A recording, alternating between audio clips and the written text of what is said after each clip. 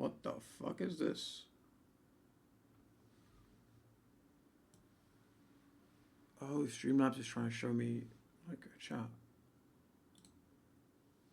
Oh, that's kind of cool. That's kind of cool, Streamlabs. I didn't know you could do that. But I don't need that for now. Get over here. Get over here.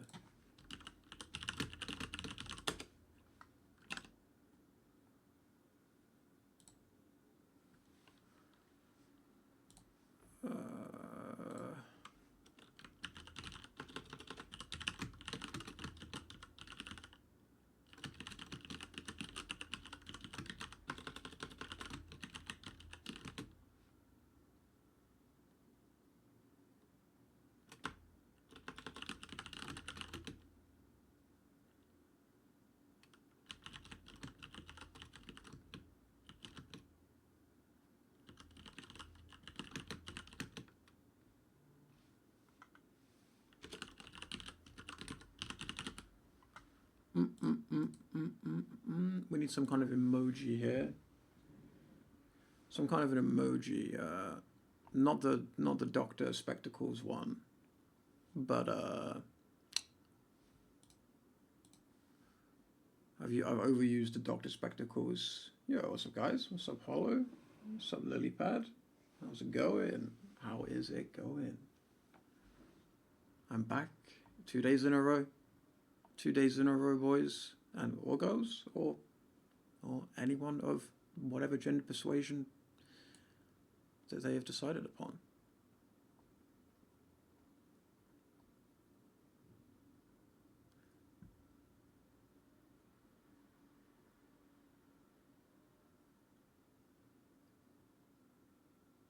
To passive aggression? Oh, what do you mean in the tweet? No, it's genuine. It's genuine.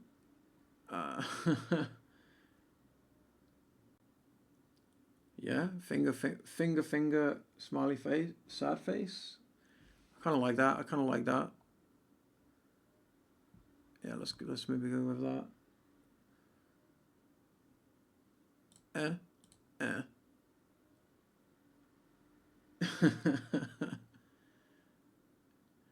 Actually, I don't know. I'm not sure if I can. Not sure if I'm fully jamming with it.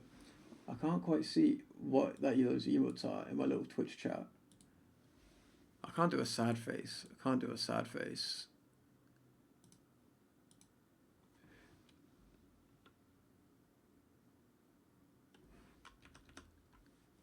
Wait, how do I even get it up? Damn, there's just so many emojis to choose from now.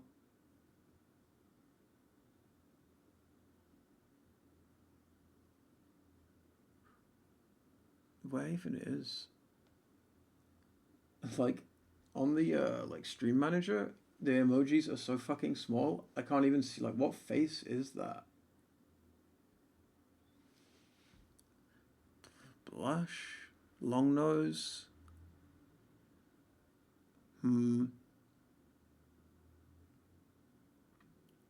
Astonished face. Oh, thinking face. No, it's a bit pretentious. It's a bit pretentious. Nah, way too pretentious, mate. Way too pretentious. Get out of here. Get the fuck out of here with that. Can't be having that.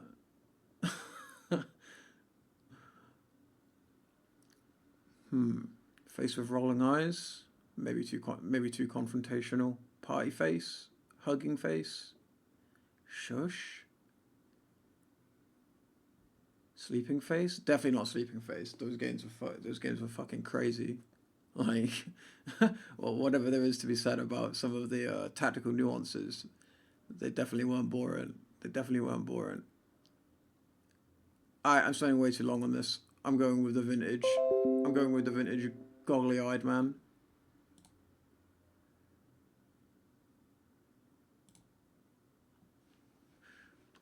Alright, that's over. That's over with.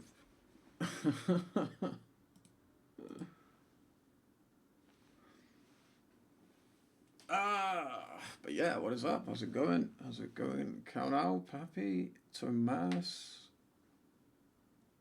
The The struggle of being politically correct as a gamer 2020. It is, like, honestly, like, it's not something I think about that much, but when I stream, well, when I say when I stream now, when I've streamed today and yesterday, like, I do have constantly on my mind, like, you know, what if I just said something stupid? Like, could easily be done, you know? Could easily be done. Wait. Ramon? How's it going, bro? How is it going?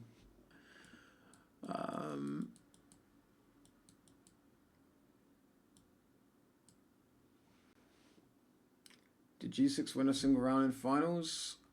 They did not. Like, I think they were. Jason, Yo, Ramon. Thanks for the tier 1, my guy. Much appreciated. Wait, that gives me a chance to check. Did my thing go up? Yeah, it did go up. That's what we like to see. We like to see a functioning sub goal. Little animated thing. Yeah, Throw didn't lose around like the whole land. I think G6 were in like pole position to win like the first round on Viaduct. I was pretty disappointed like that they didn't win it because it maybe would have given them some confidence. They just went like balls to the fucking wall. Like, yeah, man, they I don't know. I don't say this like with disrespect to them, but it looked like, and probably rightfully so because Froyo were absolutely insane. It looked like they didn't really think they could win, so they were just like going full kind of chaos aggression on Viaduct. And I know it's like a very aggressive map by default, so it's not necessarily a bad way to play, but yeah, it didn't look like they thought they could win rounds. Dude, I miss you as well, Ramon. Land this year, dude. If there's a UK land this year, like I would be there. I was actually really close to going. It wasn't a TF2. It's not a TF2 land, but I was actually really close to going to Epic Land for Valorant. Not with like a team necessarily, but it's like really local to me. So I was strongly contemplating going to Epic Land to just check it out, but I don't think the right people were going that I would have been interested in meeting from like the UK Valorant scene. But yeah, it's literally like it's in my county. Like it's like 20 minutes down the road. But yeah, if there's a iSeries with like TF2 people, then I'll probably go still. Especially if it's in Birmingham because it's like an hour up there. It's like an hour up the M6 or the motorway for any people of non-UK persuasion. What's up, Krubs?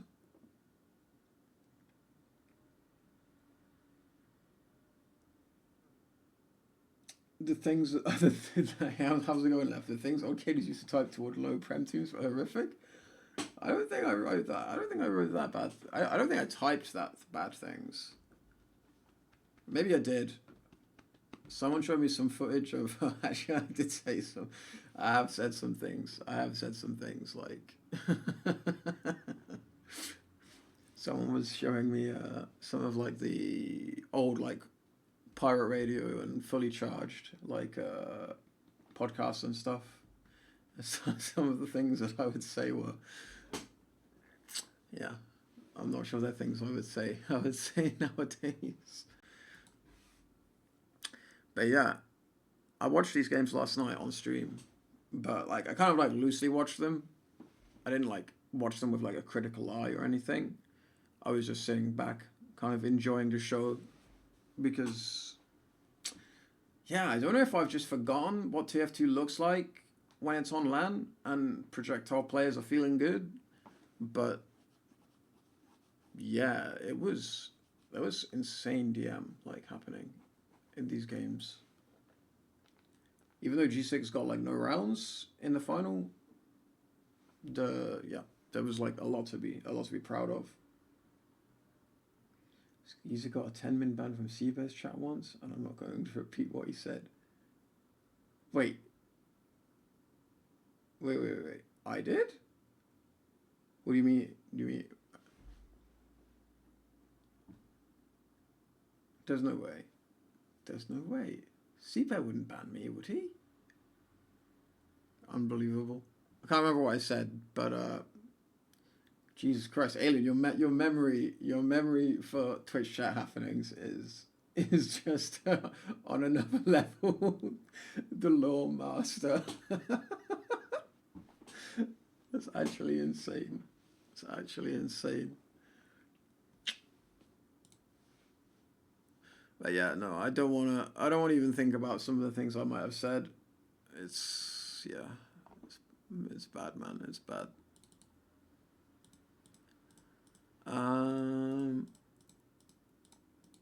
Okay, I need to make like 2 spec configs. I need to make one for the lower bracket final and one for the grand final.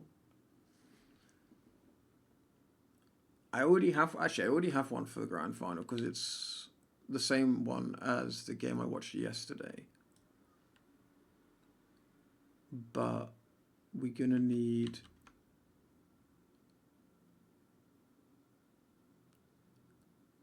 actually I'm gonna change it because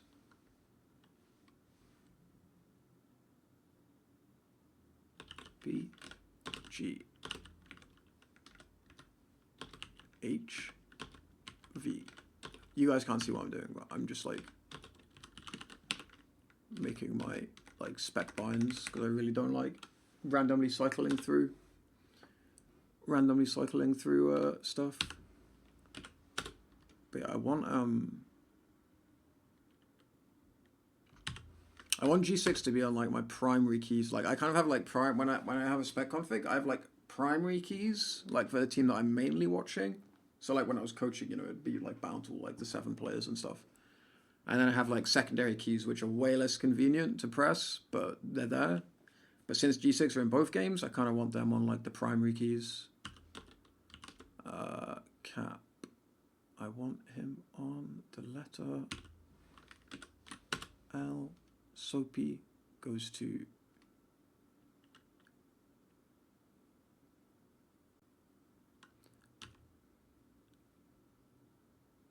M. Cuso on K. And Excuse on J. Okay, that's one.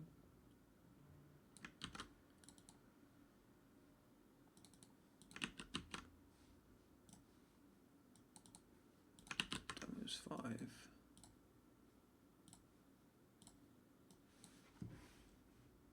$69 viewers. It's not bad. It's not bad. Going into the grand finals, Froyo had actually only played, if someone saw my tweet, they will already know this, but Froyo had only played 69 minutes of TF2 in this LAN so far, which is both impressive in the sense that Froyo rickrolled absolutely everybody, but also impressive in the capacity for Banny to organize a LAN that's like tailor-made for him to stomp through with like absolutely like minimum effort. Like, I know the prize pot was like over 6K in the end. I'm guessing like 50% goes to first. So, yeah, Froyo just went ahead and won like 3K for like 2 hours of TF2. So it's like, it's pretty good. It's pretty good. Obviously, Banny put a lot of effort into like the organization of the LAN and obviously like production things he was doing while he was there. I don't know like how that LAN was admin and if he had anything to do with that. But for the rest of the Froyo players, you know, the ones that just rocked up and played, so that's a pretty decent return. Like you could get used to that, right? Next Banny LAN will require 50 Twitch primes to start matching bracket. Yeah. Yeah, it was pretty wild. It's kind of sad in a way, like because I mean, obviously, I ain't been around, so maybe you guys can tell me, like, if the lack of Yite was this big for Witness, but I assume if Witness had shown up, they would have given a better game to Froyo than G6. And I don't say that with any disrespect to G6. It just, historically, like, Witness have literally beaten Froyo, like, in a season before. And I think their games are traditionally closer. So it's a shame that we literally didn't get to see Witness play through the whole LAN, like, at all.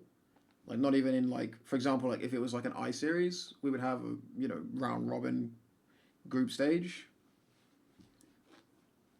But yeah, I don't know if it was like the LAN factor, because I assume all those players are fairly new, and I guess even if they're not that new, there's been basically no NA LANs. So, yeah, it's probably like LAN vibes. Yeah, like, agreed, Pappy. But yeah, it's a shame. It's a shame that they, what's up, Mula? Yeah, it's a shame that they were not able to perform to their level. But I'm super happy for G6 actually. Like, they seem like, from what I've picked up, like a couple of them stopped by like my chat yesterday, and from what I've like the vibes I've picked up from like watching the stream, like they seem like really sound guys. So I'm happy for them, like, to make grand final. But yeah, I need to find the names of all the Witness players though, or at least what names did they use in their matches, so that I can just bind them. Okay, so we have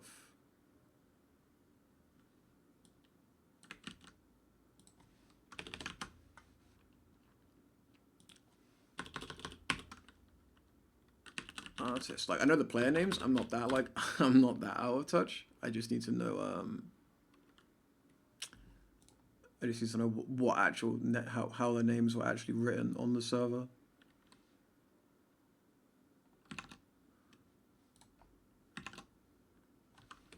And I had to quickly check which was the combo scout and which was the non-combo scout. Alpha.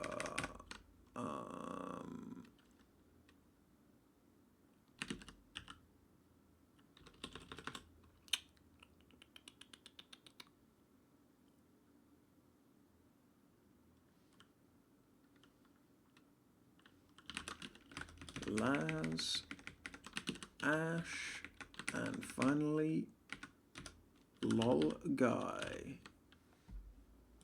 Cool. All right, that's my configs. I think, hopefully. Fingers crossed. God bless. You think Witness would at least take a round? Yeah, I'd probably like to hope so. Like, yeah, like I said, like when I was watching, I just got the vibe like from G6. I just got like the vibe that, like, it's not like they played scared or something like that. Like, if anything, the complete opposite. Like, I think they were not super confident in their ability to take rounds, so they just went like, they kind of overcompensated by playing like ridiculously aggressive at times. And obviously, like, the rule set is probably inspiring some of that. Like, despite my 3-hour tirade yesterday about how I think you can abuse the defensive mechanics of it, I don't expect teams that are playing it for 2 days ever to successfully navigate that, especially American teams who are like just more like aggressively minded by default.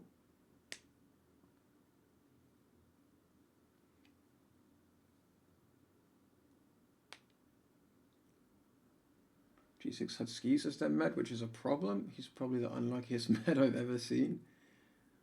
I didn't like see too many like skis clangers. There were some, actually thinking about it, there were some suspect medic deaths. Like there were a few drops, but they were kind of unfortunate. At least the ones that stick in my mind were kind of unfortunate, like getting like a rocket and a pipe at the same time kind of drops. But at least on the stream, it kind of looked preventable. Like you could kind of like, they were like they were like long range pipes and stuff. Like you could, I would expect probably like an absolute like a god tier med, like a Raymond or like someone like this to cope with. But yeah, I don't know. He seems solid overall. The plugin has been around for a while and used in pugs a lot, it seems. Oh yeah, Raymond asked how much scrim time do teams have for the round timer stuff. Yeah, what's up, Raymond, for a start? And also, yeah, I don't think teams really scrimmed with it that much because there's like an active RGL season going on that doesn't have this rule set. Um, but yeah, it's been like tested in like pugs and stuff, as far as I'm aware.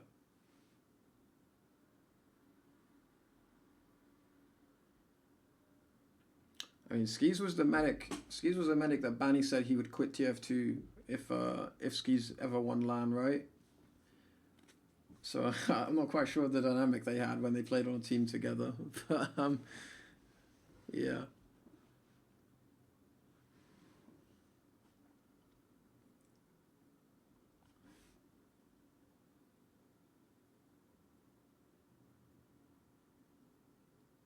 As a medic main, you see so many med mistakes, but it's just how NA plays plus the plugin factor. Yeah, I think like the tempo that NA plays with is like with the plugin and just the general tempo of NA. I feel like medic mistakes get like shown like a lot more.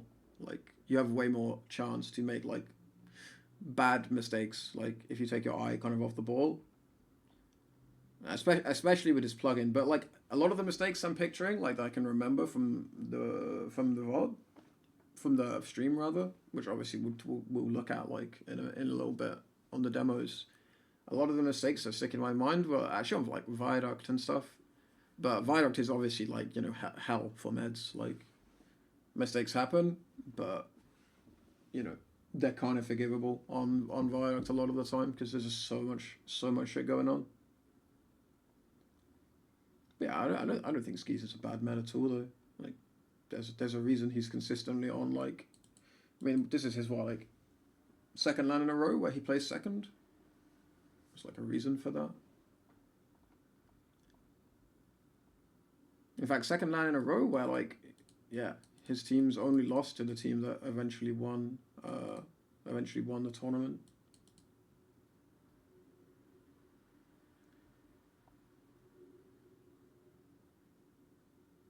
I'm just kind of catching up with some of the chat that I missed while I was making my config.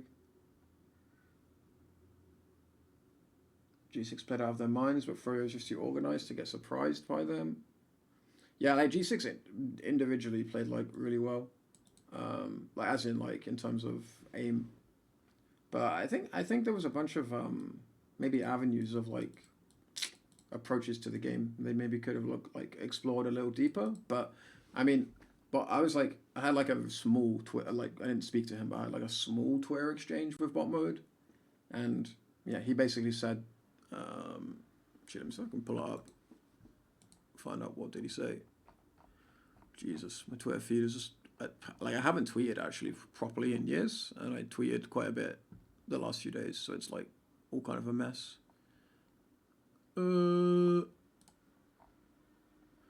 It's the one where I'm flaming people for not pushing. Yeah, second season just started, plus first LAN on 4 people. It is what it is. Exceeded our own expectations. Like, yeah. So I think like, you know, it's totally understandable from that path. Like the Bombard says, like they're all very new to LAN as well. They just kind of rose to the occasion more than Witness did in this case.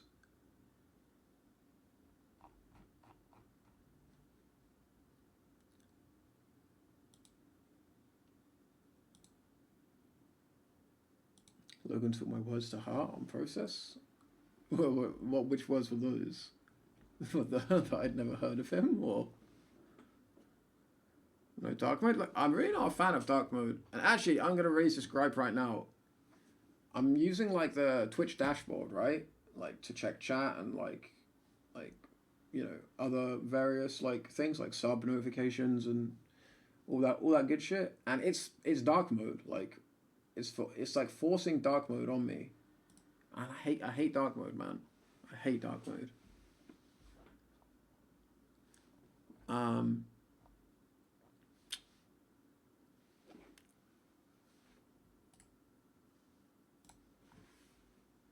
literally played him in the final. Yeah, I remember playing him. That's what I'm saying. Like his last 2 LANs, like he only lost like at I-65. Skis only lost to us, I think. Like someone can correct me if I'm wrong. I don't.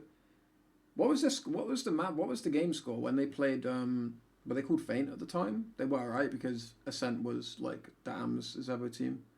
What was the map score when they played Feint at I-65? Did Feint take a map?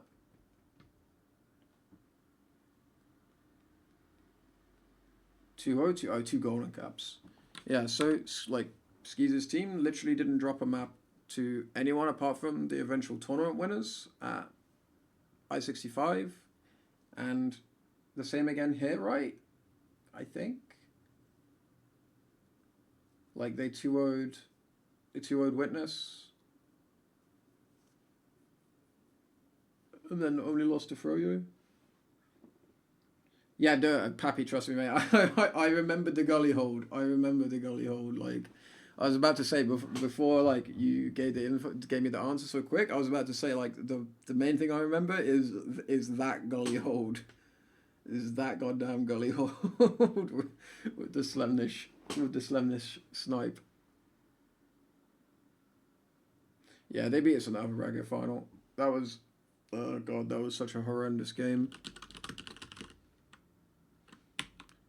That was an absolutely horrendous game.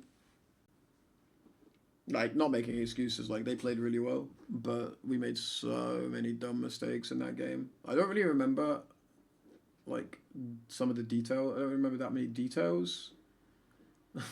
Raymond trolled until he got on stage, Envy.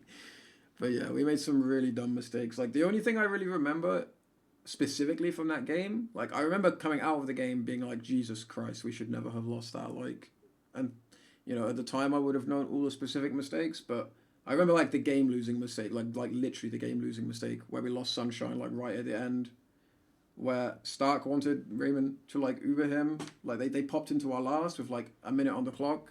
We had Uber. Like, Stark wanted to, like, Uber onto them. There was some miscom between Stark and Raymond, and Stark died.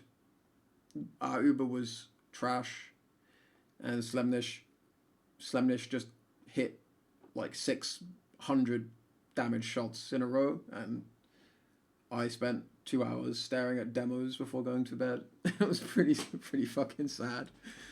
Jesus. But yeah, the grand final was fine.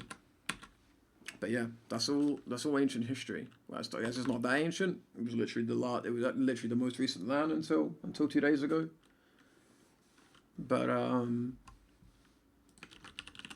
yeah, if I can just swing my old man brain into action. Looking for game to capture. All right, OBS, why are you doing this to me? Okay, cool. We're rocking. I remember nothing about playing TF2 apart from I-58 finals. Yeah, I actually remember the I-58 finals in like quite a lot of detail, considering how long ago it was, and the fact that I wasn't even playing. I was just calling.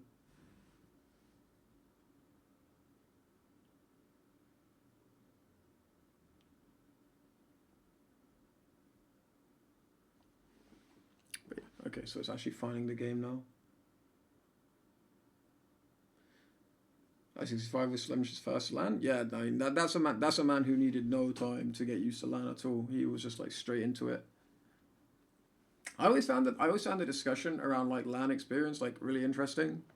Like when it comes to playing like I think on an individual level, I don't think it's that significant. Like obviously for some people it is. Like some people just do not react well to being out of their like natural environment. But I think most of the time, individuals do fine, like, on their first LANs. It's when you have, like, a team of people, like, who don't know LANs that well, playing together. Like, if you just have, like, one guy that's not been to a LAN, I would be, like, you know, I wouldn't really... I don't think that one guy gets, like, a free pass if he's playing, like, on a team of experienced players and he's, like, the only, like, LAN newbie. Like, of course, you get, like, some measure of, like, understanding, but I feel like usually players in that situation do fine, like, with the experience around them. But, yeah, it's stuff like, you know, like, G6 had, like, 4 people that have never been to a LAN, you know? I feel like that's when it's, like, completely understandable. Like, yeah.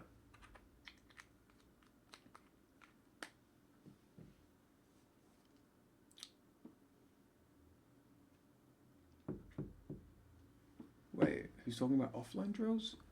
Offline drills? What, you mean like, just like setting up like all of your stuff in like a different way at home.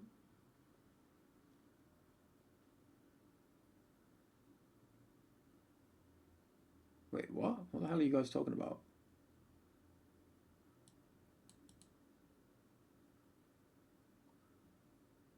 Uh,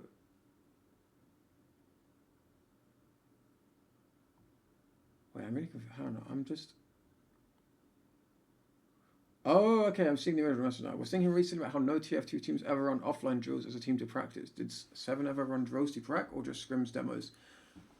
We did two things that I don't think many teams have done. We didn't do them often because it was hard to get other teams to do it, but we did some like scrims where okay, we would play the scrim like as usual, but then we would cut it short by like 5 or 10 mins and then just do 10 minutes of like only mid fights.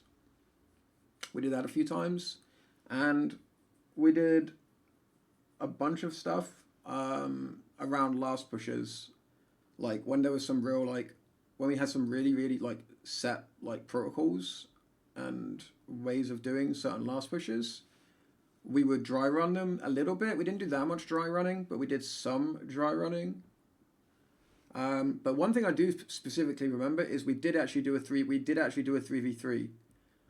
It might have even been a 4v3 because I remember we drafted it. I had to draft it and volunteer. Like I think I got like Perm or someone to do it, and it was on Badlands, and we were basically talking about like how to attack and how to defend like last Uber ad pushes on last. So it would be like.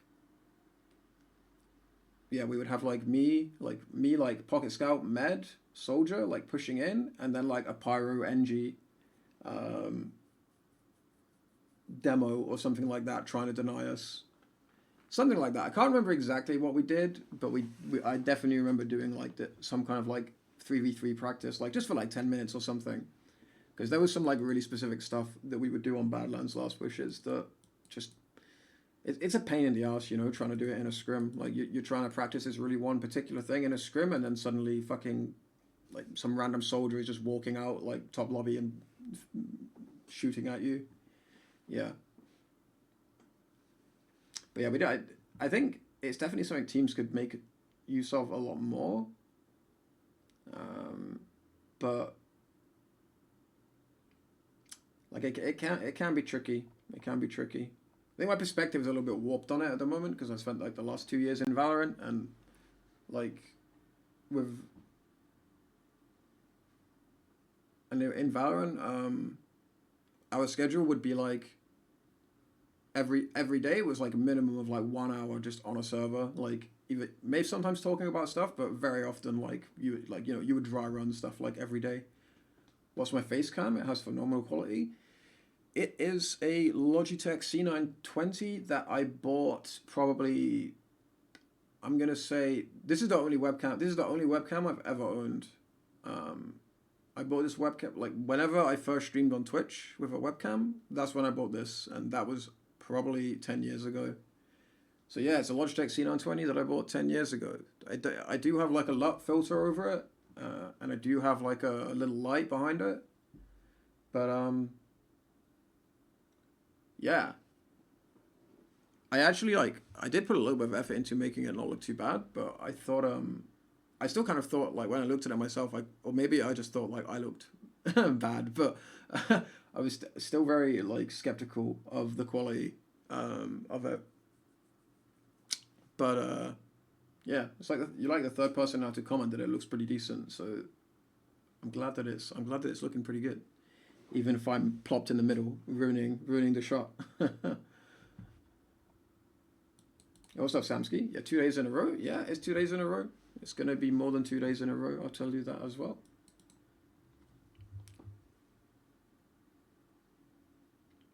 Yeah, like thing is with webcams, like I did a little bit of research on it. The thing is with webcams, they really don't do well with like default lights. Like you have to mess with the settings a lot. Like like the auto, like the on like Logitech webcam settings, the default settings are absolutely horrendous, and a bunch of them are set to auto, like exposure and like white balance and color correction or something like that are all set to auto, and they're absolutely atrocious, like the default settings. But even if you get all of those like as good as you can get them, if you don't have like some actual like lighting hardware, and it doesn't have to be. It's not like I don't have like an expensive light or something. It's just like, but this is actually just a random like £10 light that I borrowed from a friend. But you can just have like any kind of soft lighting like behind the cam, and it will look 100 times better. Yeah, I used to have to change all the settings manually, but now with like the Logitech G Hub, as long as I don't open the Logitech webcam settings separately, the G Hub, like once I've saved them, the G Hub actually saves the settings for me. Except for exposure. Sometimes it will randomly change the exposure. I don't know why, but I've somehow managed to get it to actually save now, so that's kind of nice. Any games, says Thomas? Yo, I can't actually play the game, so I've got to milk. I've got to long out these streams, to get good hours in. But yeah, there's some super helpful videos like on YouTube about getting the most out of webcams, because yeah, like some of them just they can look so damn bad. They can look so damn bad, but you can actually make them look pretty decent. Like I was really surprised when I was considering streaming again. I was like, I'm gonna stream again, but I really don't want to stream looking like a fucking zombie on this webcam. So I was thinking like, okay, I bought this webcam 10 years ago. There must be like much better webcams on the market now. But so I went to Amazon, but it's like, no, literally everything recommended is still Logitech C920 or C922 in some cases. But the default webcam is literally C920. So I was like, okay, I must be doing something wrong. So I just like put a little bit of effort into like the lighting and stuff like that.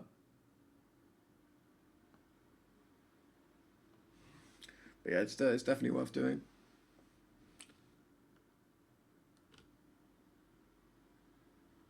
People use actual cameras now as well. No, yeah, like big streamers will all use DSLRs. Like, you can only get so much out of a webcam. Like, I can probably make this one look a little bit better still. Like, I only have one light. I think it's recommended that you have like 3 lights or something like that.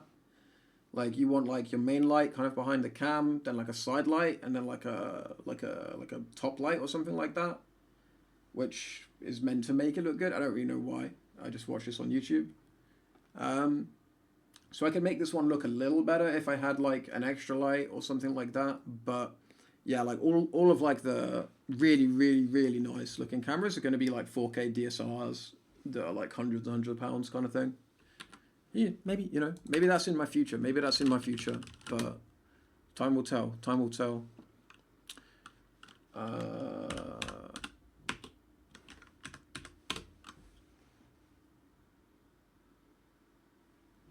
Logitech webcam that was $200 to rent. Got an extension cable attached onto the top of the refrigerator so you could see his kitchen and him playing a video game in his living room.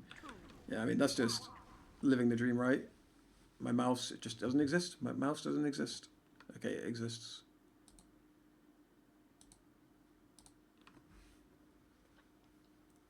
I could get the money by opening an OnlyFans. Is there a link to SDV demos?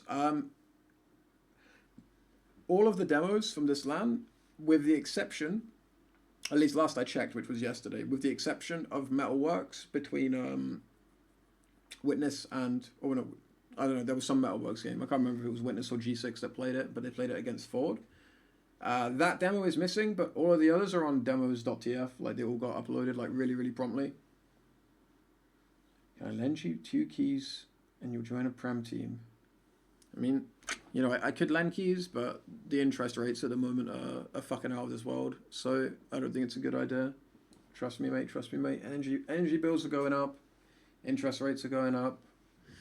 You gotta watch out. You don't want to get shocked. You do not want to get shocked.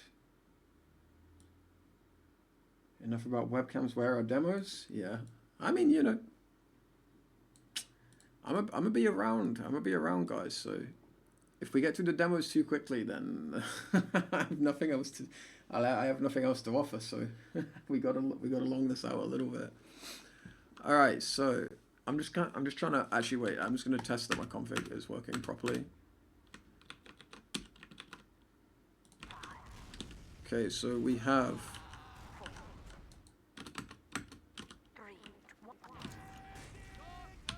We have Logan, we have bot mode, we have Cap, we have Rakuso, we have Soapy Meister, we have Artist, Brand Slam, Alpha, Prime Ash, and Laz. Oh, and finally, we have Lol Guy. Okay, so the config is Gucci Adalucci. What's up, Alcaro? How's it going, my man? I just completely misread your name. What's going up, El Kark? Thanks for tuning in, my bro.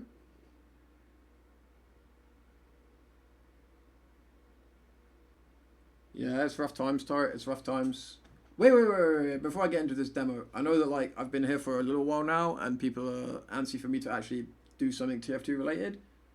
But I heard some rumor that Tarek was up to shenanigans again.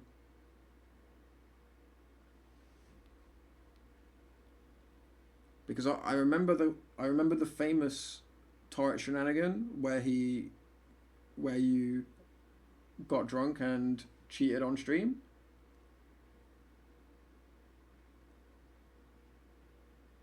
But I've heard some rumors, Torrent.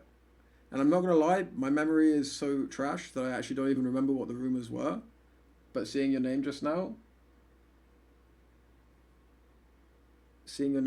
has prompted something in my memory banks. What date is it today? Why am I getting? So I have an appointment in like 3 weeks, and I just got a reminder email like about it, and I was like, holy shit! Like, is that appointment tomorrow? But no. In fact, the 23rd of February is not for like 11 days or 9 days. So wait, Tarek cheated again. It took 2 months for him to get banned because it was so bad. They only banned me because you admitted it, not because they actually think you cheated. Jesus Christ. What an absolute calamity. Oh my god, I've just broken everything on my end.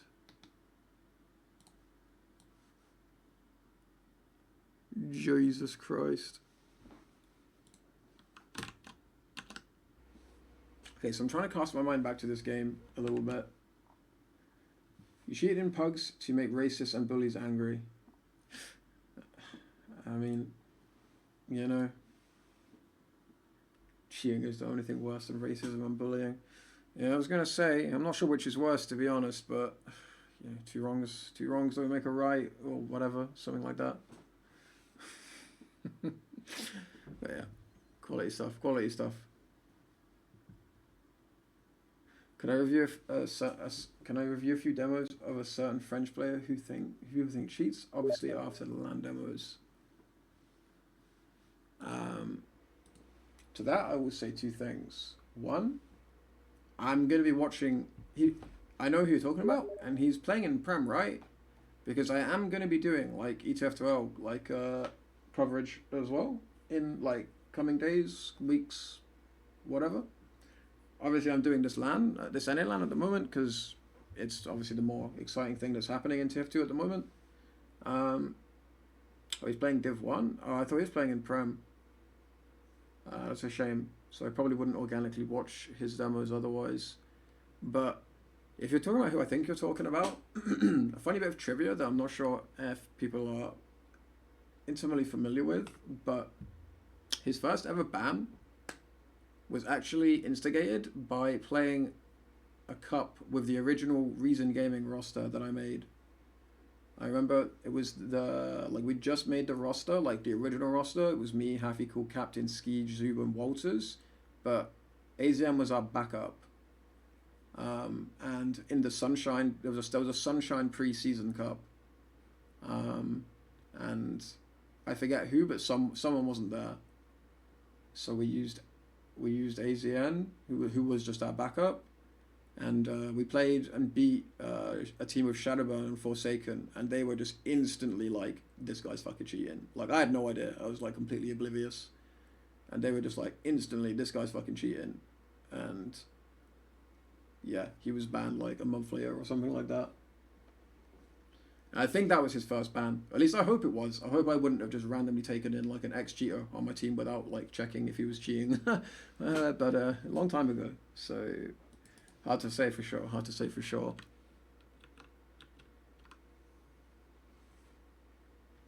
But yeah, I haven't seen him play like at all, so I've no idea if he's cheating now. But I just remember that anecdote from like way back in the day.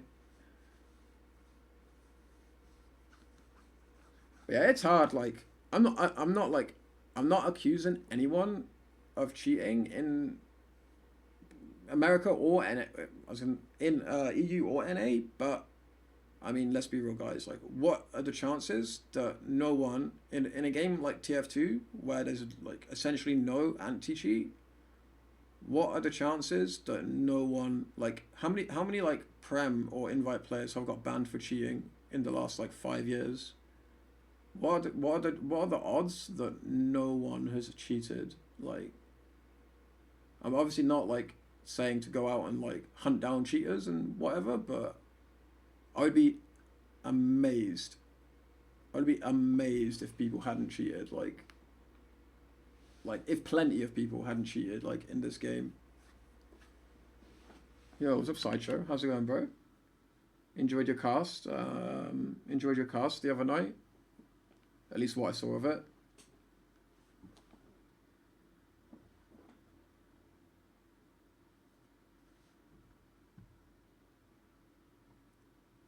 Check out this log. I mean, so, you know, 52 kills, 13k damage on sniper in 22 minutes, 621 DPM. I think that's just good play. That's just good play. I don't see how you can be suspicious of that.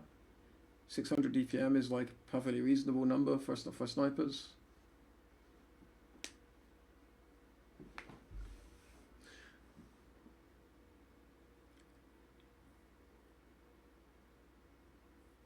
But yeah, yeah, those numbers are kind of crazy. But yeah, I won't get too bogged down in it for now. But yeah. Yeah, like I would just say like it's impossible in this game, right? Like we don't have like an anti-cheat, like an actual anti-cheat, you know, something that actually detects cheats. There's not enough money for people to be employed to actually look at like things in like excruciating detail with actual proper expertise. So I think it's, for the most part, it's just something we have to kind of ignore because, yeah, like obviously I haven't seen this case, so I have no comment. I have like no comment on that whole thing, but in general, it's just kind of something I kind of have to push it to the back of my mind. Like if I think someone's cheating or not, I just have to kind of forget about it. Like because in 99% of cases, you will never know. Like you'll never know for sure.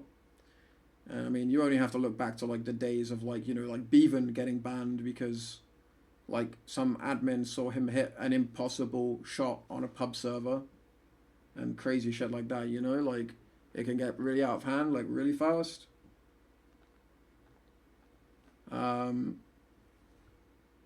So yeah, I find it really warm. I was gonna turn my heater down. So I find it a really weird thing in TF2.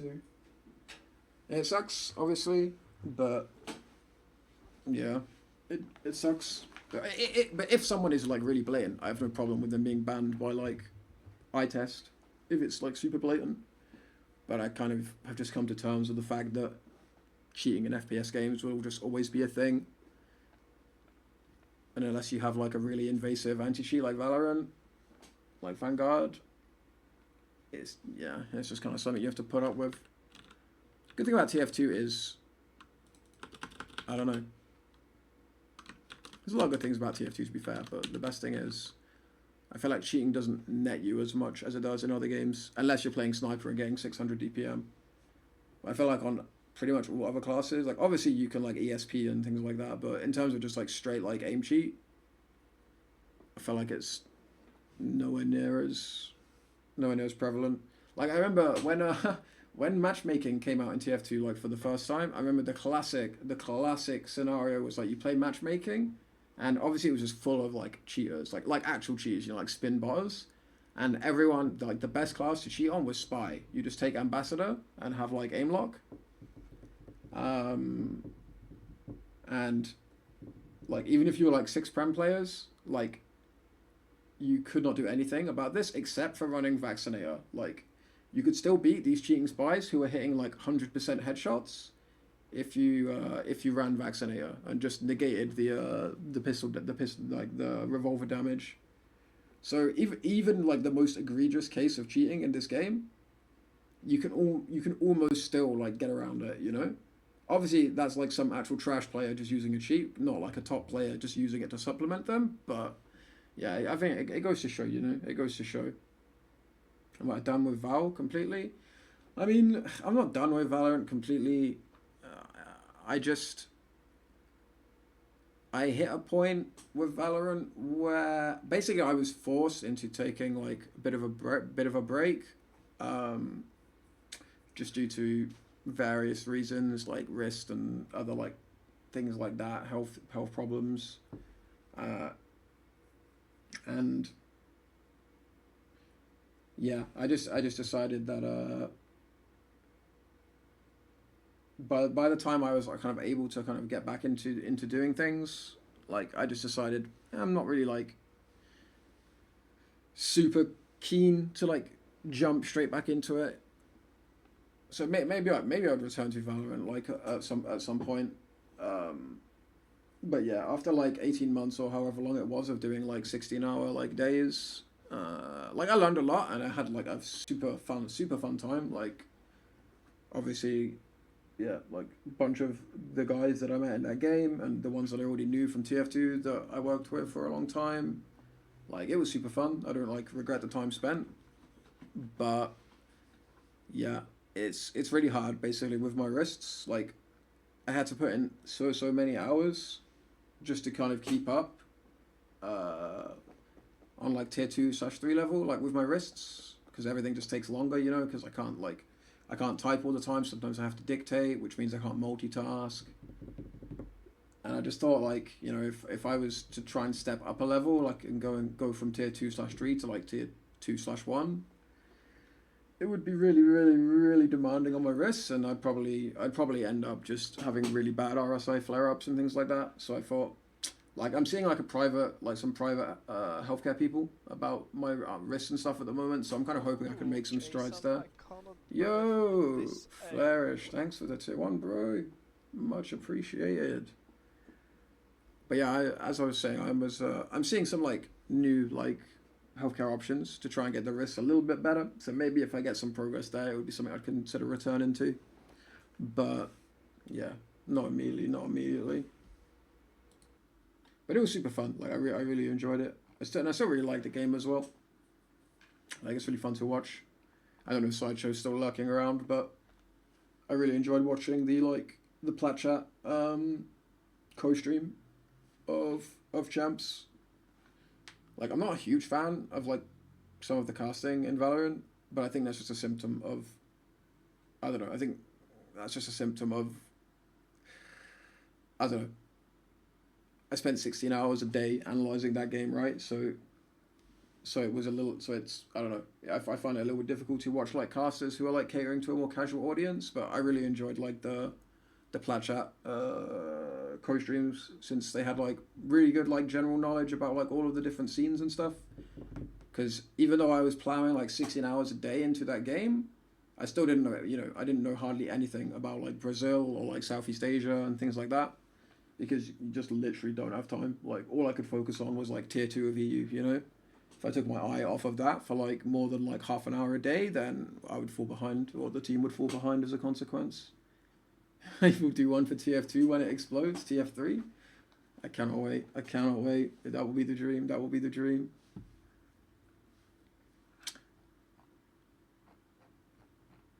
But yeah.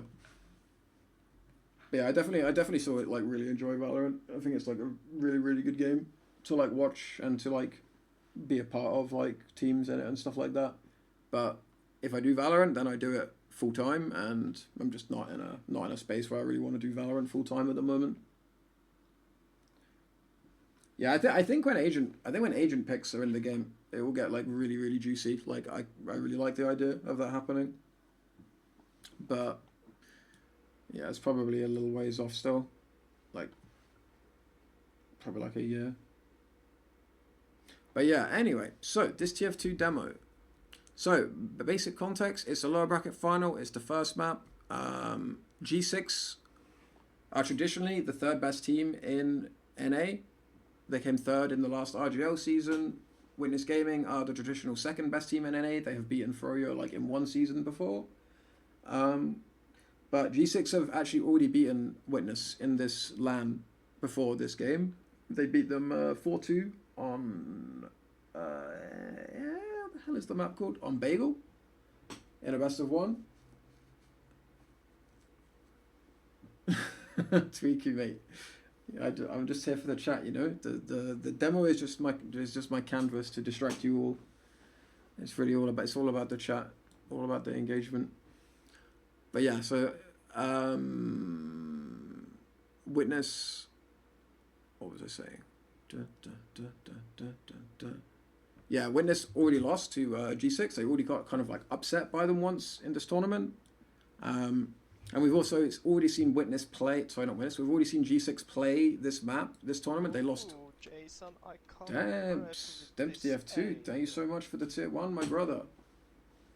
Really appreciate that, guys. Really appreciate that, man. Yeah, we've seen.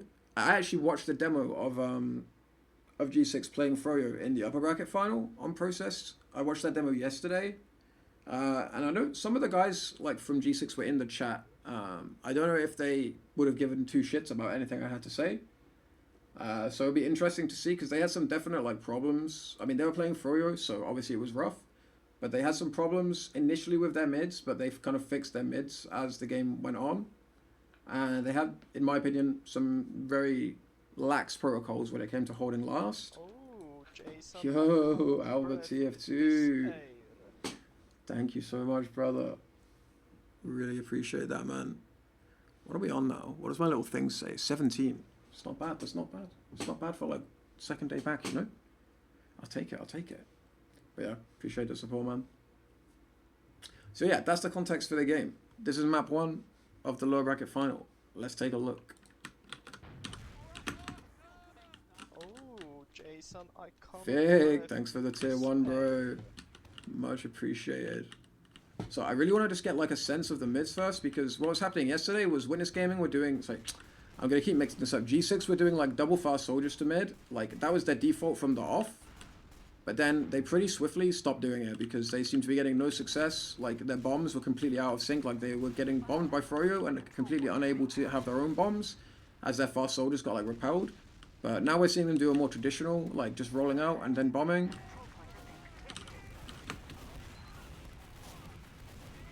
Damn. Ice with a few little misses there. But yeah, I guess that camera angle was not the best, but it kind of gave me a sense of what the approach is with the soldiers. Like, not like doing hard commit bombs, but also not having these soldiers that arrive on mid really early, only to get like peppered down and eventually then eventually be unable to bomb when the enemy team is bombing them. So yeah, that's interesting. I'm just going to say, by the way, I have a tendency to not spec like scouts too much when I watch demos, just because, you know, I'm a filthy demo lifer, so I tend to take more interest in the projectile classes, but bot mode is a fucking machine, man. Like, I might not have the camera on him enough in this demo for it to be appreciated, but I just want to put it out there. I cannot breathe with this aim. J-Max Chill, thank you for the tier 1, brother. Thank you, my friend. But yeah, I just want to put it out there that bot mode is a nutter. He's a nutter. And the man can do it like on every class as well. Man does it on every class. Okay, so we're in this 3-minute time limit scenario, right? So they don't have time to do... They don't have that much time to do like a bunch of sacks. You know, traditionally in sixes we would see like you know, maybe a soldier sack, and then you get a sniper and spend 5 minutes missing sniper shots and all that kind of jazz. But realistically, with this 3-minute rule set, this 3-minute round timer, I mean, you have time for a sack. But realistically, you're looking at a sack. Then maybe if you're quick, a second non-committal play. But you get maximum 2 non-committal plays before you have to commit, basically. So, yeah. They're taking PC, so they take PC. I'm not sure what they're actually looking to do, if they're looking to commit or... I think they're just making some distraction, but they have both soldiers here, so I'm not sure actually if they intend to commit. Soapy Mice is getting up in bit. It's just pure pressure. This is kind of not really what I would expect to see necessarily. Like, there's effectively just spent, like, considering you only have 3 minutes, right? They just basically spent a minute and a half doing nothing. Like, just pressuring with soldiers. Like, I mean, I get, like, okay, we hope to get a pick or whatever, but yeah, it's an interesting approach. Not necessarily what I expected to see with the rule set. And now they're essentially obligated to go for a trade because there's 1 minute 26 on the clock. Jason, I cannot Yo, Bobby this Basketball. Thank you for the tier 1 3 months, 1 month streak. That's what we like to see. But yeah, thanks for the support, brother. Really appreciate it. So yeah, Logan spamming. Soapy Musket is in deep, so they're actually doing a sack. Wow, so the sack does not come off. And there's a minute on the clock. So I guess, maybe I'm underestimating actually how much time you have to work with in these scenarios. Oh, someone's fucking in. My fingers were not quick enough to spec him. But yeah, I think this is a good approach. Like, this is something I would talk about. Like, this is something that I even did, like, without the 3-minute round timer. Doing a sack, like, with the way process, like, soldier rollouts work, I feel like a really strong, like, approach, like, when you have to take a trade into second from mid, I feel like a really, really strong approach just in this sack, anti-sack meta is to sack a soldier into second and then deal with the counter sack from the team holding second and then just go trade. Like, and when you go and trade, because of the way the map is made, like with the ramps and everything like that, the soldier coming from forward respawn can be doing like something productive for the team within, I'm going to say, and this timing might be slightly off, but within like 3 to 5 seconds, the respawning soldier can be relevant again. So for example, you could, like this, like soldier who's down, so Soapy Mice who's down right now, in theory, G6 could commit 5 guys through choke and not give a shit about PC and just have Soapy Mice to cover PC like as he rolls out, right? So I think this is actually like a pretty good approach for them, like doing the sack, baiting the anti-sack, and then going for the trade afterwards. Yeah, I think it's a nice approach. Okay, a frag is traded. Another, okay, kills are exchanged. This was looking super promising for G6, but somehow the Ubers just did not get traded. People just died. Like, this looked like it was about to be a very clean Uber trade, but them Ubers, they did not get traded. The Ubers are still up. Like, it was like a full commit. That's a nice long range pipe, but it was like a full commit and then just, yeah. Like, damn, I got level 1 hype train. A level 1 hype train emote. Jesus Christ.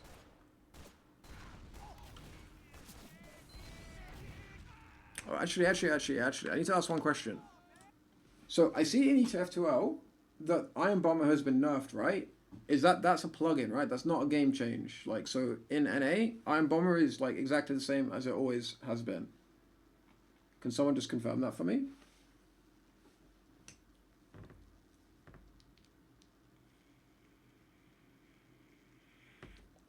Yeah, okay, so for these NA games, the Iron Bomber is like still the better option.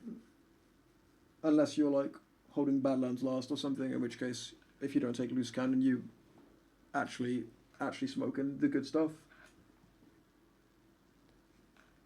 But yeah, yeah, I just wanted to check that. I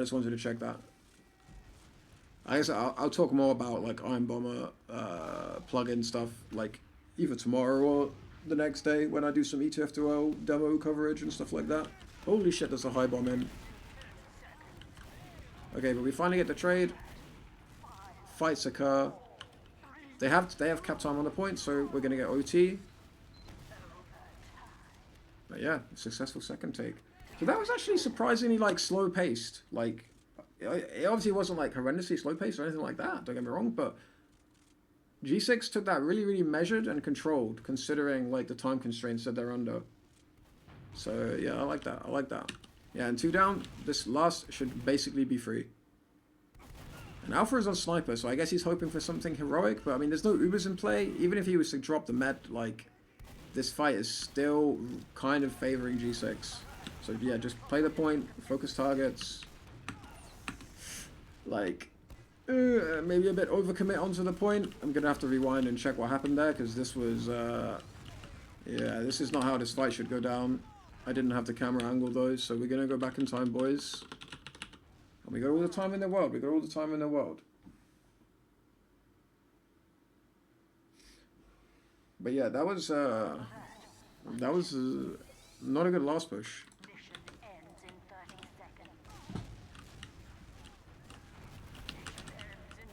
Yeah, when it's just like completely unprepared for this. Like, Lol guy's completely alone. Like, what the hell is going on there? But yeah, that happened.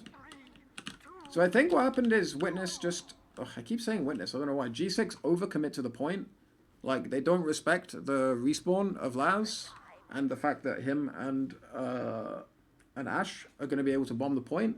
And they stack up on the point, and yeah, they kind of overplay the point. Like, oh, you need one guy playing the point for sure, right? Like, maybe 2 max. But I think they kind of felt like they already won the round and just, yeah, got absolutely collapsed upon by the point. So they get in. They should get that pick. Does Ash live? Okay, Ash actually lives. Jesus Christ. But yeah, so all the spawns come in. So this is the key thing for me. It's like all the spawns are in. So I'm gonna have to put my eyes on my man Logan.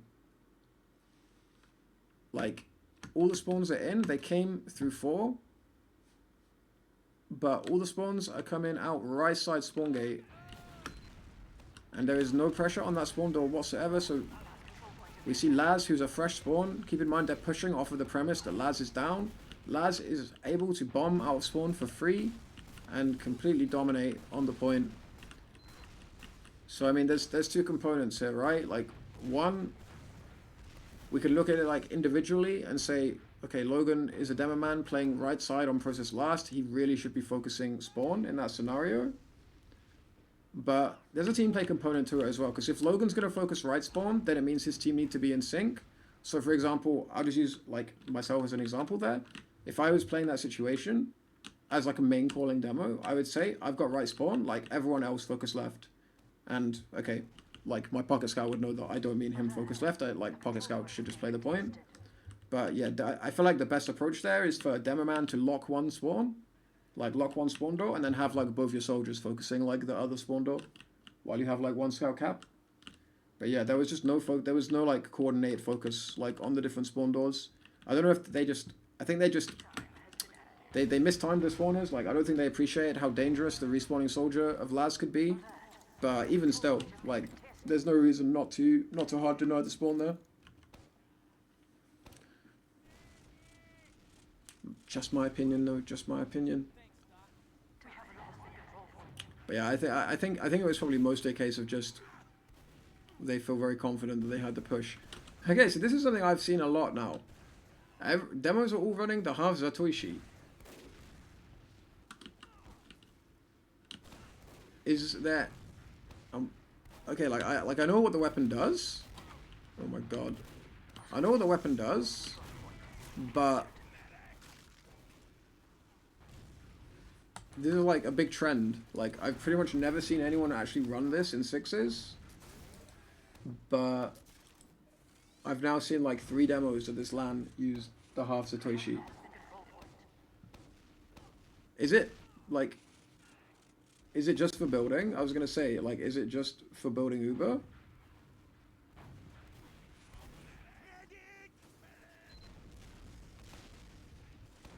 But can't you just build with pipes? Like, I mean, maybe I'm biased because I think the pain train is really, really, really strong.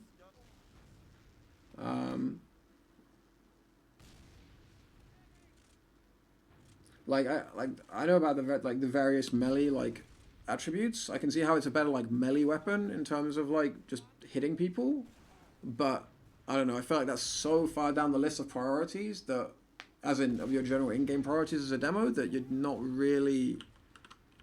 I don't know. It's like not really a big concern. But it's interesting that people use it mainly to build, because I feel like it's fairly comfy to build just with like dropping rollers at your feet.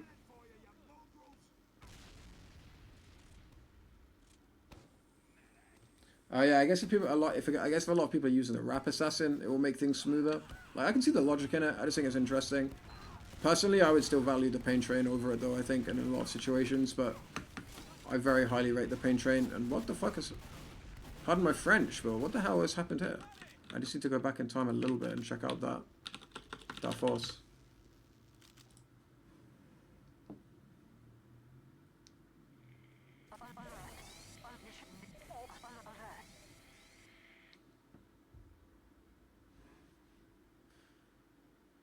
The thing is about both scouts off-classing though, is I feel like a lot of the time, and again, maybe this is just my personal preference, but I feel like a lot of the time, when you're in a double off-class scout scenario, like a last hold, you don't really want your demo with your med.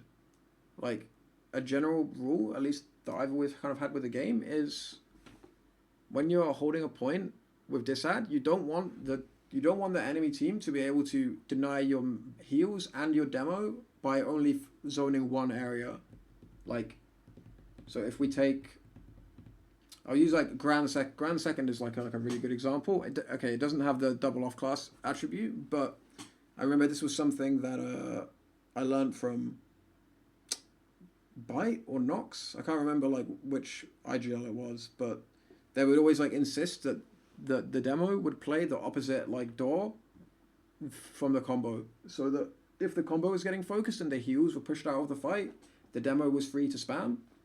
And if they focused the demo, then the players getting healed were like free to play like up close and spam. So I'm not sure if you necessarily want a demo man like having an obligation to be with his med in these double scout like off class like passive hold scenarios. But I can see the logic. It makes sense. Like I don't have like a problem with it or anything. I just thought it was interesting. Oh, my bind.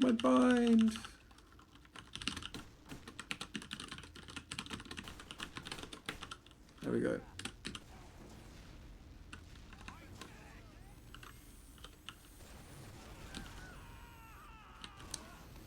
So how does Ski's force here?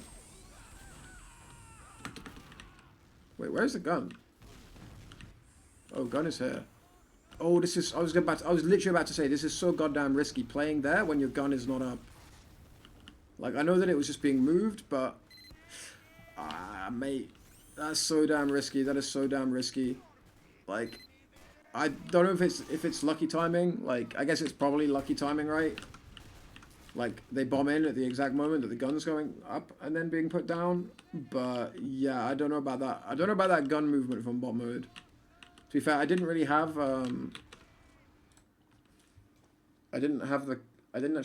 have a camera angle to see like what was happening with bot mode that led to him picking up the gun, but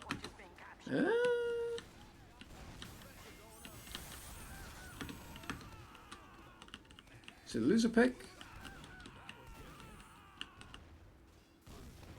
He's building his gun. Wait, what? I'm so confused. Am I like, I'm seeing things, I think.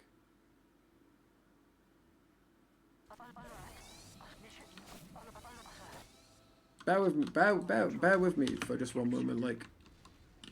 Okay, so gun was here originally and you wanted to move it up. Like, okay, like this makes perfect sense, right? Like you build the gun back by spawn so you can get it up fast.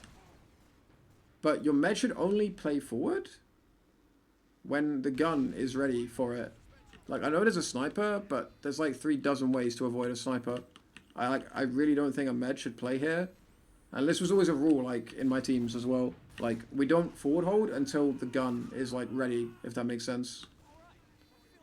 And like one guy goes down, skis moves further up, like closer. And whilst one down, they pick the gun up. It's kind of unfortunate, like Soapy gets killed at the exact moment he picks the gun up. But like this is like, you know, like rollout is open, 1 is open, artist is free to spam from 4. Even if the gun was down, skis was probably, yeah, this was botched in like a number of ways. But yeah, in general, like, yeah, I'm not a big fan of the dispenser shield. Like, I get I know that it's like effective against snipers and stuff, but against projectiles, it's horrific. Like, it's so easy to spam.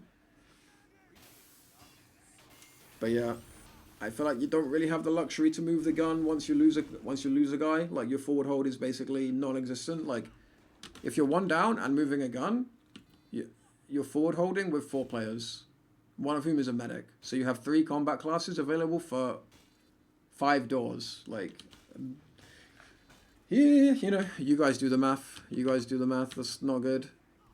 But it was it's like unfortunate timing that the second guy dies. But I still think the gun has to stay on the floor until Soapy is, wait, not Soapy, sorry, until whoever it was that died first goes down.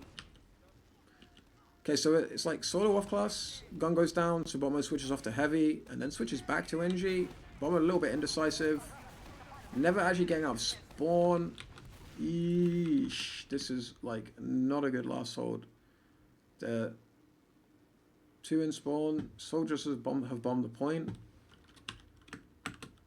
Like the soldier bombs are like good to deny the point, but yeah, there's some. Like, bot mode is only just arriving now. Bot mode has not been in this last hold, and I don't want to just sit and flame bot mode because I just obviously called out bot mode picking up the gun before. But yeah, bot mode having a little bit of a mare on this last hold. Like, it's kind of unlucky timing, but yeah, this is less than ideal play from bot mode overall. Like, I won't go into excruciating detail, but I think in this meta, like, not running double tank on last is not smart. Like, I think you should just have double tank in disad situations. I think you should pretty much always have double tank because holding last should be pretty easy. But this is a crazy hectic situation, right? Like, the med gets forced, there's a sniper hitting shots, some frags get traded, but you know it settles down. Like, a gun gets rebuilt. They get their spawns. Like, okay, enemy team has Uberad, but they have a player down, so they're going to wait for last before they push right. So you have time to set up your hold here.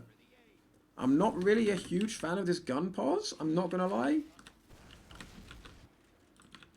Like, this gun is really easy to spam. Like, it's obviously more effective. If they don't spam it, it's very effective, right? It's a lot harder to destroy, like, from if you walk in 3. Like, I guess the idea is it's like, yeah, it's harder to spam from 3, but a team with lobby control can spam this gun before pushing so easily. So I'm kind of not a fan of this gun. Like, the gun back by spawn is a lot harder to spam, in my opinion. Like, this gun you can literally spam. Like, you don't even have to peek to choke, right? It's so spammable. So we're gonna see the gun go down. As I zip around, we've got a little cheeky wall bug going on up here. So yeah, gun is just getting spammed for free, like completely for free. Like, they have no hope of keeping that gun alive. So in my opinion, that gun is just, yeah, like a non-starter. But then the weird thing is he goes heavy and then swaps off to, okay, he swaps off twice. He chooses the wrong spawn door. So I mean, yeah, it's unfortunate. Oh my god, that's not a good way of pausing the game. I feel like as a heavy, you basically are obligated to walk out right gate. Like, if enemy team is Ubering in like 1, 2, 3, 4 or 5, like if enemy team is coming in 4 or 5, you're essentially obligated to play over here as a heavy. Like, unless you already have control of this area of the map and you're just gonna bait a bunch of attention while you boys push out here and take some space. But if you're like in a spawn cycle or spawn like recycle, I feel like you're basically obligated to play from the right spawn gate. So this time he spent peeking on the left spawn gate is pretty damn costly. Like, I feel like the soldier bombs were like pretty decent to delay the point. Maybe Logan could have done a little bit more. I'm not sure. I didn't have his camera angle, but yeah, a little bit of sus play from bot mode in that scenario, but also a nice push like from Witness. Like Ice completely shut down the shit out of that spawn gate. The rest of his team playing the point, focusing the left. So not too much to complain about. Let's check out Ice. Like I haven't actually seen much of Ice so far, but yeah, I think bot mode is a great play. By the way, I don't want to be trashing on people. I just think there was several like mistakes in that sequence of play. But bot mode is an absolute beast.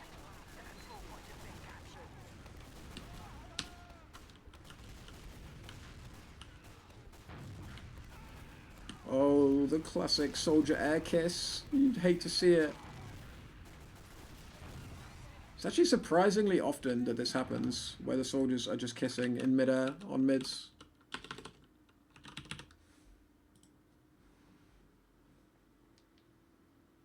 This guy's a monster. His DM is just as good as Habib's. What, artist? Yeah, I've heard like good things, but I basically haven't seen him play because I didn't watch any of their demos yesterday. And this is the first time I'm watching. I just wanted to kind of check that mid again, just because I didn't really see, other than the air kiss, I didn't really see what happened. And I've been out of TF2 for so long that, you know, some of my instincts are a little bit wobbly when I watch like team fights. I don't necessarily have a full appreciation of everything that's going on.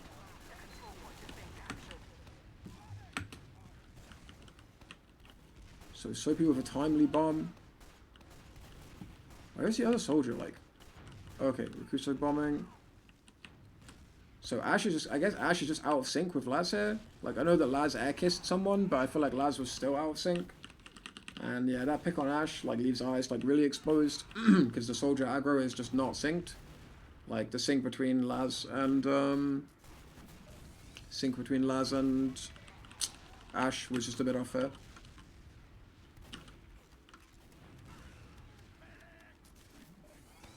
So he likes playing in their IT. Yeah, he had a pretty good experience there yesterday.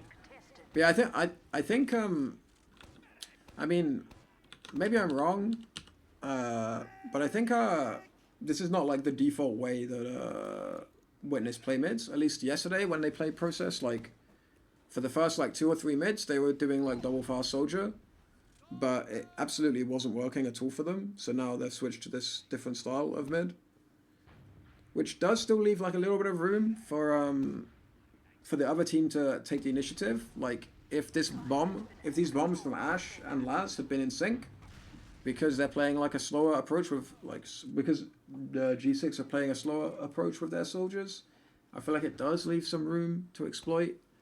But yeah, these bombs are not in sync, so they make hay. And I'm watching the one. Wait, no, they are holding last. Okay, cool. Okay, so Alpha on spy. Gun going up. The team wisely staying back. You see like Soapy bombing in now? This is like exactly how it should be. Like what you're seeing from Witness now. This is exactly how it should be. Until that gun is up and where you want it, you do not forward hold on Process last, right? So what we just saw from Logai and from this team in general, not forward holding at all. I mean, obviously they have a spy, so I guess they don't really want to be too close anyway. But yeah, that's exactly the kind of protocol that you want to see from like a top team. And it's these small details that make big differences. Like that exact mistake cost G6 a round just now.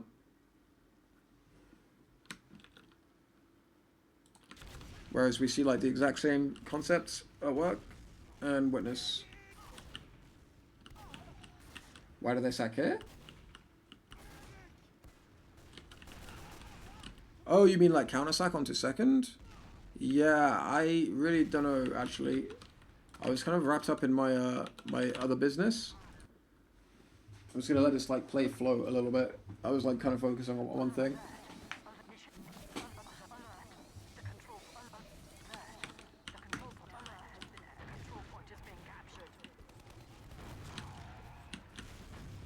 Yeah, so yeah, okay. So really good play, or really good protocol by Witness. They trade 1 for 1. Like, they just had a spy go down. And Laz is just fucking in. He's just fucking going for it. So yeah, yeah, I don't understand this sack whatsoever. Even in a regular rule set, I would heavily question this. I mean, maybe he didn't expect them to be in lobby, right? And he was just going to take lobby control and do some, like, pressure or something like that. But yeah, with this 3-minute rule set, like, risking your life on in a 5v5 scenario when holding last is not good. Okay, Artist is, like, getting absolutely swarmed. He needs someone to shoot that scout for him. He's begging for someone to shoot that scout for him. Like, he's trying to do the right thing of not focusing that scout. In fact, he even kills that. How did he kill that scout? He actually killed that scout in the end. That's actually absurd. That's so retarded. Like, he kept his traps up here the whole time, and he was just desperate for someone to kill that scout who was, like, zoned in. Like, he zoned the scout in. But he really, really wanted to shoot these other players over here. He was, like, begging for that scout to die. I know that feel. But it's kind of outrageous that he actually gets the kill in the end. But yeah, we're into chaos team fights.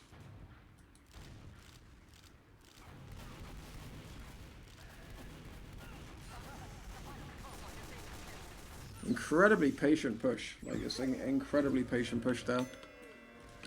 That's the shit you like to see. I'm just gonna have to be right back, so I'm gonna back up the demo slightly. I'm gonna AFK for like 2 minutes, and then we're gonna venture onwards. It's gonna auto pause, right? Yeah, nice.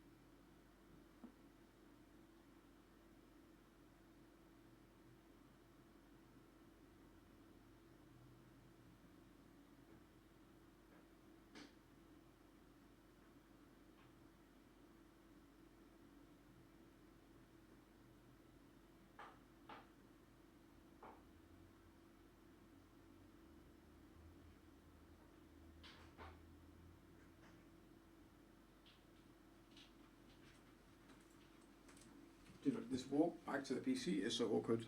Like, I'm just like walking through a corridor where I'm completely visible. Actually, it's not that bad now that I see it on stream. You can kind of like only see my legs. Okay.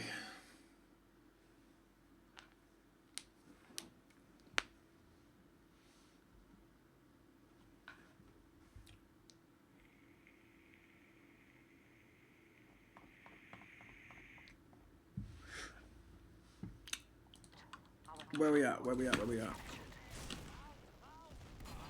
Okay, so Uber gets forced. I'm not sure if I backed up to a particularly good spot. Uber gets forced. Counter Uber gets popped. Logan absolutely deletes Logai from the world. And then we're actually going to see like really good, in my opinion anyway, like really nice play from the combo here. Like, they take this so slow and so chill. Like, considering this is like, okay, that's actually not quite as clean as I thought it was. I didn't realize that bot mode got like beasted on like that with the direct to the head. But yeah, textbook shit from G6, minus the rocket that went straight up bot mode's nose. Textbook shit. Like with the slow fight, like Logan gets the med pick, they play the beam, and that is how you like to see it done. That's how you like to see it done. Could you explain the rule set to Sideshow if he's still here? Curious what he would think about it. If Sideshow is still here, I will explain the rule set if he is not aware of it. It's actually funny. I have no idea why, but what's going on? Oh, we paused. Just before we go into this round, I have no idea why, but for some reason,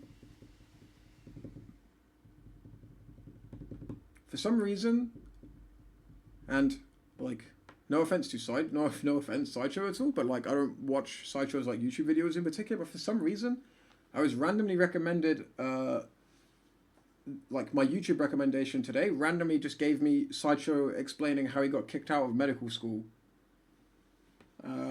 Which I ended up watching, and it was a hilarious video that I've not seen before. Like I roughly knew the story, like I'd heard the tale of how it happened and whatnot, but I thought it was so fucking random that I just got recommended that video like out of nowhere. Like okay, I watch like Plat Chat like podcasts sometimes, like not all of the episodes, but like if I'm like needing something and I haven't got it, you know. But it was such a fucking random recommendation, and then today I see Sideshow in my chat. It's like that time we were matched up on that like Twitter dating thing or whatever the fuck it was, like who is your Valentine, and I got Sideshow. We have some kind of spiritual connection. But yeah, that was a very amusing video, I gotta say.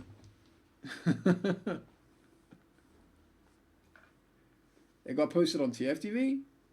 Ah, okay. And it is Valentine's Day today, that's correct actually. Holy shit. Damn. Me and Sideshow, man, we've just got this. It's written in the stars, you know, it's written in the stars. Imagine going to the ER. Yeah, honestly, like, entire of UK, like, is glad that Sideshow got kicked out of medical school, let's be real. Although, to be fair, some of the doctors I've seen, the bar is not set very high. But, then we would not have Sideshow in esports, which, I mean, depending on your preferences, can be a good or bad thing, but we'd have been deprived so many happy memories. Least of all, the story of how he actually got kicked out of medical school in the first place. So yeah, on mid, I'm going to check out the soldiers. Actually, first I want to watch Ice, because I still feel like I haven't really watched him. Ew, not that comfy, but I want to see the sync of Ashe and Laz, because they were not in sync last mid. So they're playing it quite slow. The bomb comes in. They're just kind of bombing nothing. Dude, what is this? I don't want to be politically incorrect, so I'm going to try and find the words, but what the hell was this, like, sissy mid? Like, this mid was two soldiers, like, just jumping around and, like, I don't know, like, synchronized thin air bombs. Like, I have no idea what the plan was for these soldiers on this mid. I don't know. I don't know what the plan was here. That's the default WG way of playing. But I mean, like last mid we saw Ashe like hard commit on the enemy rock, right? And if Laz had just gone earlier, he would have found like 3 guys staring at like a wall that he could have shot. Oh yeah, so okay, yeah, I got sidetracked. So yeah, the rule set is basically there's a 3-minute round timer, and yeah, I mean it's written in chat. The round time has been put down to 3. Win limit is 5, and if the 30-minute time limit expires, then you don't just win by default. If you're up in rounds, you still need to get like 1 more round. So if say the score is 3-1 after 30 minutes, you would have to get a 4th round to win, and the team who has 1 round still has a chance to get 3 extra rounds and win the game, right? So yeah, those are the rules. But yeah, so this is the default way WG play mids. I mean, I can see how it works, right? Like, obviously, I get the concept of like fake bombing and like looking for openings, and if you don't find the openings, then chilling and just trying to play off damage and all that kind of jazz. But I feel like last mid it was like Ash got in like really clean. He was just alone. If there had been some follow up, it would have been like a really strong mid. So let's actually watch this mid again. Let's watch this mid again. I want to see what like Bran and actually, I guess I want to see what Alpha and Artist are doing.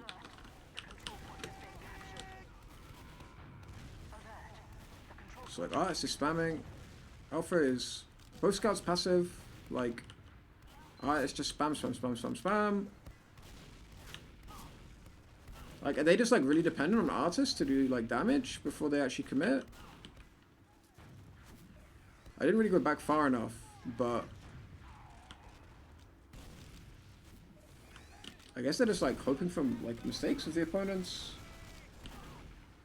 They won Season 6 by essentially bombing skis every time they spawned. I'm not talking about mid. Oh, you're not talking about mids in particular, just a general tactic. They won Season 6 by essentially bombing skis every time they spawned.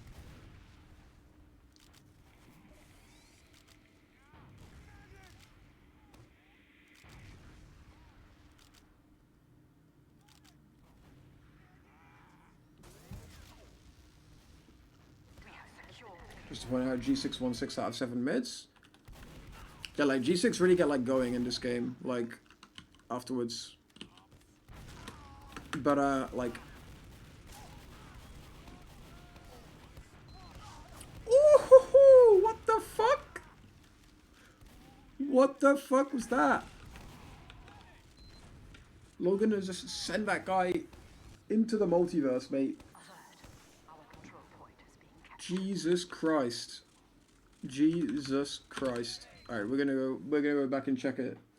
We're gonna check the log IPOV. And I wanna see this mid again, because I've been away a long time, I'm still trying to put the pieces together of how this game works again. And team fights is obviously like the most complex part of this game. And the dynamics of that are so like micro. Did I know yesterday Sideshow got a message from the owner of Perilous apologizing for abandoning the team and offering money? You're fucking joking. There's no way. There's no way that happened. There's no way. There is no way. Like, that's way too specific a thing. Like, I 100% believe you, because that's way too specific for you to just make that up.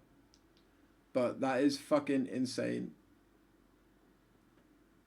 So what, just like 5 years? Is it even 5 years? Is it more than that? It's more than 5 years, isn't it? It's like 6 years. 7? Is it 7 years? What was it, like DreamHack 2015? No, it was 2016. DreamHack Summer 2016? So this shit was 6 years ago. He fucked you guys over and lied and just didn't pay any money out. And 6 to 7 years later, he's just messaged you for no... Like, what?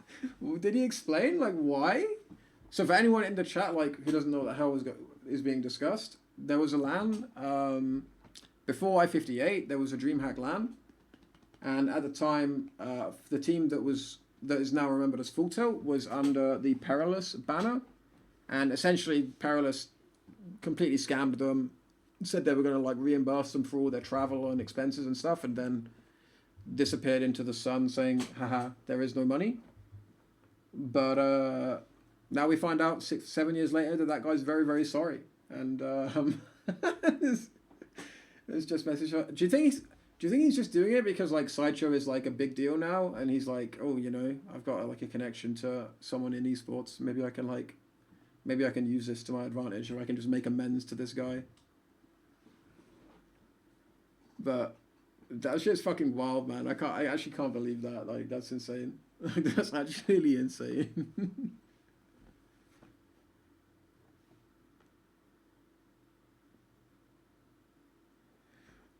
But Yeah, perilous. What a fucking org. What a fucking org.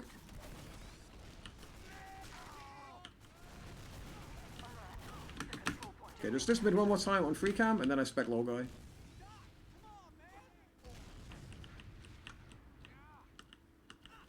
So the mid of standing and spamming at each other across the map. Alpha Braves onto the point. Laz swoops through the air gracefully. Gets the fuck out of there. Ash with very nice synchronized timing on his simultaneous, or his follow-up swoop and do absolutely nothing. And then Rakuso just fucking... No, Rakuso dips out as well. We're in the dip matter. You bomb and then you fucking dip. Like, I don't think it's like not a viable way of playing mids or anything. Oh, hey Lucas, how's it going, bro? Yeah, like, I don't think it's like not a viable way of playing mid. Like, I completely get the concept of playing slow mids. Like, especially on like maps like Sunshine and shit like that, where there's not really any good ground to take control of. Like, if you go forward, you're kind of just surrounded by like 4 different pieces of high ground.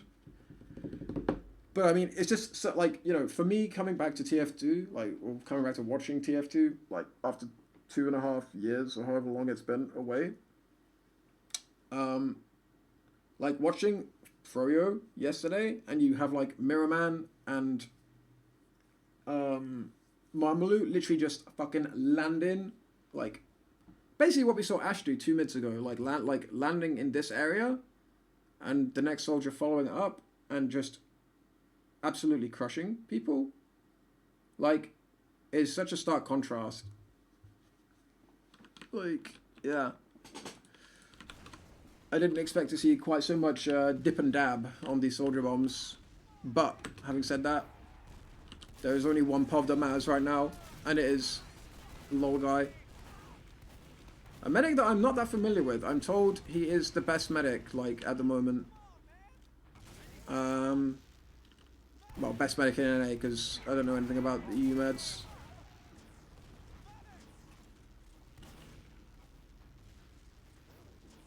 But he's having a good time, he's having a good time. He's having such a good time. He's walking in, everyone's healthy. 2 guys are down. Oh my fucking days. That is unfortunate. He surfs a sticky into the fucking spam pipe. That is an absolute fucking cursed sequence of play. Fuck me. Jesus Christ. So, yeah. That's my introduction to Lol Guy. Like, I understand that he's, like, the best med at the moment in NA. But that's the first time I've really taken note of him in a game. So, yeah.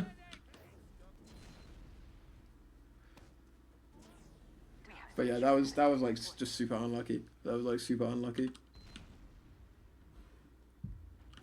But that was, oh man, it's so catastrophic though. Like this is like a 1-1 game. Like just to like kind of look at the bigger like macro picture at the moment. This is a 1-1 game.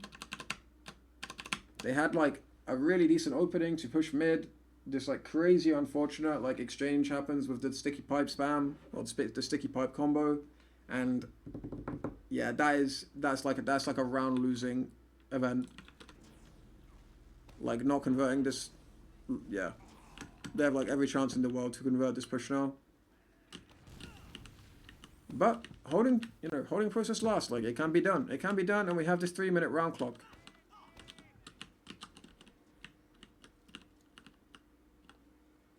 So Laz playing rollout, no, getting the fuck out of there. Default gun. A little bit far forward maybe, but I just want to check the general setup. Okay, so they're going with sniper NG. It's cool, I like it.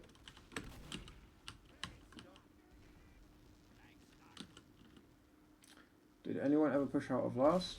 Seems like there's no point trying.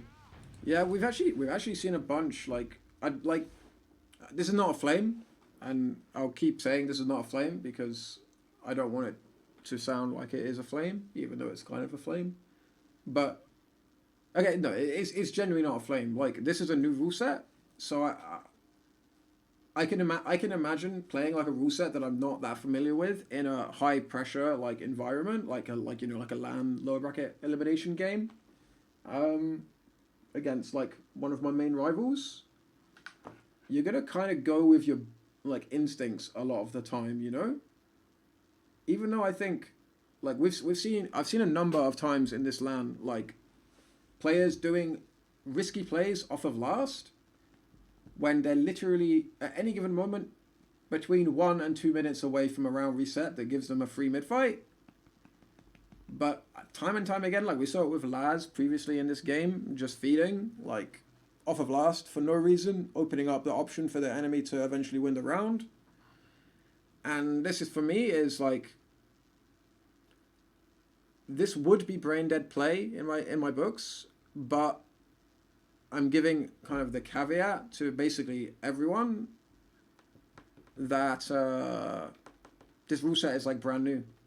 Like this rule set is brand new. They're playing in a high pressure environment. They have to make split second decisions, and when you're making those split second decisions, you know, you're gonna go with your instinct a lot of the time. And these guys, in some cases, have actual years of instincts built up that says, you know, in NA anyway, like we need 5 rounds. Like, you know, we have to make shit happen.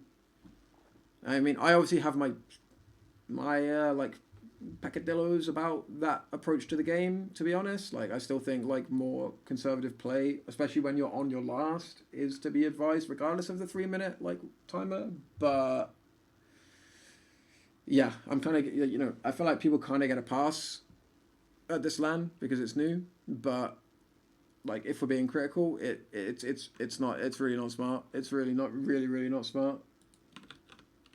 But yeah, let's check out this push. I'm on the complete wrong path. So Logan kills the gun.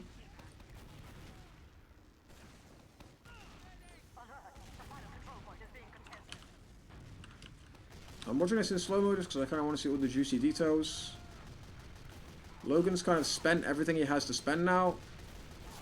Oh, and Alpha just... Sorry, not Alpha. Sorry, Laz just dive bombs his stickies. It's kind of fortunate, to be honest. But the pipes are there.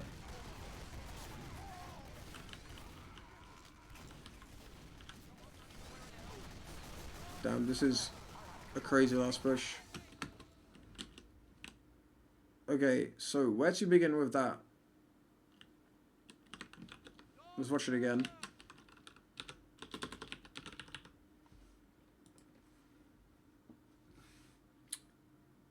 Like, I'm not 100% convinced by what Logan is doing in some of these last pushes at the moment.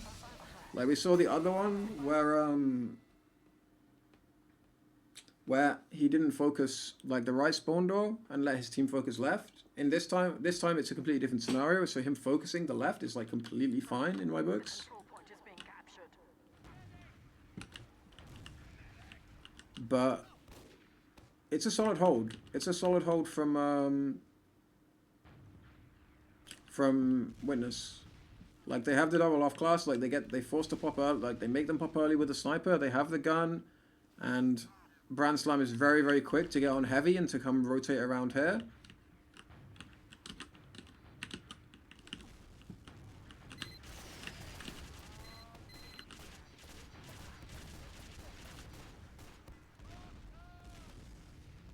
I say very quick. Oh, it's Alpha who switches to heavy. Okay, so Alpha is very quick to switch to heavy. The point play is there. Bomber plays the point. That should trigger the bombs. I don't know why they're getting off the point. This point can be played. This point could have been played more. They're playing the point now. This point still can be played. They're running around the point. This point could be capped. I think this just comes down to playing the point. Like, the point could have been played so much more by these scouts.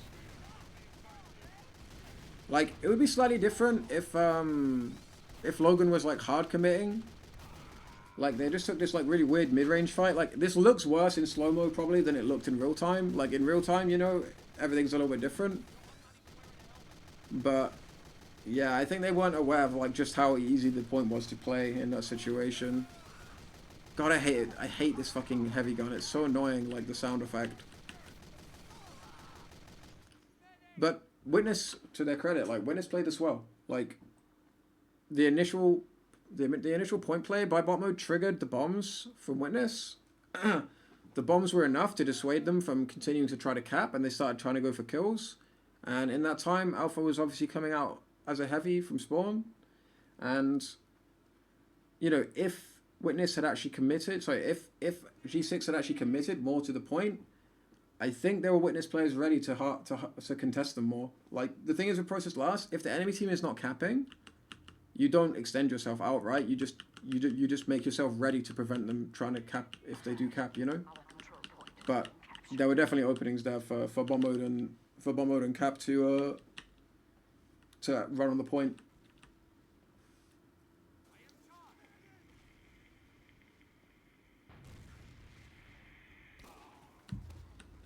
Wait. Like, I was so focused on everything else that was going on. I actually genuinely did not realize that Alpha just got a heavy 6k. Jason, I cannot breathe with this air. Yo, Sticky Bomb Launcher. Thanks for the prime, my man. Has it been? Appreciate that, brother. Appreciate that. Alright, we gotta get the Alpha Pov. We gotta get the Alpha Pov. Where's the Alpha Pov? But like, this is the stuff that I was talking about, like with G6, that I feel like G6 were lacking, like, just in terms of their last hold protocols. Like, I feel like this is pretty good. Like, gun goes down, switches to heavy, instantly out of spawn, breaks to stickies to give himself some room. Yeah, point could really easily be played here, like, but heavy is shooting them. But he just mows. He just mows them down. Like, what can you do when the Transylvanian terror, the Romanian, I can't think of an alliteration for R, the Romanian raver himself just comes out with the heavy 6k. Like, you can't contest that. You can't contest that. EU teams would roll these two teams. I mean, I can't really comment on that because I haven't watched the best EU teams play yet. But yeah, that was an unlucky one. That was an unlucky one for G6. Like, Witness did basically everything right, but at the end of the day, the onus is on the attacking team. Like, they have the advantage, right? They have the, like, as a defending team, I think Process is probably like a 50-50, or not 50-50, like a 60-40, like 40% defender favor if you do everything perfect. And I think Witness did just about everything, like, well there in terms of holding. So the impetus is essentially on G6 to execute correctly, and yeah, their sync was like not completely on together. Like, there was probably not enough pressure on the left side to dissuade. Like, yeah, I don't know. G6 basically just engaged in a mid-range fight and didn't get cap time. Bomb mode is hungry though. Bomb mode is hungry. Check in PC. Check in PC. Okay, they're going round 2. Okay, and they actually catch Laz this time. So they go for a totally different approach with the pyro gun. But Laz gets caught. So that's basically game over, to be honest. If you get a pick, and if you're pushing Process last and you get a pick and you're Uber, that is basically game over. I mean, this is all a little bit different now because they're actually playing the point. So yeah, getting the pick changes everything. Like I said, it's like 40-60 in the attacker favor. This last. But if you get a pick into Uber, like if someone feeds accidentally, it becomes like for it to be that 40%, like that 40% hold rate for the defending team, you need 6 guys to all do their jobs well. Yeah, you really need like 6 guys to do their job well. If you lose one guy, it swings from like 60-40 to like, I'd say at a high level it becomes almost unholdable, like 65, because it's so easy to just play the point, like get healed up, reload cycle, and then reaggress. Especially if it's one of your soldiers, like having 2 soldiers bombing to block the cap is so important for getting these rotations. so that, you know, they have alpha on NG and then swapping off to heavy. For him to have time to change to heavy, rotate out, and then put pressure on the point, you need both your soldiers to be able to jump and block the point, and preferably put out significant damage as well to kind of deter like a very fast re-engage from the attacking team.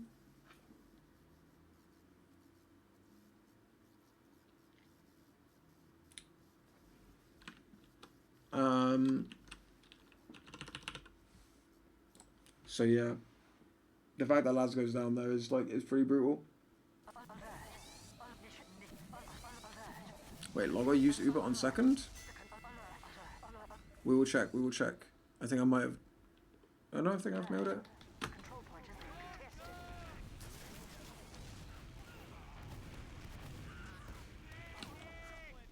Oh my days. He's just suddenly caught in no man's land. Oh! Jesus.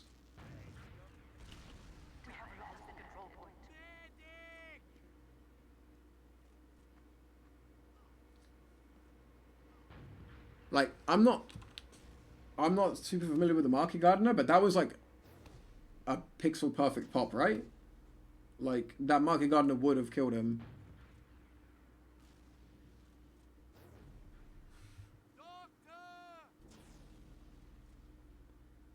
So that was like a pixel perfect pop from Logai. Like, I've never really played with the Market Gardener, so I feel like sometimes it looks like it's gonna hit and then it just doesn't hit, but that is kind of like a dream pop. That is a dream pop.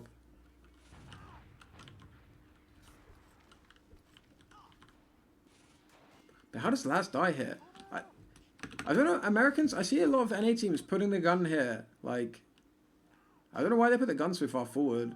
I feel like it doesn't do anything more here than it does there. It's just easier to kill for the enemy team, and especially doing this strat with a pyro. Like, the pyro just has more ground to cover to get back to spawn. How did the team lose a 6v6 though? In what scenario?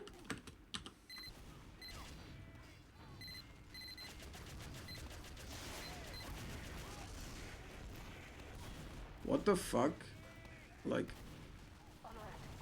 he just like looks. Yeah, I don't know why they put their gun this far out.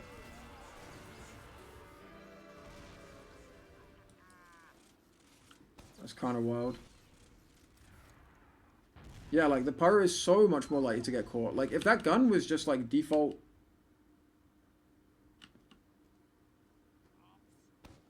I'm not sure. I'm not going to go back to it because I feel like I'm taking 19 years to do everything. But yeah, that's kind of sus. But yeah, like this gun placement, like you could say it's negligible if the gun, if you just have a gun, like if you have gun heavy, you could say that gun placement is basically negligible. Like, okay, it's like marginally easier to kill for the attacking team, but if you're doing the pyro, like the pyro reflect strat to like delay the gun going down, like I don't know why you would put the gun this far forward. It just adds crazy unnecessary risk.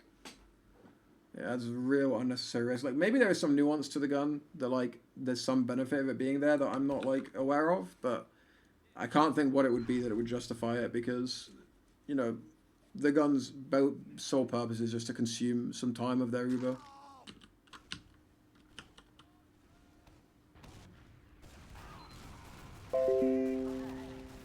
Jesus Christ.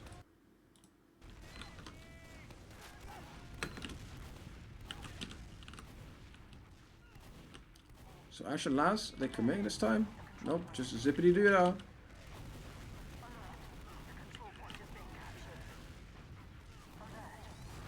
Oh, that second commit by Laz though.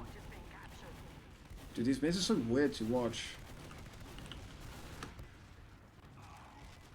Like they're so like gelatin. Everything is just, how do I say? Everything is just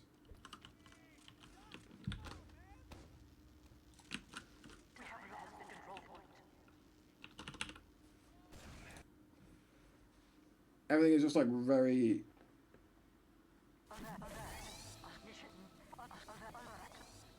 Very gelatin. I don't know how else to explain it. There's like no clear, like defined goal, I feel like, for either team, other than to like not die. Like obviously they're like, I don't know, you know, everyone's trying to like do their job, you know, as individuals. Cry, I haven't got back far enough. One day I'll learn how ticks work in this game.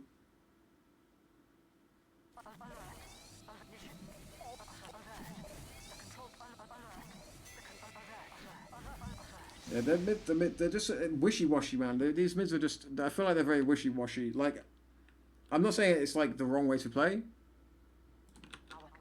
but they're very hard to analyze, in my opinion, just because there's very little substance to them. It's just kind of like chill, and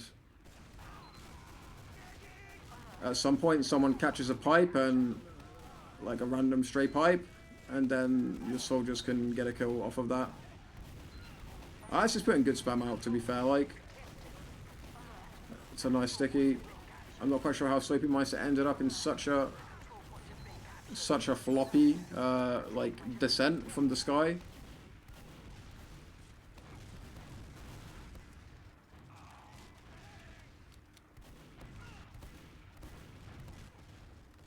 (1060 equals 15 seconds. Damn.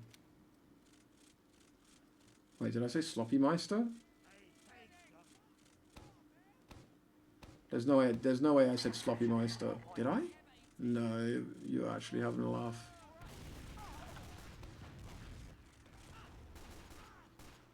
Someone please confirm. Oh, you did. Thank God. I thought I'd accidentally like word vomited that out.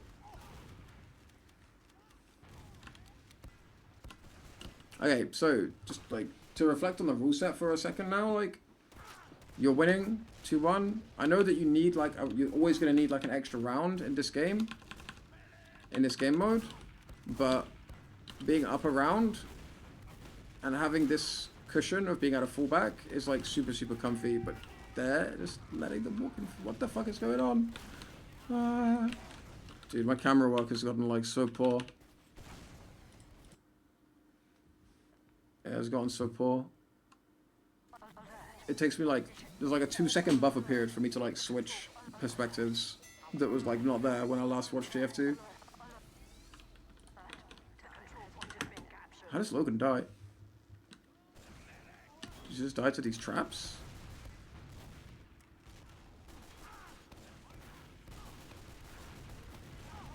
He gets bombed, he gets spammed. Jesus Christ. That was like that was actually amazing focus fire, to be honest. Like the focus fire there was actually kind of insane.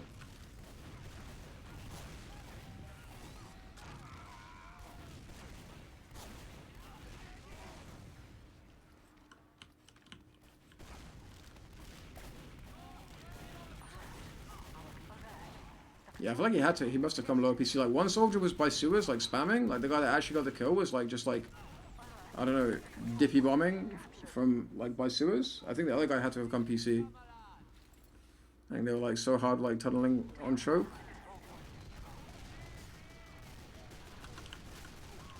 On a fucking rampage. Dude, Alpha's hitting the meat.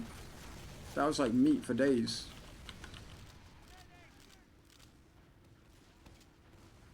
Wait, how are they not converting this push?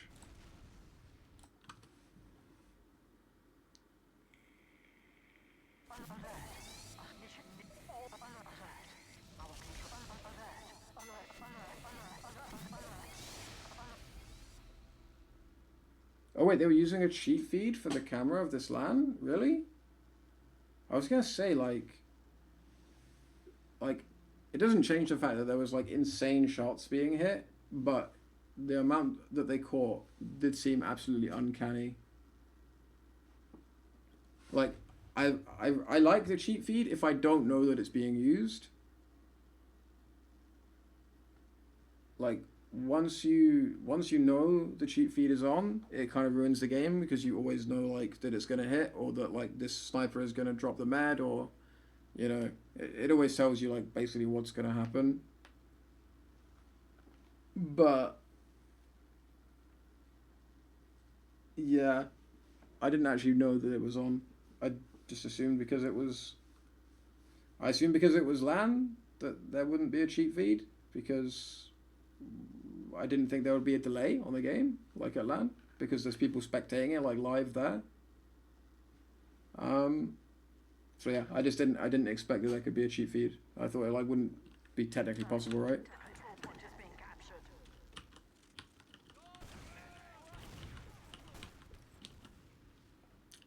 This is sensationally poor from G6. Like, pause. Like, what is Soapy and... Oh, Soapy is spawning. Okay, so... Wait, they're two spawning? Oh, Jesus Christ, this is so poor. There are 4 guys all standing on the point, and... Laz is just literally going to get in for free from bottom PC.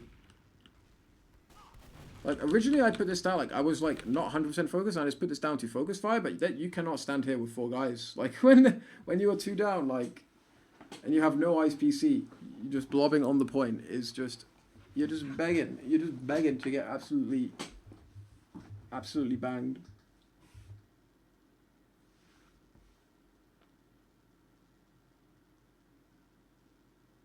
Yeah, like, I mean, I think cheat feed is okay. Like, I like TF2 is such a chaotic game that I think cheat feed is like fine. Like, I think it's probably better to have it than not. But not really at LAN. Like, I don't know. I feel like it's... So wait, so how much delay was on the game? Like, I guess it was a bit of a different, like, spectator experience if you're at the venue. Like, I assume 90% of people were just watching players' PCs rather than, like, some big screen, like, with production. But... yeah, that's kind of weird to have like delay on a LAN cast.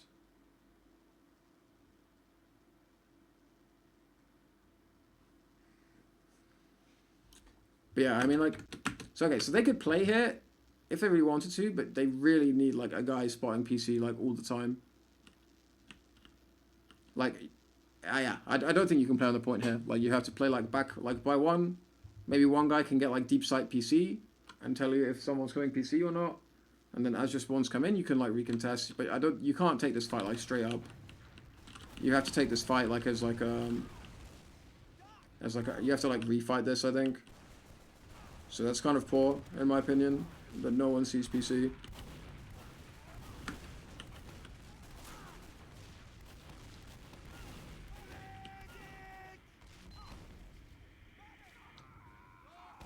Yeah, I don't think that you can not hold second there. Like, you can definitely hold onto second and buy time for your spawns, but I feel like you have to have someone seeing PC. Like, obviously your demo has to, like, hard focus choke. Someone has to be seeing PC, which is either a soldier or a scout. You obviously need the scout for deny. So it basically means a soldier has to stare into PC, so it's just basically a scout and a demo. And at that point, the demo becomes... I know Logan died anyway in the end, actually, so it's kind of ironic, but I feel like the demo becomes incredibly vulnerable to getting split. Like, you know, someone is, like, taking a spam fight of him at choke, and then someone just rushing out of sewers. I feel like it becomes very, very difficult to hold both sewer doors, like, and choke with just a demo and, like, one soldier to support you. I feel like it becomes incredibly difficult, so you're better off just literally chilling, like, chilling by one. Like, putting up some spam, like, not letting them get this area for free, and then when your spawns come, cool, we re-engage now, kind of thing. Like, maybe you could start on top of the point. And how did they lose this push, by the way? I guess Artist is down, so they just can't kill the heavy. But I still feel like... yeah, Laz just needed to be on top of this heavy, like, as alpha shot. Like, the timing in the focus fire is just off. Like, I feel like you could start on top of the point on second, and then kind of, as they come in, like, soak the pressure and, like, you know, kind of, like, recede from the fight as they're coming in a little bit, and then your spawns come in and, like, you know, you push-pull it in that way. But, yeah. Big mistakes, big mistakes.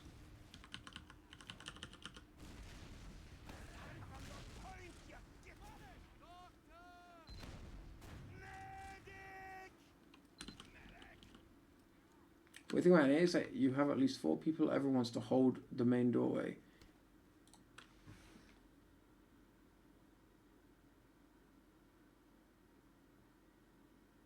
Yeah, like, I mean, I think, like, the way I've always conceptualized it is, like, defending in TF2 is just objectively strong. So in terms of, like, I think about it like this. Like, there's 3 types of resources in TF2. Or there's 3 ways that, like, your resources can kind of be affected. So you have, like, the amount of players alive is obviously the main one. The amount of ammo you have loaded or available is like second, which is obviously connected to the first one because more players alive equals more ammo. But you know, if you've just spammed all of your ammo, then you know you're effectively not alive. So there is like a difference. And then third is like the positioning, like aka like the demands on your ammo. Like if you have a defensive pos, like you can do a lot more with a lot less. So I've always kind of seen having a defensive position as being equivalent to like 1 player in terms of resources.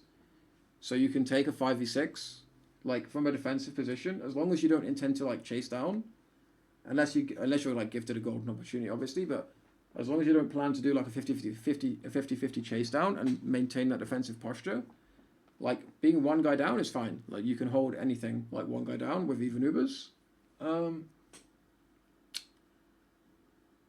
But 2 down, like there just becomes too many holes, pardon me. Like the whole hit ended up being in PC. Like everyone had to put all of their focus onto choke, onto sewers. The guy got in for free from PC, and it's just very, very easy to abuse. And if there had been a guy watching PC, then, like I said, it would be so easy to just focus the furthest guy forward, which would be Logan in that case. And then once Logan is damaged, or once Logan has spent all of his ammo, because the key thing is, it's like, you only have 1 soldier, so that soldier can do 1 of 2 things, right? Or sorry, you only have a scout because the soldier is watching PC. And realistically, like to hold process in like a slow spam fight, to hold process second, you need soldiers to be able to recycle bombs. Like they need to be able to bomb choke and jump out, get healed up, bomb back in, like you know, that kind of classic. Yeah, those kind of classic star bombs, like the style of bombs that we've been seeing on like mid fights in this game. But you can't do, you just can't do that with 4 guys. You can't do that and watch PC. Like it's one or the other. It's like one or the other. If you're 2 guys down, it's just like it's not possible. If the other team plays it correctly, you're just gonna get destroyed. It's just Like I mean, one option is to play close and just take an Uber trade and use the time that the Uber takes to get your respawns, which is viable. But it's so easy to get forced. Like the enemy team would have to be really stupid to engage in an Uber trade in that scenario when they can just get the force off or get like free kills.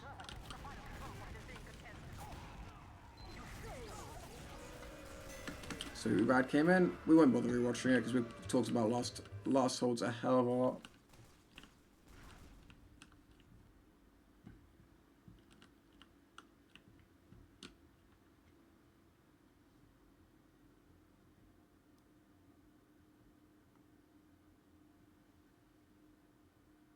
Isn't health management way more important than ammo management?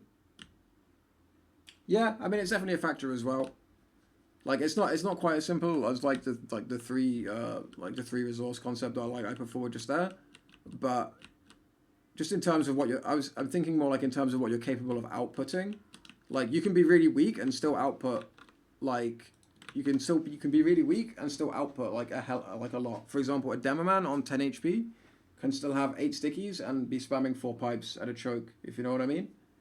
So obviously that there's more like variables in the game than just the 3 that I cited, but in terms of like holding a position, particularly with arrows, because arrows change HP like snap of a finger. Like the potential resource of a guy on low HP is still really high if your med is alive, because of arrows. Like with no arrows, it would be totally different. Like a weak like in really old school TF2, if you had like low health, it was like you had to leave, right? Because you can't get arrowed back up. enemy team is just going to walk in and shoot at you, and they can damage you faster than the medic can heal you. But nowadays, in any mid-range fight, unless it's a sniper, like medic can out-heal the damage. So yeah, I was kind of talking in terms of like what you can, what you can output, what enables like your damage output or area control, and obviously health does matter. Like, but I think arrows are such a massive crutch that it's not actually as important. It's not even that it's not as important, it's just way less static than these other things. Like, amount of players alive, that won't change for 10 seconds, like minimum. Like 10 to 20 seconds, 25 factoring in rollout. That won't change for 25 seconds. Like, the position on the map you are, if you just have like an objectively advantageous position, like being on top of second, like versus guys walking in on low ground against you. These are all like static variables that are not going to change until something substantive happens in the fight, right? Whereas if you catch like a pipe and go down to 50 HP, like arrow, you're sorted, mate. Like that's kind of where I was coming from with that angle. And yeah, with 4 players, you just you can't ever do it. You can't do it. I haven't paid a licking bit of attention to this mid. Rakuso! Oh, I thought he was going to commit.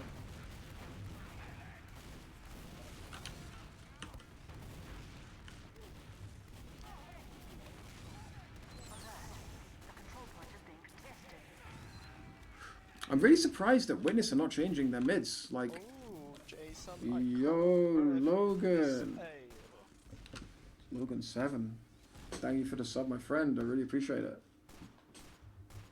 I really enjoyed the games last night, brother. It was some crazy shit. Truly some crazy shit.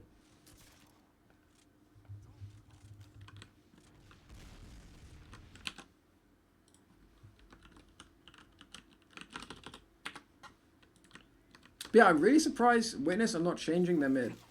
Because they've done, like as far as I can tell, maybe there's some small nuances that I'm missing, but they've done ostensibly the same mid. Like, I don't know. They've done the same mid, like, 4 times now. 5 times now. And, yeah, they're like truly, oh damn, we hit the sub goal, bros. I didn't actually have any kind of incentive set. I was just fiddling with, like, the options in Twitch. But I hit the sub goal. Let's fucking go, bros. As a incentive for hitting the sub goal, I'm gonna continue to watch demos in TF2. Hooray. But yeah, I'm surprised Witness are not changing it up. Like, their play's been very, very indirect on mids. They're not finding early kills. And they're continuing to kind of recycle the same approach. Maybe they feel like they should be winning mids. Like, they had that one quite favorable mid. But I feel like that was deceptive. Like, something strange happened to Soapy on that mid. Like, and he was basically a free kill. I don't know if he got air shot or something like this. Like, he got air stickied in the end and died. Not on this mid, but the mid before. He got, like, air stickied. But as he got air stickied because he was just, like, plummeting from the sky, like, in a, like, pencil style. Damn, bot mode. Jason, Yo, Lucky. Thanks for the sub, bro. Let's go. Appreciate it, man. Appreciate it. Dude, bot mode just instills fear into the opponents. What can you even do when this man is on the server?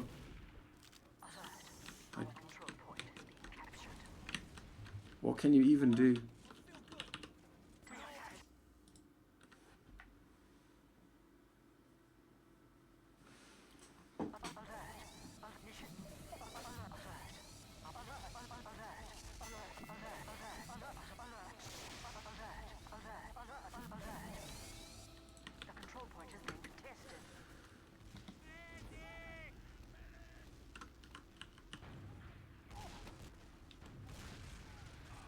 Okay, so Laz goes down, so it now becomes absolutely, like, I really don't like this position the artist is taking here.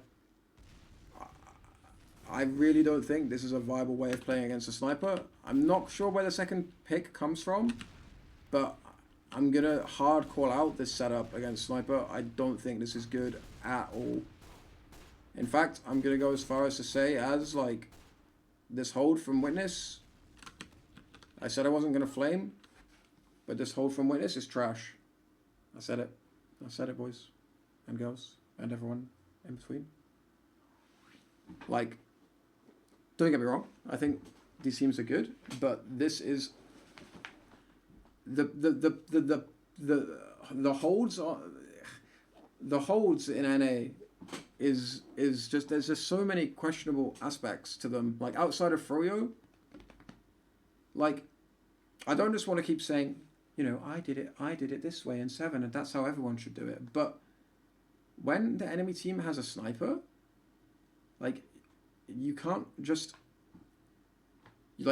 retreat, right? Like, if you're gonna fall back when they have a sniper and give them the long range fight, you might as well not participate in the fight, because 1, you're just conceding ground anyway, and 2, you're conceding ground in such a way that you make the sniper more effective by default because he's the only one that can deal effective damage, and if he hits shots, then he's gonna get kills.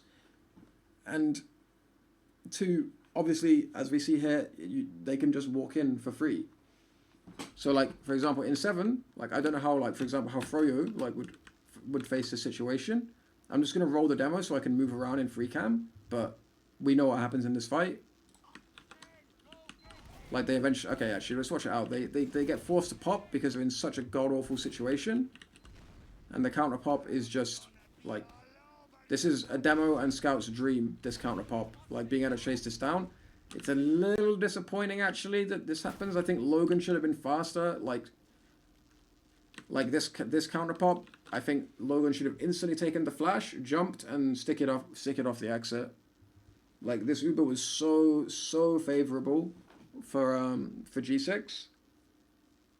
And I think it was telegraphed enough that Logan maybe had time to do that, to react. But, like, for example, the way I think you should hold against a sniper, like, it's a bit... okay, maybe they didn't know there was a sniper. Like, bot mode peeks and kills a soldier pretty much instantly, I think. I don't think he shot himself too many times. Right, let's go back, because I want to be 100% accurate on this, because I think it's actually, like, really important. I want to see if... Okay. How do I say this? Whether you know there's a sniper or not, you have to have, like, a protocol in your mind of what you will do, like how you will react when you know there's a sniper, and you have to be actively seeking that information. Like, is there a sniper? So, for instance, someone has to be, like, actively peeking in sewers and getting information. Like, if someone is respawning. Okay, I haven't gone back far enough. Okay, so this, it doesn't matter though. Okay, they know there's a sniper, so none of this is relevant because they know there's a sniper. Like, we can talk about protocols in terms of information gathering and anticipating whether there's going to be off classes and shit like that another time, because it's actually not relevant here at all. But once there's a sniper, I feel like you have to play close. You can't play far back. Like, the soldiers are doing a good job, like, cycling their bombs and pressuring, but, like, Artist has to be, like, hard holding forward here now. Like, what happened? They were in the right pause. Like, I should just be perma-stickying choke and shutter, and soldiers should be getting arrowed much faster than this. Okay? Soldiers should be getting arrowed and just, like, constantly cycling bombs. One scout should be watching PC all the time. Like, you can't have a soldier watch PC in this situation. Like, you don't have the luxury of having a soldier watch PC because you need to have both soldiers be able to cycle their bombs onto these doors and onto choke. You need all 3 heavy classes ready to spam, like, these areas, because you have to play in this zone. Like, they're playing in the right zone here. I don't know what the fuck happened. Like, why did they go back? Like, Laz is no longer participating, so this bomb cycling is not really an option. But for some reason, they just decide to go back. Okay, so, like, here, it's like bot mode literally just can take 3 shots now. It has no sickies on the shutter. Like, choke is not really held at all. Like, the position they had before was, like, completely fine. I have no idea why they backed up. Like, Artist is in a... I don't know, this is okay. This is a decent pause from Artist, actually. This is, like, fairly decent, but the fact, I don't know, everyone else is so far back that he's kind of on an island.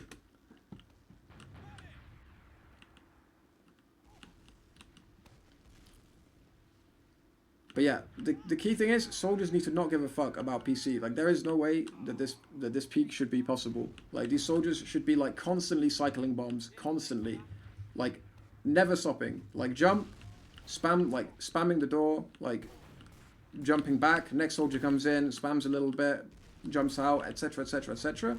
You have to like constantly cycle these bombs. Like come back, get healed up, get arrowed, like recycle the bomb. You could not just like stand still and play long range. That's kind of crazy. Like, I'm really surprised, actually, that this happened. And here, when Logan gets popped on, okay, it looks like a bit of a miscomm. Like, he was running back and his medic popped. But he's going to start firing stickies off at the combo. I think right here, his first sticky should be a sticky jump. Like, there's a scout to run his med. I think he sticky jumps. This is a juggle, not a sticky jump. He sticky jumps to here, or to here, or to here, and stickies his door. These guys do not get out. Like, this med gets juggled. Like, you 100% juggle that med, and your scout can, like, clean it up, and the soldier can clean it up. But this is more of a nitpick, though. Like, I don't really, like, this is not, like, a really bad mistake or anything like that. It's just, like, you can be more clinical in that situation, in my opinion. But yeah, I'm really, really, really surprised at the way Witness played against that sniper. They gave him so much room. Like, they were doing the right thing for like 10 seconds. For like 10 to 20 seconds, they're doing the right thing. And then at a certain point, there was just no pressure on Suez whatsoever. So like, yeah, really surprising shit. Really surprising shit.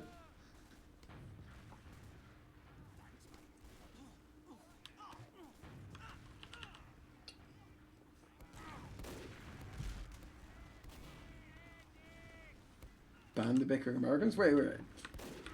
We have bickering Americans. Oh yo, what's up, Cap? Big fan.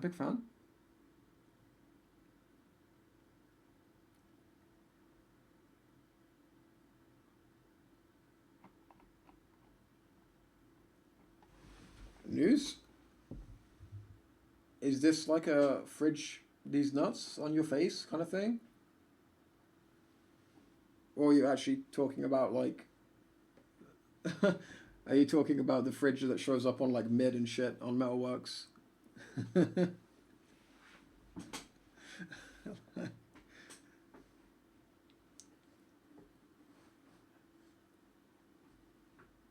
The fridge on mid? It's like, I remember seeing like some TFTV post about like the holy trinity of fridges on Metalworks or something like that.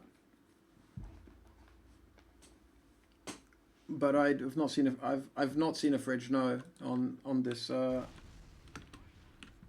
map so far.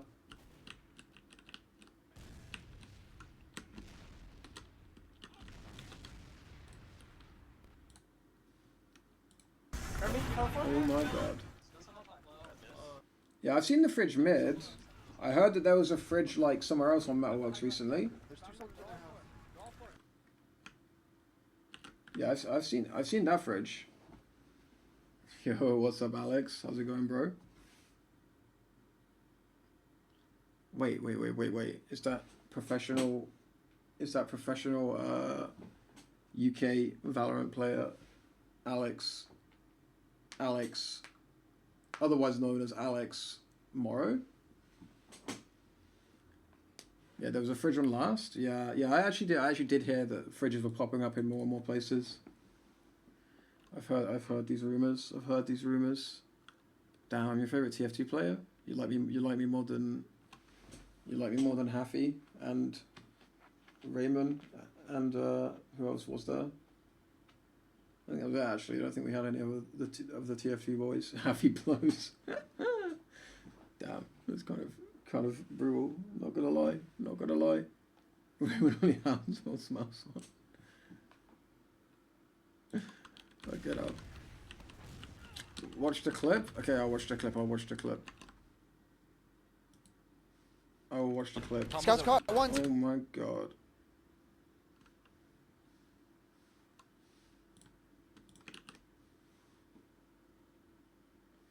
No, I watched the clip. I watched the clip. I've been talking about this process game kind of incessantly for a while now. So, it's alright, it's alright. We can watch the clip. Scouts caught. One. Scouts caught. Flanking them, it's about to be fast. Get on them. Okay. Yep. Oh. So Sort of upper lobby. Oh, they just popped. Okay. All right. It's fine. Get in. Get in. Get in. Get in. Get in. Come in, Getting come in, come in. through two. Kill the scout Getting close. through two. I'm shooting left spawn. Scouts at Oh, 100. one. What the fuck? What was that? You guys win, you guys win. Yeah, trapping What point. the fuck Trapping was point. that? Kill scout, kill scout. 100 on the scout, dude. Med took 140. What the fuck? You guys didn't shoot the same people. Got the scout. It's just- What is happening Jimmy's to? out, Jimmy's out. What the No, I'm fuck? Scout. It's just What the is? same people. Got the. Like, what is going on? Scout.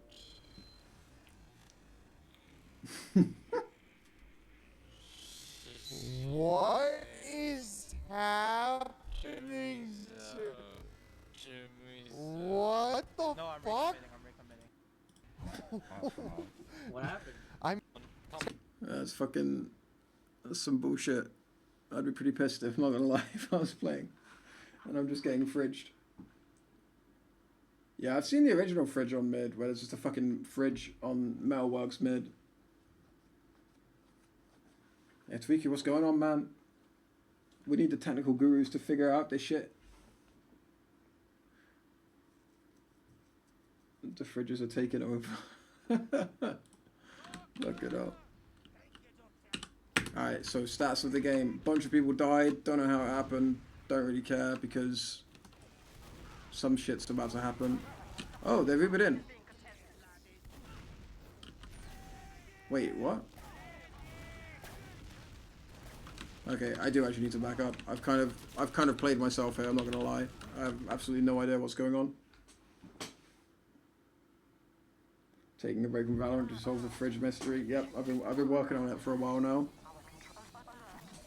Although I do think that, like, fridge these nuts would be pretty good, not gonna lie. The control point is being contested.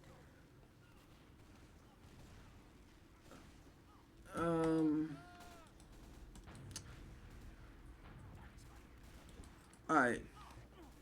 So everything's gonna go to shit. Bomb mode's gonna die. Like, which is fine.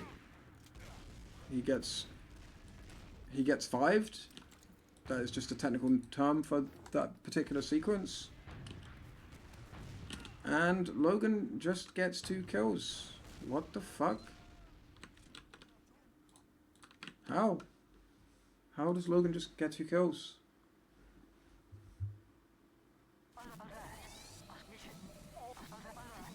A trap on 1? Like, not just a... Like, the trap... Not... Like... Sorry, I can't think when the game is making this sound. Oh, it's like above the thing. Okay.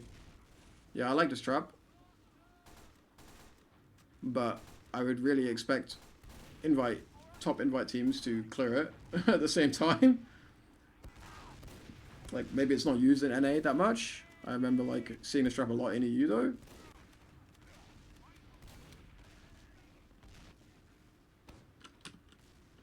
They just... Oh my god, that's so fucking unfortunate timing. Or really fortunate if you're Logan. It looked like it looked like they kind of were checking it. Actually, you know, this moment is so pivotal. I actually think this moment, like, that's like actually like a game-winning sticky trap because the game completely turns from here. Like, G6 just win the game from here on out. I'm pretty sure. Like, I watched this game at like 3 in the morning or some shit, so I might be misremembering. But that timing is absolutely fucking wild, and that pretty much, like, I don't know, that pretty much is like the beginning of the end for Witness. But I want to see if they were actually trying to check the trap. It looked like they were probably trying to check it. Who's the other player? Dude, I actually cannot remember my binds for the fucking life of me.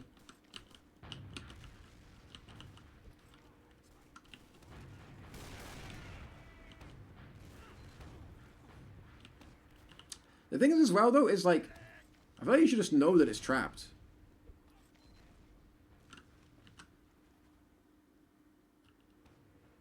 Like, someone should probably have heard that before. Nah, no one's looking. No one's even considering that it could be trapped. Jesus Christ. That's... I don't want to say it, guys, but that's kind of amateur. That's kind of amateur, like... I don't know, it's like a super common trap. Like, it's not... Okay, it's not a super common trap, but it's like... It's common enough that you check that shit in LAN lower bracket finals, you know? And if you don't... Like... This is the thing. It will be different if, like, someone had been playing one for ages and had not heard the trap and then just peeked it because they trust, like, that they haven't heard a trap, so there's no trap there. But... Alright, this is going to seem, like, super fucking redundant, but I'm just going to go back because I'm telling you, like, the game is basically over now. Like, that's the game. Like, Logan just won the game with that trap. I want to see, like, was someone playing near one when he put the trap up? Maybe it's already up when I'm in this demo. Okay, so it's put up now. Like, Ash must hear that, right? He must hear that. He must. Like, Ash is the one who peeks it and dies. Yeah, I guess audio on LAN. Yeah, it's a fair point. It's a fair point. Like, it was probably pretty noisy. But I feel like if you're on LAN, it's like, you know, you just have to assume, like, that you can't trust your ears. Like, it's like, it is super unlucky, don't get me wrong. Like, it's a lot of unluck.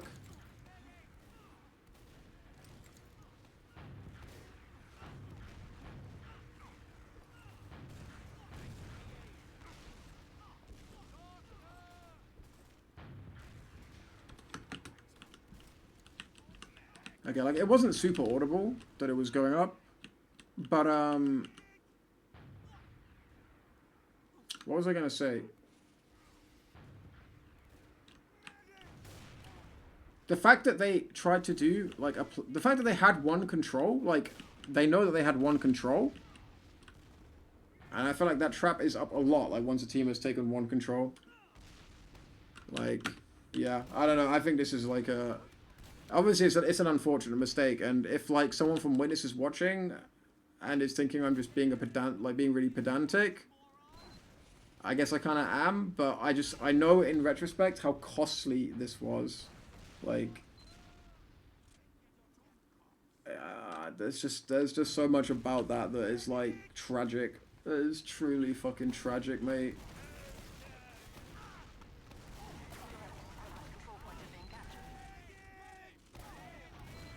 They trade, they split the Uber, they focus artist, and that's GG, boys. That's GG. I mean, don't get me wrong. Wait, what? After all this, do they win this push, right? They do win this push. They do win this push, though. Yeah, they win this push. They win this push.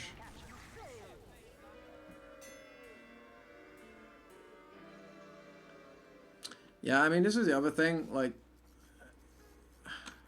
it's an NA thing, so I'm not gonna go hard on it, Stark. But it's like, yeah, they don't like having sentry guns up, I guess. Like, it's weird. To me, it seems so like a no-brainer. Like, having it, like, when you're holding last, just having a gun at all times when you can, it's just a no-brainer. Like, I always think about the game, like, I think, like, you should always be allowed in TF2. Like, it's not the same in other games, like, in, like, Valorant or whatever, this rule doesn't necessarily apply, but in TF2, I think the game is forgiving enough that you can pretty much always make one mistake, and unless it's like a med drop, you know, like unless it's like an absolute categoric, like, catastrophe, like, you can pretty much always make, if everyone's playing their role correctly, you can always make one mistake and still be fine. Like, you should always have, like, a one mistake buffer, if you know what I mean. And not having not having anything to tank, like this Uber trade, and buy a little extra time there, I don't know. There's just no reason not to have it. I see, like, a sentry gun as just being such a good insurance policy, like, in these kind of scenarios.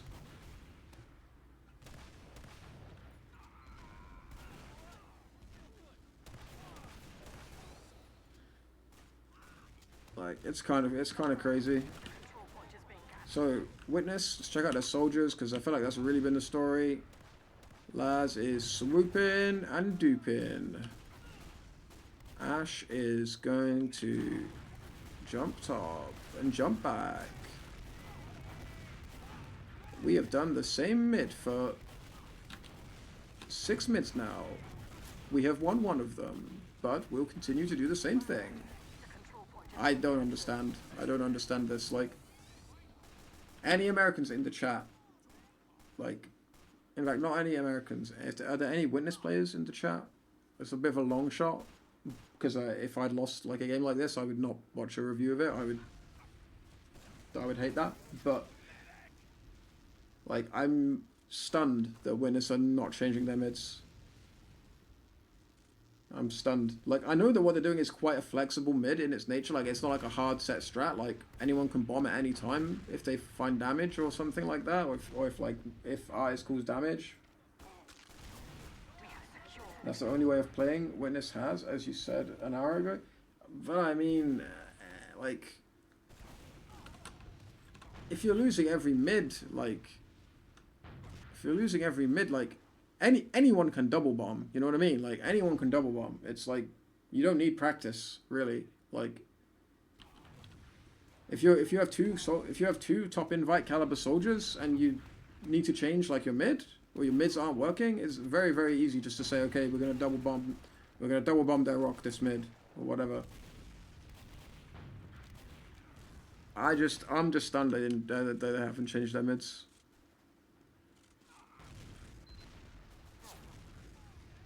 Like, G6 are doing a great job, don't get me wrong, just, I don't know, focusing down down anyone who is like remotely extended. Wait, how does Logan get a kill there?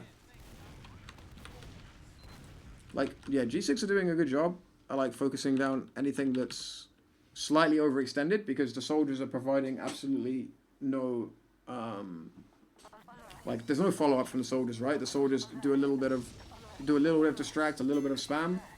So anyone who's remotely far forward, they get focused down hard by G6, and they have to fall back, and G6 are doing a good job taking that space. But yeah, I'm really surprised. But yeah, this kill, dude, what the fuck is going on?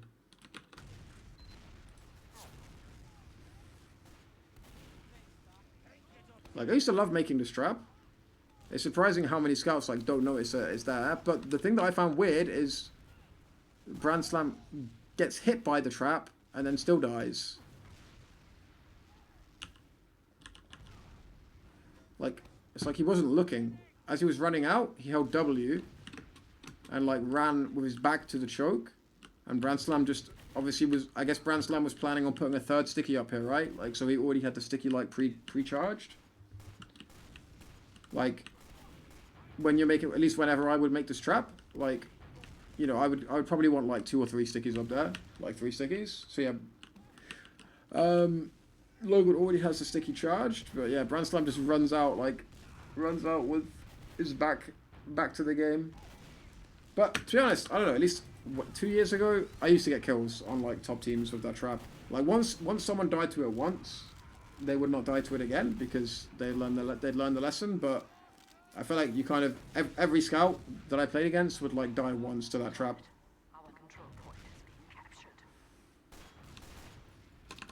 And something happened on second. I didn't see what, but that's fine. That's fine. That's still play, you reckon? It's curious. It's curious to be sure.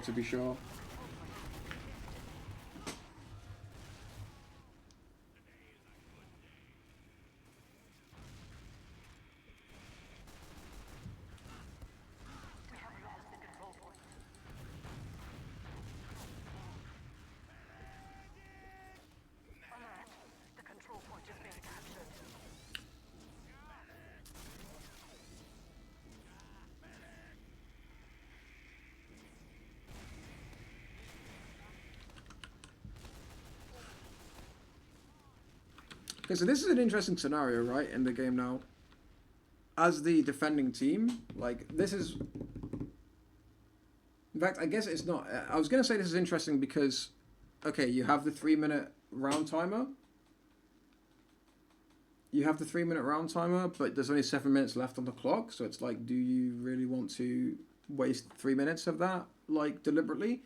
But because of the overtime rule, that's not even a thing, right? Like, you literally have unlimited time. So if you're on last, you should, no matter how long is left on the game clock, you should always play for the round reset.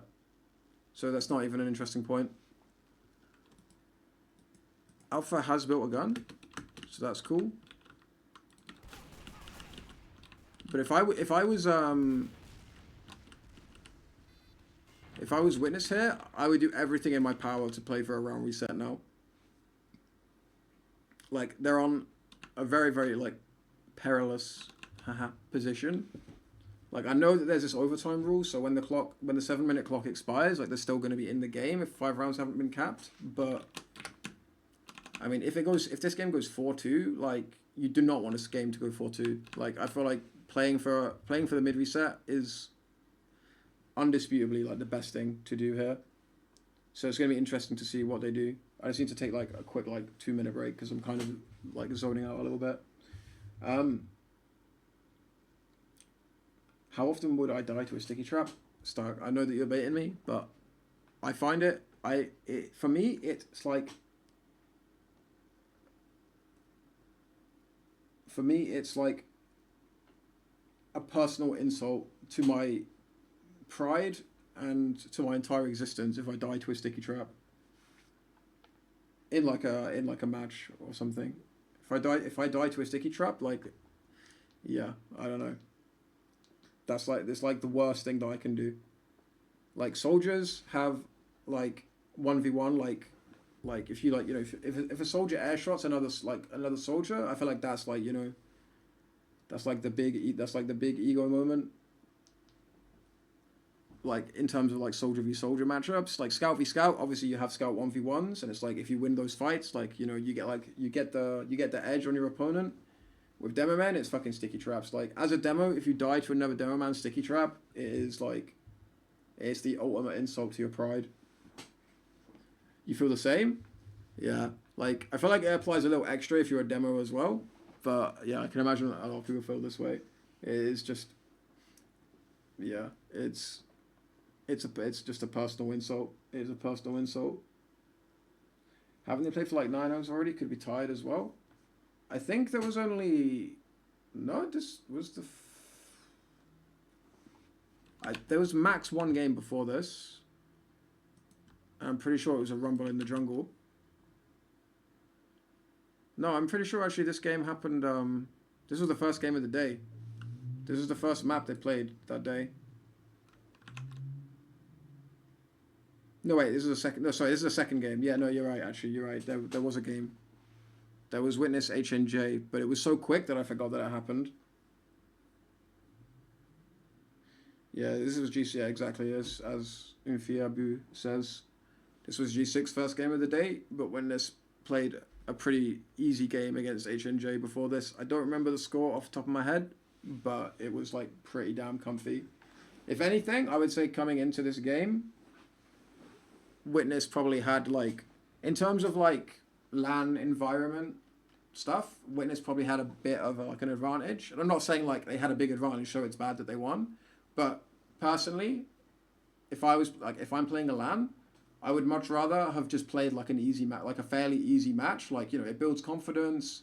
It gets you reacquainted with the setup after only like 1 day of LAN. You know, you kind of get a lot more warmed up than your opponents who can just play. You know, they can play DM and stuff, obviously, but it's not the same. Like, maybe someone scrimmed them. Like, maybe they got a warm-up scrim in or something like that. G6 did, potentially. But it's not the same as playing a match. So, obviously, you have to win that match. So, it's not, like, the preferred position to be in overall. But once you've won that match, I feel like you're in a better position than the team who has just been playing DM servers or at best-case scenario, a scrim up to that point. And, yeah, it's not enough to tire them out. Like, if they'd made it to Grands and Grands had been closed, then yeah, fatigue would become a massive factor. But yeah, I don't think so at this point. I don't think so at this point. So the question is, how do Witness fuck up this scenario on last? If they fuck it up, maybe they push out and something else happens. They get one pick. Question is, do they go for plays? Because we have seen them go for plays in this scenario. We've seen Laz die here. Rakusa gets the gun.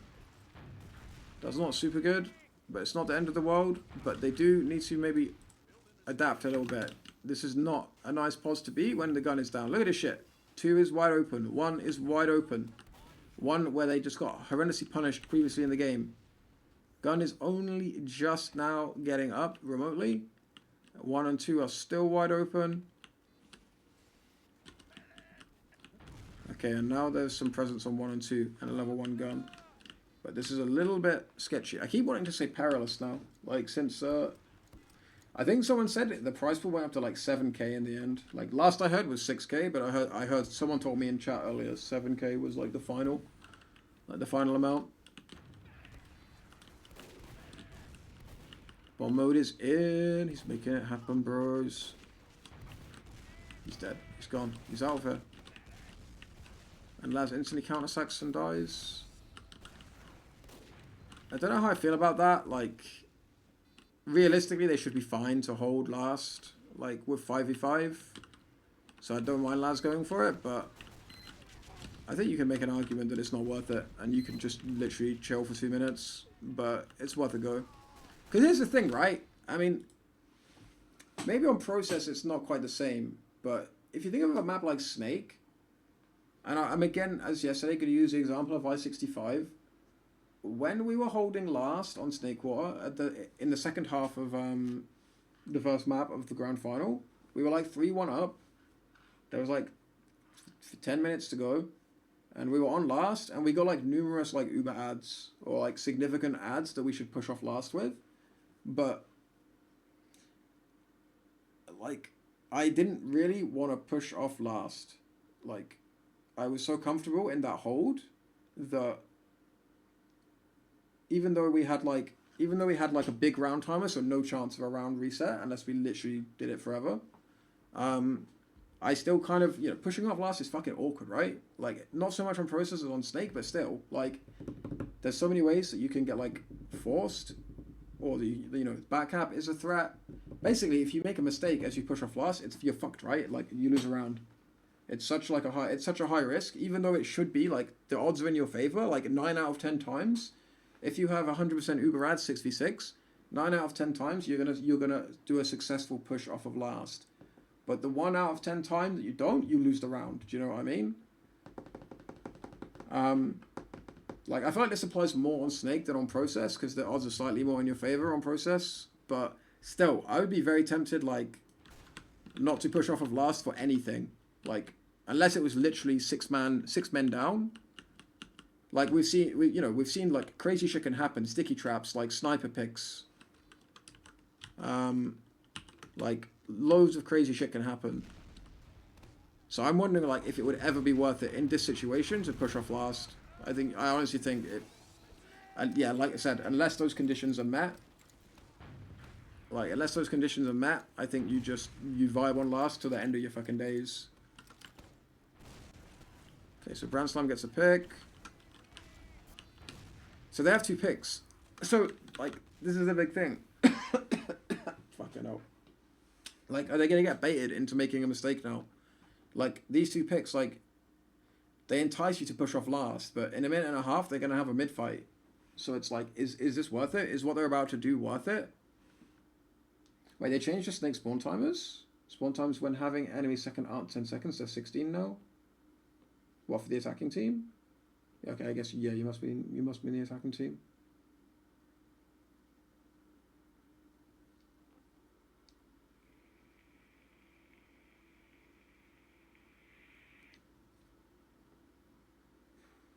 Yeah, that seems like a decent change for Snake.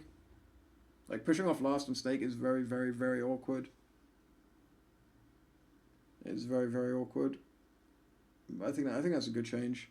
But yeah, let's watch this, because I'm pretty sure, I don't remember the game, but I'm pretty sure that Witness are going to do something here, screw up and lose a round because of it, when they're 1 minute 30 away from a round reset.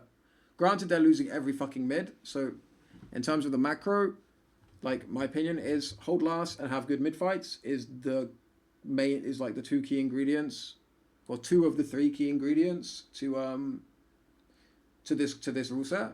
Like have good last holds, have good mid fights, and they have absolutely atrocious mid fights in this map. I'm not saying in general, but in this map they've lost all mid fights apart from 1. So it's a tough one. It's a tough one for winners. I'm not gonna lie in this situation, but I still think like adapting their mid would be very easy. So if they make a pivotal mistake here and it costs them a round, so there's a pick right there. That's a mistake. It's not the end of the world because there's 2 down. Bot mode has 12 seconds on his spawn timer, but Artist is very far forward. Artist is 40 health HP. Laz is dead, and now they're 2 down. Now they're 2 down. Bot mode is going to spawn, and they have literally just given Witness a way into this game. There were 1 minute and 30 seconds of a very, very comfortable stalemate away from a new mid. And needlessly, recklessly, thoughtlessly, they've essentially just, for the second round in a row, they've essentially, by doing careless plays off of last, while being mere minutes away from a round reset, for the second time in a row, they've just gifted Witness. They've gifted G6 a chance to win the round. And I'm pretty sure I'm pretty sure G6 take this chance.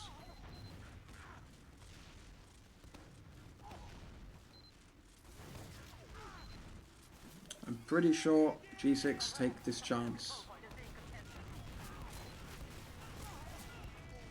Okay, those were nice pipes, but those were nice pipes by Logan. Okay, so in the end, it didn't matter. Witness did not actually. Why the fuck do I keep saying Witness? Holy crap! G6 did not capitalize. I'm not really sure what the demo and medic in one play was supposed to be. I feel like having someone in one is always good, but like committing both your medic and demo there was kind of questionable. But okay, they did not convert the advantage, but I feel like that's a real like. If we just kind of ignore the outcome, because the outcome was against the probabilities, the outcome of that scenario should have been a round win for G6. And it's just like I just don't think that's smart in this rule set. I just don't think that's smart at all. Like I didn't mind Bran going for the sniper peek. Like losing one guy is not the end of the world. Like, and if you wanna be a team that pushes off of last in this rule set, then it's personal preference to a point. But anything more than that is madness. It's madness, man.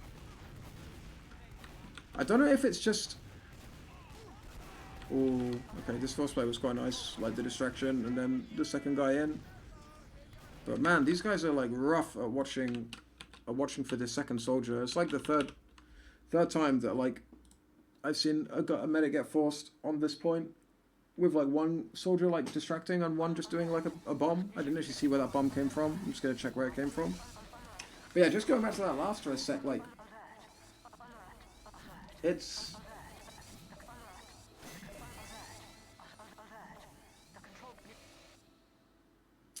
like I don't know if they're just underestimating the timings. Like when you're holding last, an enemy soldier sacks against you and dies. You think, okay, he's dead, so now one of our players can go and die. That's fine if you do it straight away, like Branslam did.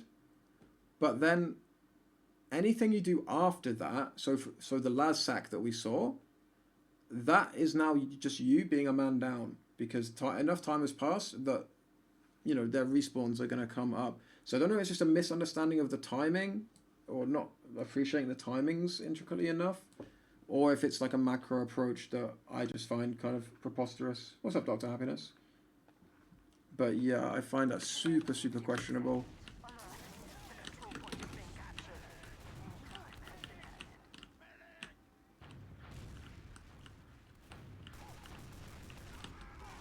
So is it again just going to be no one watching PC and Soapy's going to get in for free? Like, Rakusa does a bomb, distracts, that's nice, and Soapy gets in PC completely for free. So where is everyone? One scout is here. He's not a respawner though, right? Too late to check on the stream. But yeah, I'm pretty sure they were... Okay, so they're missing Laz, so they're missing their guy who would watch PC by default. But someone has to spot PC, like... That's what I mean, these basic defensive protocols, time and time again, we're just seeing, like, deficits of them.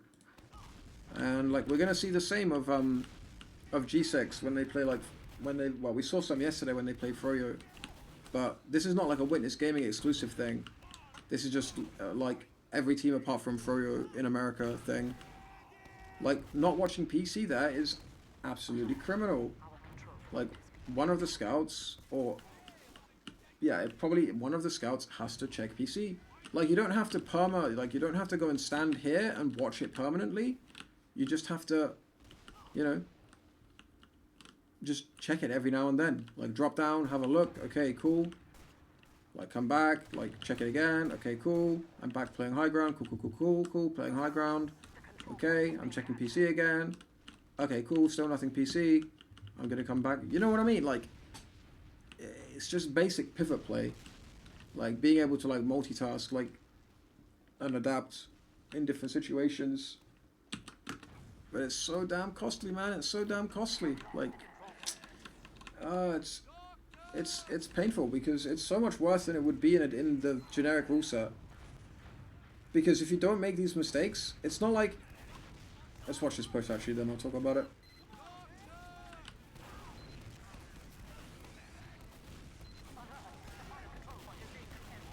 Pipes? No, just capping, exactly, Logan, I love it. That's exactly how I would play it as well. Miss all of the pipes and then stand on the point and the casters go wild.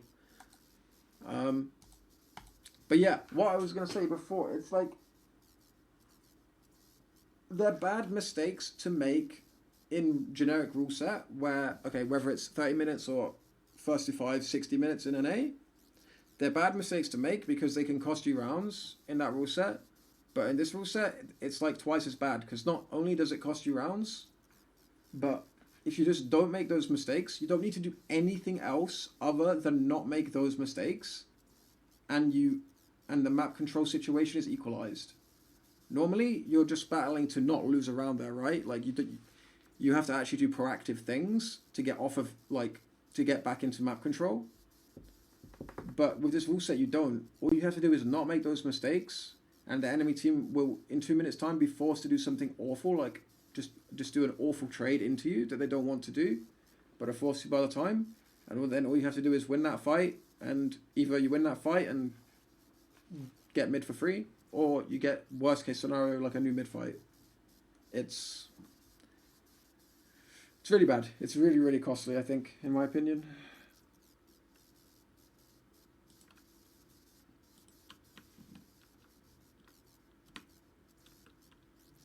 Why is this? This is the tiniest little thing I've ever seen.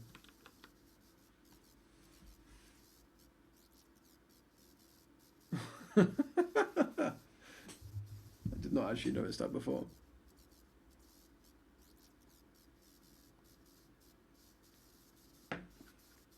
But yeah, incredibly costly shit. Okay, so game was paused. I want to see, was this anyone that was in this game? Please no swears, my memory check. Game is being paused by... So Lol Guy paused the game, so I'm assuming this was attack, right? I know that tactical pauses, like, or timeouts were permitted in the rules, but, like, even if they're not permitted in the rules, you just do them anyway and say, lol, my mouse is broken or whatever. So this was... I feel like this was for sure a tactical timeout. So it's going to be very interesting to see what Witness do on mid, because their mids have not worked and they have not adapted anything, like, pretty much for the whole game.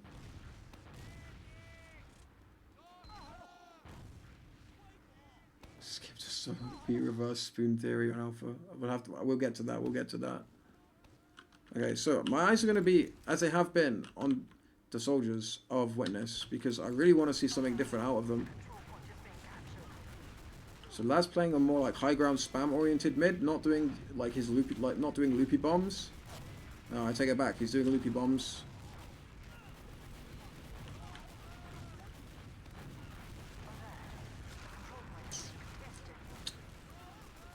I mean, it's just the same shit. It's exactly the same stuff that I've seen every other mid. They do their loopy bombs. They don't get any presence on the mid, and at some point they catch a bunch of spam, and that spam is enough for the opponent's scout to capitalize on and get a kill. I've seen that mid 4 times already this game. It's poor, man. It's poor. And G6 are just rolling now. Like it's just like should just probably be the end of the game. Oh, actually, never mind. So this med's gonna die. Okay, I'm not sure why he suicided quite that late. I'm definitely sure that he knew he was dead before he got here, but I guess he wanted to be absolutely sure before suiciding. But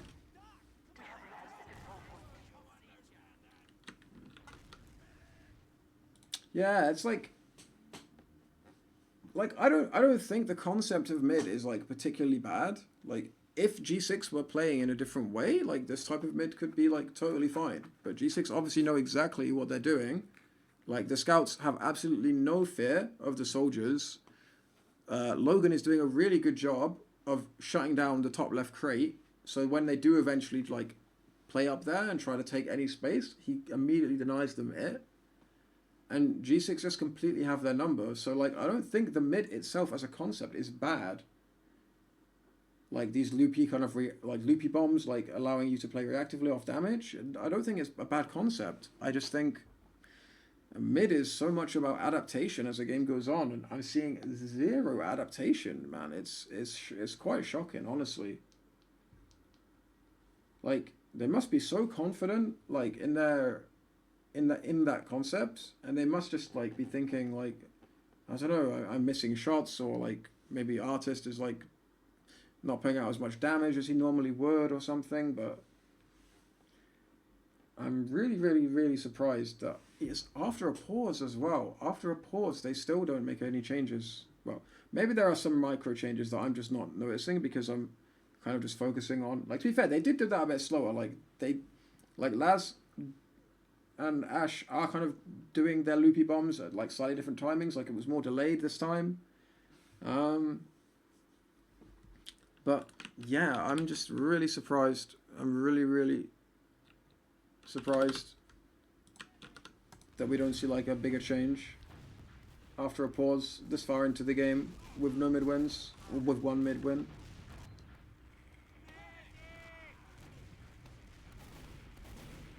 Alert. The control point is being captured. We have captured the control point. Yo, what's up, Mr.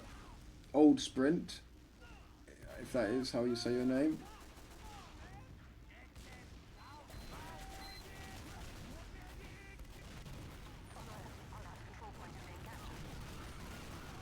Okay, Witness somehow, I kind of was just reading chat. Witness somehow ended up in a position where they're pushing last.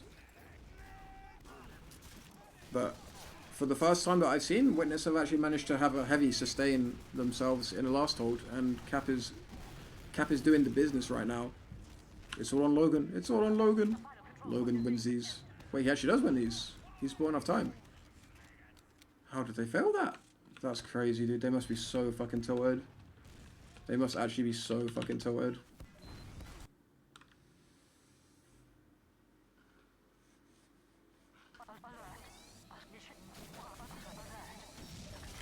Grand Slam, Ash, Low Guy, all cool apparently. Yeah, like yeah, I find it very strange. Like just strategically, it seems like a real misstep.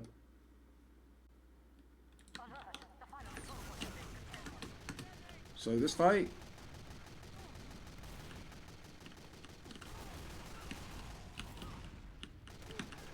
it's a 4v3. No heals for the blue boys.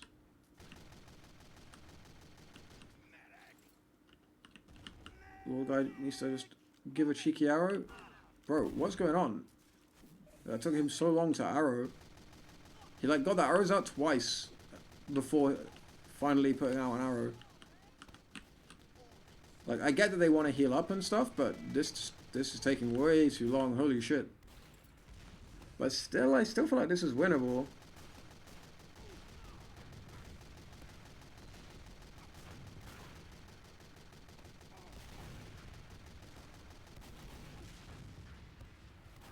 Yeah, like this arrow sequence was really painful to watch. But even still, like, this is super winnable. Alpha just goes on the stickies, like, the fight just gets away from them. Alpha goes on the stickies, and yeah.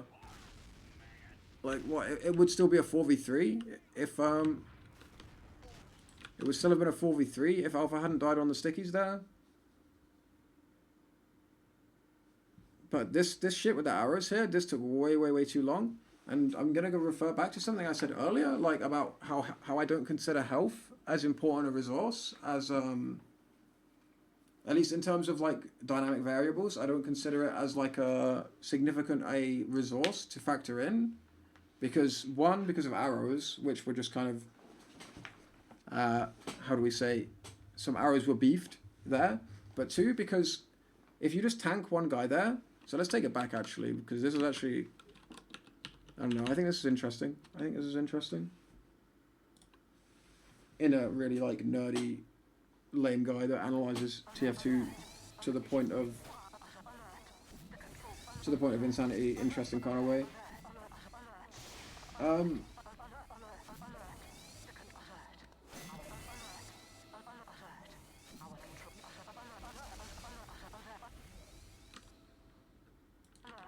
I've come back really far.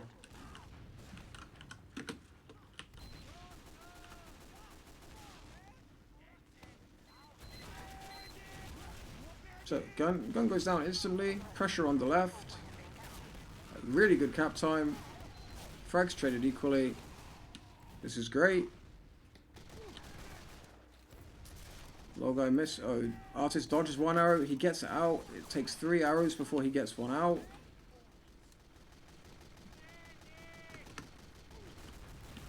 But okay, so Alpha is gonna feed onto the cap, but this time is quite costly.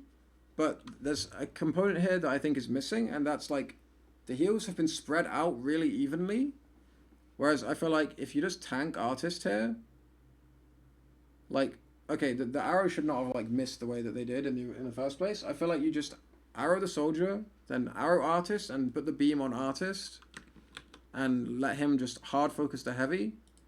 And people with low HP around him can still support him. Like, a scout doesn't need a shitload of HP to prevent someone from attacking his demo man, you know? Like, they eventually get the heavy down. It's now a 4v2. It's a 4v2, but okay, Ash is basically dead. It's a 4v1 for a brief instant. Like, maybe Alpha just doesn't realize that spawns are coming in and thinks it's better to just die on the point. Like, Ash is really weak. Oh man, this is so brutal. It's so brutal.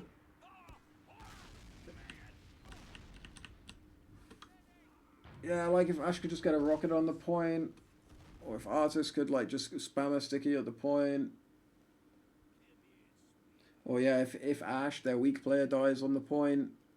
There's so many what ifs in this push, man. Like, ultimately I feel like it got really messy and complicated here because it took them so long to get healed up. And when they did get healed up, no one player actually had enough HP to take a direct engagement. Like, I think it would have been really good if, like, if Lolguy had just... Of course, like, you get the red players out of red, but then just hard tank, like, one guy that can initiate the fight, and then half HP players next to him don't have anyone shooting at them, and they can be just as effective with half HP. as they would with full HP. And then the heavy dies like 5 seconds earlier. When it's just Logan left alive, there's not 2 people spawning instantly. Alpha doesn't feel under time constraint to go on the point. But yeah, there's so many nuances there that could have fixed that. So yeah, man, there's just a lot. There's a lot of things that could have gone so differently in that push. I think it's fine for him to wait for an arrow. Don't think I'd stack on no sticks in his situation. Yeah, I think that's fine as well. Like there's so many options there. It's just kind of it's panic. Like it's just panic. At least it looks to me like panic. Like they didn't have like composure. Oh my god, Logan is fucking huge. What the fuck, man? That was actually beastly play. Holy shit. The control point is being contested. Let's fucking go, Logan, man. This guy is a beast. He's feeling it. Look at this shit. He's feeling himself, man. He wants this. The control point is being captured. Unlucky, unlucky, unlucky. What was I gonna say though? Yeah, there were so many small details that could have been different in that last push, but yeah, they look super off kilter.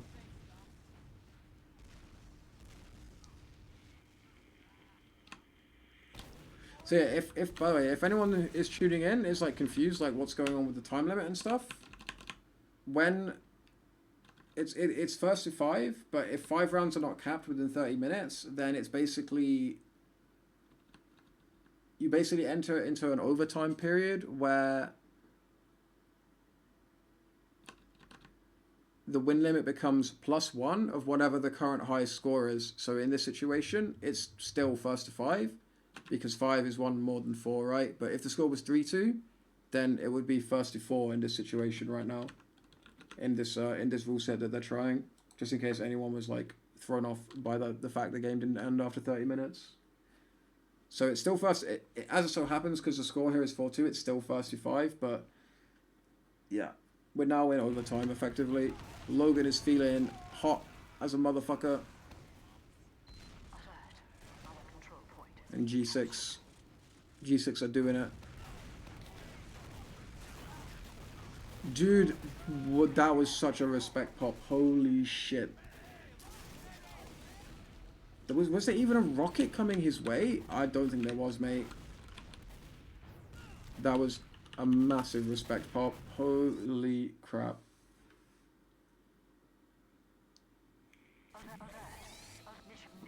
Why have I banned the phase Drozo? It was a joke years ago. Like, I was like on a Highlander team with Drozo, and it was like a, you know how there's like always that guy in a team, well, in some team dynamics, there's like a guy that just gets bullied, you know, like in a playful way, but like, you know, they're kind of the butt of like all the jokes. Drozo was kind of that guy in a certain way in that team. And as like a joke, like banter or some shit banter that I did, I banned his name from the chat. I don't really remember the reason why.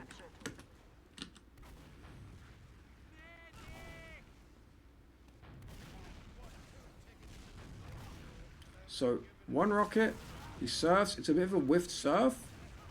Oh, there's a second soldier actually. It's kind of fine. Yeah, it's actually fine in my opinion. I got old man eyesight. I didn't see the second soldier.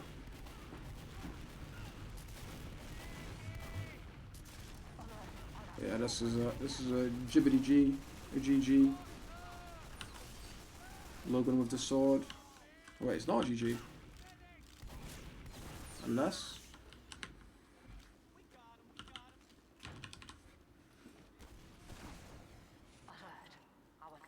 That's why Witness pays Log Guy the big bucks. Yeah. Yeah, Log Guy looks pretty good, not gonna lie.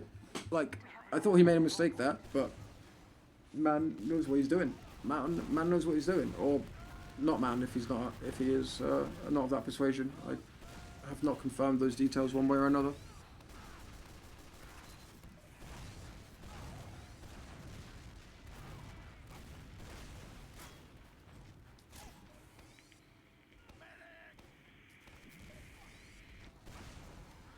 Yeah, I can think of better things to do with my Sunday evening than getting air shot by 2 soldiers. Not gonna lie, not gonna lie.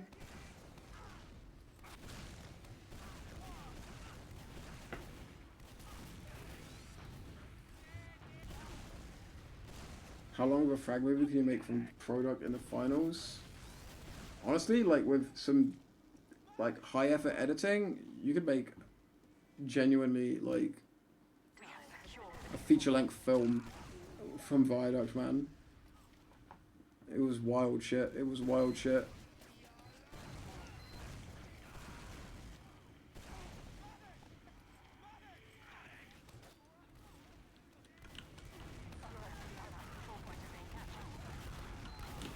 So like here, we have 2 scouts for witness. I don't really understand why. Like, you really need some tank. Like, Logan hits nice pipes, and that's the map 1 done. But I don't understand why there's 2 scouts here. Like a buffed heavy or something would be so useful. But yeah, Logan is a beast, man. Logan is a beast. Logan is a beast. Yeah, I'm just gonna be right back and grab a drink because my throat got a bit sore. But I'll be back soon.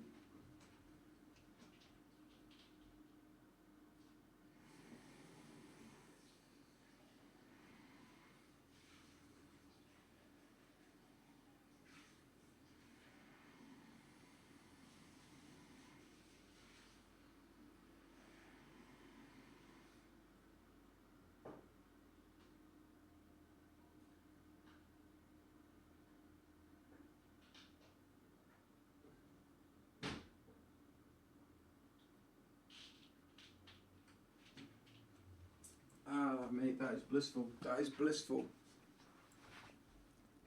So yeah, that was a pretty weird map, to be honest. Like, if I was to characterize that map, I focused a lot on Witness's mistakes rather than G6's qualities, which is maybe unfair a little bit, but I feel like the mistakes of Witness were, other than some like really nice like individual DM moments, I feel like the mistakes of Witness were the more like, I don't know, were very, very significant mistakes.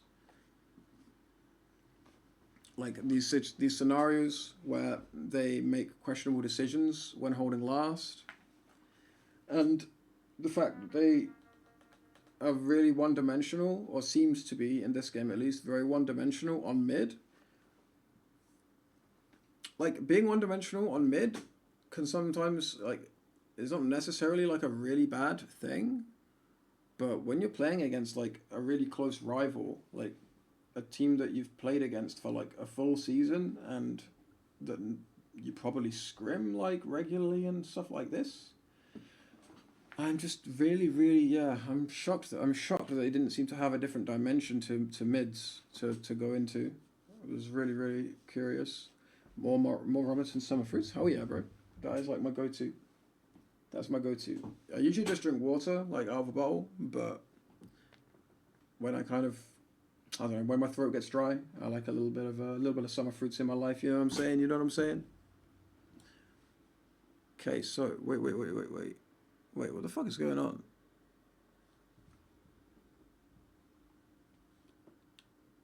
Some stuff is screwed up.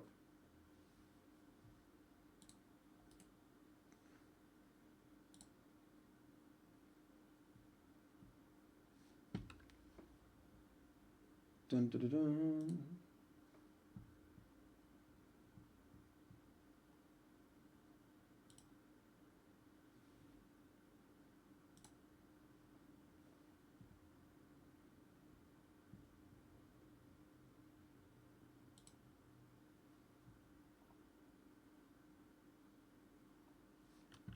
I don't really know what these Twitch functions do if you're getting the pop-up of this goal thing.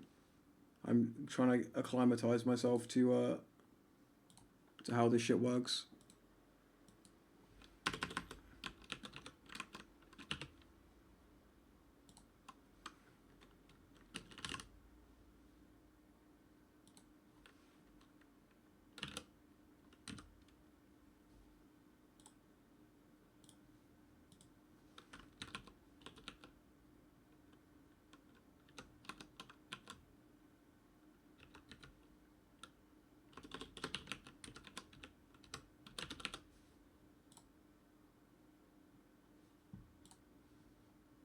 There we go. We fixed that shit. We fixed that shit.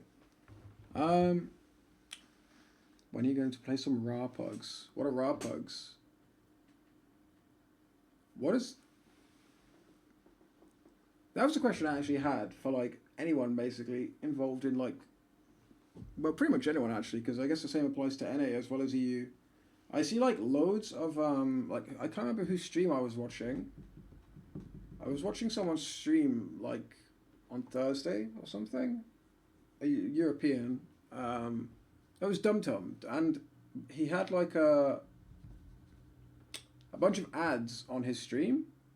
And there was, like, 9 different pickup, like, channels being advertised. Like, mostly, like, national ones. Like, there was, like, a Finnish one. And some other ones. So have we gone back to, like, kind of, like, regional pugs? Like, in, like super old days? Where teams well, not teams, where players are mostly playing, like, in their native pugs?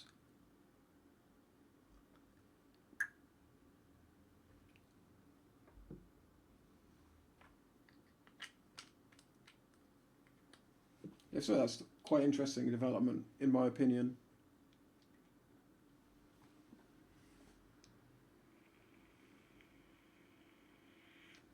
Like, since I've been streaming these past 2 days, I've obviously, despite being European, hang on a sec, I'll be right back 1 second. I got a phone call. How do I mute my mic?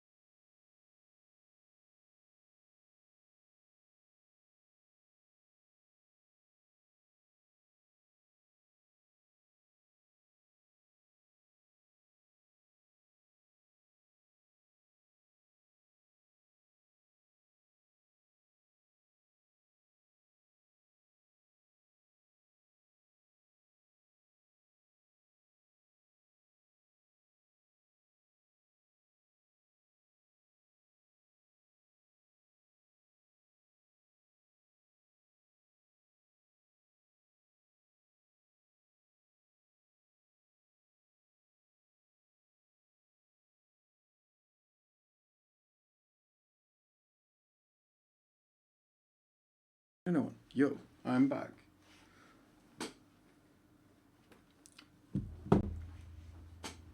There's regional pug websites that people use, but the most popular is Raw Pugs. Raw Pugs is the big one.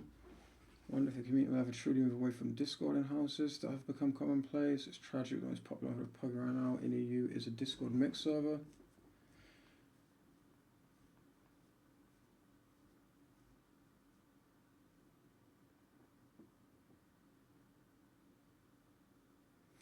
Yeah, it's kind of weird that it went back to these, like, that it went back to the regional pugs. Like, I don't find like like a Discord pug service to be that bad, like, in general, but it's just quite surprising that after so long of there being barely any like regional scenes. Because I mean, back in the day, you know, like we used to have like the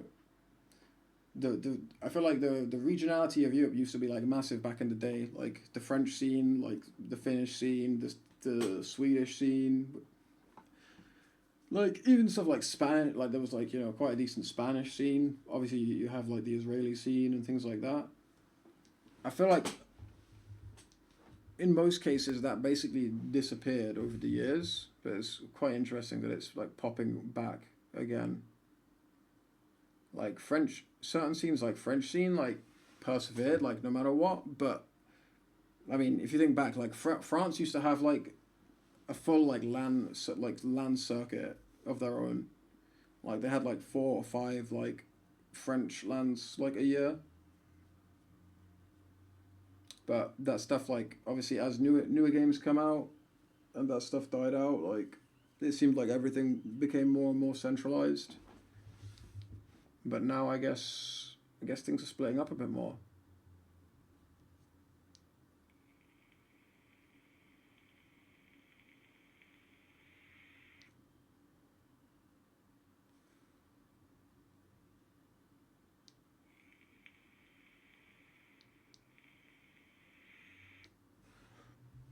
Yeah, that makes sense, Albert.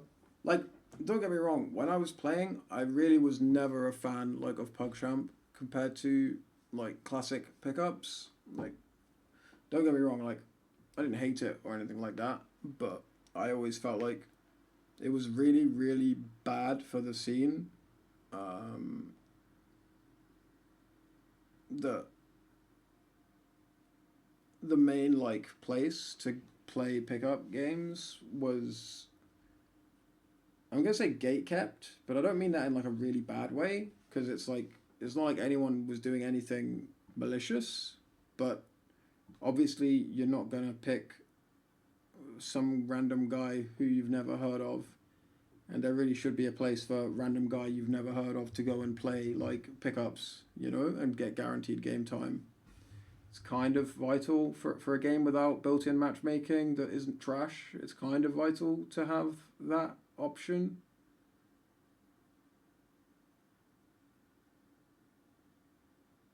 Can't wait for me to review the French land demos. Maybe one day. What was it? This is probably going too far back for a lot of people, but there was a French LAN where it was like some UK team like went, and I can't remember what happened, but I remember like there was like quite a funny like result where I can't remember if like the UK team was like supposed to be really strong and then got destroyed, or if the UK team won and kind of, you know, won a French tournament, being, you know, classic kind of like UK France rivalry thing. Yeah, they had Chris on Scout. Yeah, it was that team. Oh yeah, that was it. Nerd Race choked like motherfuckers. Yes. That's exactly what I'm talking about. Yeah, like. Yeah, that was like kind of nuts. That was kind of nuts. So I remember that happening. So what you're telling me is that this team of Brits, of toxic Brits, actually just went to France and killed their LAN scene for good. It never came back. Before that event, there was a thriving French LAN circuit. After that event, where is it to be found? Nowhere.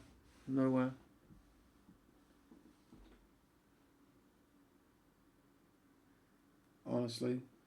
You should be should be ashamed of yourselves. Should be ashamed of yourselves.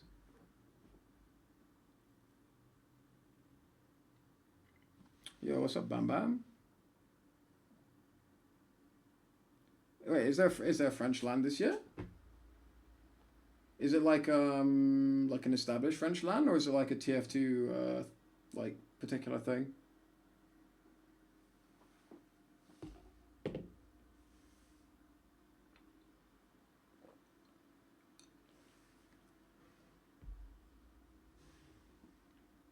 Oh, that's really good. Like honestly, before this local host LAN happened in California, I found it like really surprising that no one was making like smaller LANs happen. Like obviously COVID is a thing. Like, you know, there's no getting around the fact that COVID was a thing. But I feel like in a bunch of places for quite a while, like even pre-COVID to some extent, I find it really like, because we used to have like back in the day in like EU, I'll just use like EU TF2. We used to have like, there was 2 LANs in Finland a year. Okay, they were both actually pretty big and like top teams would attend. There would be like 5 French LANs. There would be like Lithuania LAN. There would be like LANs. You didn't really get LANs in Germany because there was these. I remember there used to be like these really weird rules in Germany, but we used to have the reality in the Netherlands. That happened a couple of times a year. In the UK, we obviously had I-Series. Like, okay, we still have I-Series, but then we used to have 3 of them a year. Okay, I-Series only has 2 events a year now anyway, but even still, TF2 is only at 1 of them. But we also had Epic LAN in the UK not for a long time, but a couple of times as well. So like Epic LAN was like basically same as I-Series, but just scaled down a lot. And it's that type of LAN, like the Epic LAN style.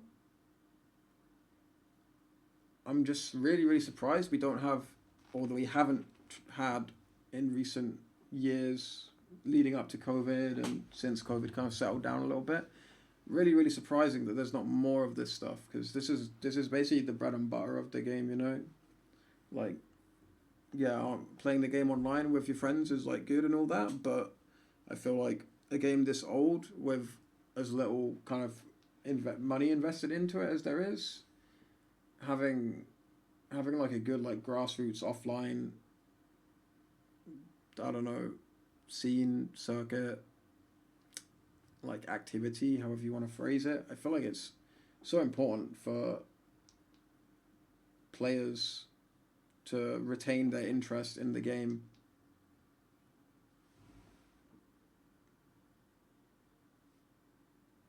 Yeah, info show. I think that was the Lithuania one.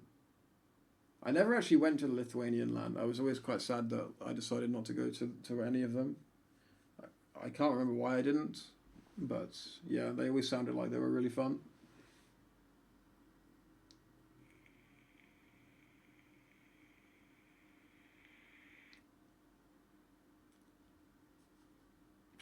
Dude, I'm really struggling to read my chat with the dark background. I really wish I could have my Twitch control panel with light mode. Yeah, the Deutschland incident was a true tragedy. But at the moment, I'm not signing for free just because it's kind of a pain in the ass. But like, I sign like for subs, like tier 1 subs. Like sometimes I make exceptions, but it can become a pain, and it can become a pain. So I'm at the moment just kind of restricting it to like tier 1 subs. But yeah, it is what it is. But yeah, I feel like it's, yeah, it would be disrespectful to people that have subbed to make too many exceptions, because they obviously, you know, some of them will have subbed for that reason in particular. When will you get Kato comeback?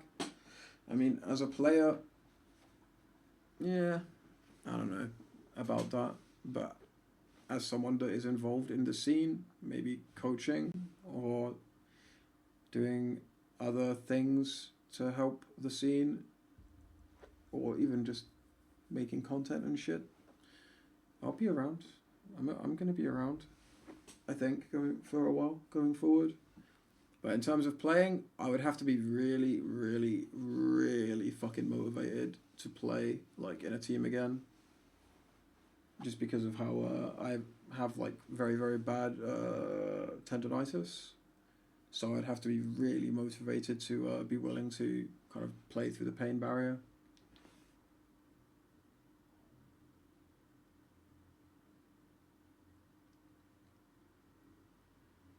My thoughts on the Iron Bomber hitbox. I think it's. I don't like the fact that it's different to the grenade launcher. Like, I felt like it wasn't supposed to be different. I felt like it was a design mistake. I don't think it was supposed to be like that. And when I was playing the game, I really wish that the lock and load. The lock and load? What the fuck am I saying? I really wish that the Iron Bomb wasn't just naturally having a bigger hitbox, because I much preferred grenade launcher.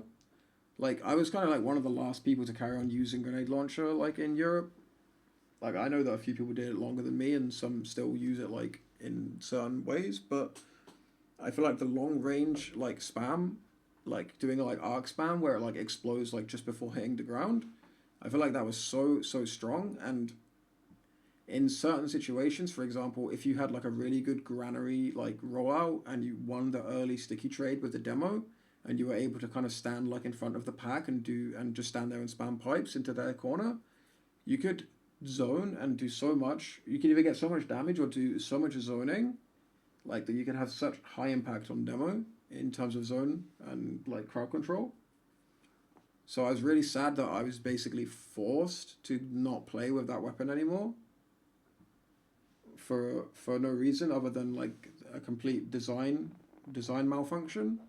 So I'm not playing like this season or anything, so doesn't really matter to me now. But I think if I was playing, I'd be very happy that the Iron Bomber was being fixed by this plugin.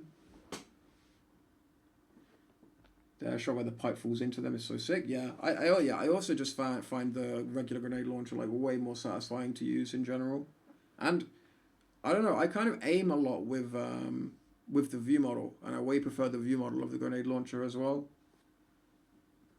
Can you see my hand? I mean, you can see it. There's not that much to see. I'm wearing some tuba grip at the moment, but my hands, they work, you know? It just can't use them too much, you know? Or I get a lot of tension and pain in my wrists and forearms. Get some kaidus casts this season. Yeah, I'm going to cover some games live. Like, I'm not sure if I'll do anything on TFTV. I've always found that I have more fun doing it by myself. Just being able to, like, do whatever I want, go off topic, and if the teams are playing badly, not have to pretend. Because I feel like if when you're casting, like, for real, like, on like, you know, like, on, like, an established platform, like TFTV or, like, Essentials or RGL or whatever, if the game is bad, you're kind of obligated to pretend it's not bad and try and see the positives and, you know, obviously create that engagement for the viewer. But I find that very unappealing. Like, so it kind of puts me off doing like mainstream casts, if that makes sense. But I really enjoy like watching games live and just talking about it. And if the teams are playing shit, then I'll say that they're playing shit, you know? I find that like way more interesting. But I'm definitely going to cover some games live. No, I'm not done with demos. I'm just taking a little break because to be honest, I've actually had like a headache. I wouldn't say almost a migraine, but I've had a headache all day. So I'm like, my brain's working a little bit slowly today. So it took me a long time to get through that demo. So I'm just taking a little break, and then I'm going to go into the second map of that series. So yeah, it's not over. In fact, I'll load it up now just so it's obvious that I'm not done. But yeah, before this LAN happened, I actually planned to, I was going to stream, basically I had some work that I was doing outside of, like, video gaming and esports and shit like that. I had some work that I was doing over like the past week that gave me like a really fucking awkward schedule. But I've kind of wanted to stream, like, I've been planning on streaming like demos and stuff for like the past couple weeks, but I just haven't had the availability to do it until now. So it's kind of coincidental that I'm starting with this LAN. It just happened that I finished up the stuff that I had in my schedule like on Saturday. So yeah, it just so happened that the first day that I was available, I was free to watch like the games of this LAN. What do I do for work? I do a host of different things, to be honest. With my wrist, I kind of don't like to get locked into something very rigid, like with like, you know, an employer or whatever, because there are periods of my life that I go through where I literally can't use my hands for like days on end, or can't use them for anything meaningful. But the job I was doing recently was basically related to animal care. Like my mum runs like an animal care company, where we basically take animals in, like when people go away, like on holiday or whatever, or for various reasons. And this week I was looking after a bunch of rats for a customer. I normally just handle like administrative stuff, but when I fucking love rats. Like when I was in uni, like some years ago, I had like 5 rats. I had 5 rats, and like rats are probably like my favorite like pet to have. But where I'm living now, I'm just not allowed pets. Like I'm just renting like a flat. So I don't have any. I'm not allowed to have rats. So like when my mum's company gets rats, like for boarding, not for boarding, but for visiting, then I will. I take the rats. I take the rat like jobs, if that makes sense. But the rest of the time, I'm just doing like administrative shit.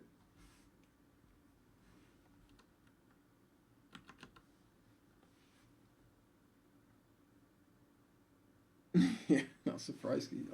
I love rats. TF2 player after all. Yeah. No, rats are fucking like awesome, man. Like they're really, really good pets. It's like all of the convenience of like other rodents. Like, you know, it's not like having like a cat or a dog where it's like super, super high demand, but they're so much more rewarding than like hamsters or whatever. Like they're so intelligent. And they like bond to you like really well in the way that like a cat or a dog would. Maybe not quite as far as a dog, but they bond to you like as much as like a cat would, in my opinion. Yeah, no, I'm a really big fan of rats. Ashley Kagas says, not really updated into EU TF2 teams, but what team do you think can face Froyo in EU? I'm going to be honest and say I haven't watched pretty much any, for the reasons I just said before about like my schedule over the last weeks. I haven't really watched any EU TF2. I've caught a couple of casts over the last few weeks, but what are they called? Backyard bullies seem very good. I'm not convinced how they would handle Froyo because they look very, very loose. And I'm not sure, even though they're very, very skilled players, I'm not sure they have enough skill to play against Froyo whilst being as loose as they look. But I haven't seen Evil Guys play so far, because I'm not sure what happened with them, with their schedule, but like all of their games were delayed. But I was planning on doing like my first streams back, I was planning on covering, I was going to go back and watch some demos of those teams, Evil Guys and Backyard Bullies. I might be getting their names wrong, but the Salentes team and the ex-Ascent team, I think both these teams look very like interesting, and I wanted like my first streams to be watching their demos and then watching their match when they finally played their match together. I wanted to watch that game live, but those motherfuckers fucking, even with like the animal care that I was doing this week, I still planned to watch that game live when it happened, but those motherfuckers rescheduled it like 12 hours before. Like I looked the night before I went to bed, I looked and I was like, oh okay, that game's tomorrow night, I'm gonna stream then. And then they rescheduled it, man. They fucking rescheduled it. I like got home from doing what I was doing that day. I was like, yes, let's go. It's time. The stream is gonna happen. And then I looked at ETS, I was like, well, fuck me, it's not happening. No, but yeah. I mean, either way, I think those two teams, obviously, I mean, it's kind of this is kind of like stating the obvious. They're obviously like the top 2 teams in EU at the moment. At least it seems that way. But I'm not sure if how they will match up. Like, I didn't really watch anything of TF2 while in the period where we had quit, like Seven had stopped playing, but the remnants of Feint, or what became Ascent, where they were kind of winning like comfortably for a while. I didn't really watch them in that era, but if they have anywhere near the level they had, like when Seven folded, I would pick like Evil Guys probably to win the season. And I think with some, I don't want to say with some tweaks because I haven't seen them play, but I think they would have a good balance of like skill and structure to give Froyo like the most interesting game. But I wouldn't rule out Backyard Bullies either, to be honest. Like, I was seeing some really, really nice stuff. Like, I watched them play Witness EU, and I know that Witness EU have like some problems of their own, but there was some very impressive stuff from Backyard Bullies in that game. Even though Witness were clearly like not at the level that they wanted to be, there was some really, really good stuff from Backyard in that game. But like I said, I haven't seen Evil Guys play, but I'm kind of expecting Evil Guys to be. Wait, is it Evil Guys? Like, no flame, but I hate the team names this season. I find them all so like indistinctive that I'm never sure that I'm talking about the right team. I'm gonna look it up now. Competitions. Top team tables. Evil Guys. Yeah, Evil Guys is the team I'm trying to speak about. Yeah, so the Pappy team and the Cell team. Like, I would expect the Pappy team to be better, but the Cell team has really, really good players on it. But yeah, I kind of missed the whole like Nerd Rage, like Josh winning Prem era. Like, I watched I watched like 1 or 2 games, but when I was like fully invested in Valorant, I did not have like a minute a day to spare most of the time. It was only if I was like, I don't know, like I would have like max like 1 day off Valorant a week, and sometimes not even that, but I caught like 1 or 2 games. I don't really know anything about that time period.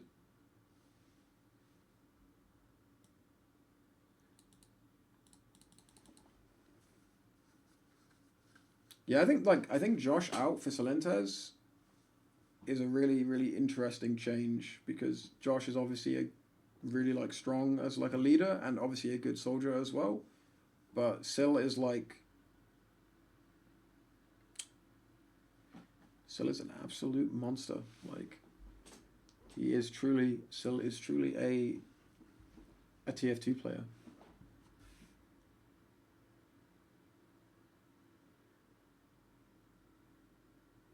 Yeah, I've watched the Process game, Sultanate.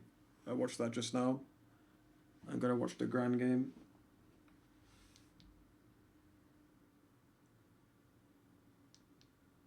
But yeah, no, Sil is nuts. So even though, and to be honest, Sil is actually quite good, like at giving like direction to teams as well.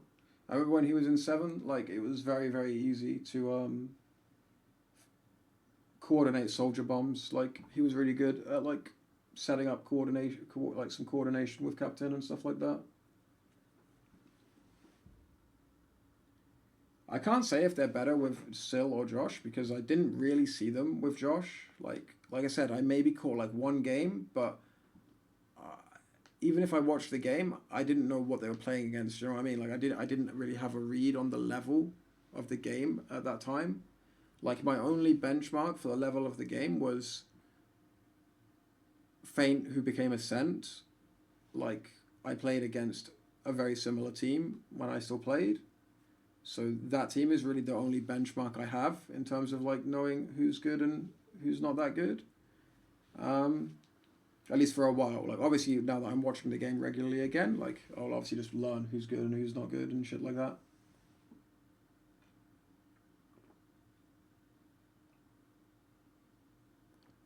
Jay is the best NA player. I mean, he's definitely up there. He's definitely up there.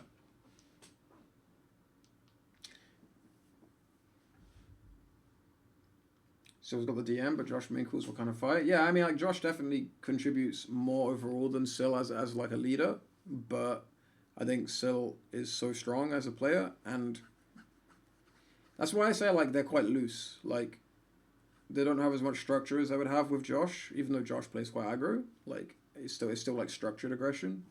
But Sill, I think, brings enough like intelligence and communication that he can kind of steady that ship if it goes a little off course at some point. But yeah, it's not the same as having like a dedicated like enforcing in-game leader, you know? It's a bit different. Watch these Granary mids, do a thing of beauty. Yeah, I'm gonna get into this game in a sec. Although I did actually find some of these mids like really. Wait, was it this game?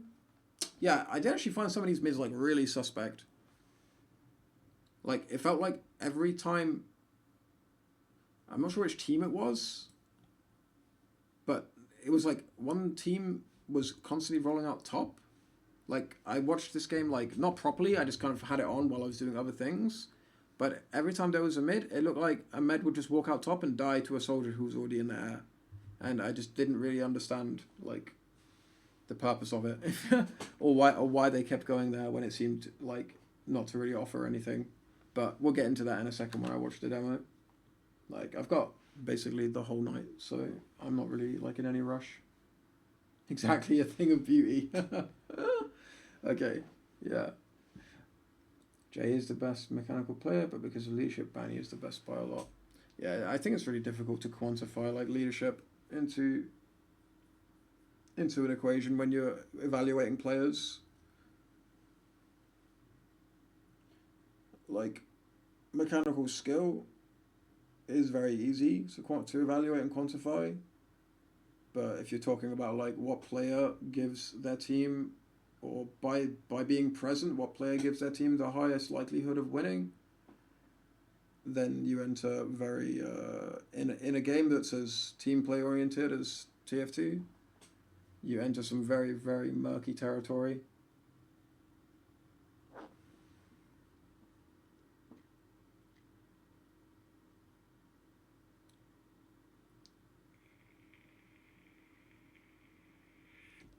Yeah, I find it really hard to say like an MVP of this LAN because Froyo were just so fucking dominant. Like, not only were they really dominant, but they actually didn't play that much, you know? Like, there was no group stage. We didn't see them play Witness. They absolutely slammed their first game in like 9 minutes.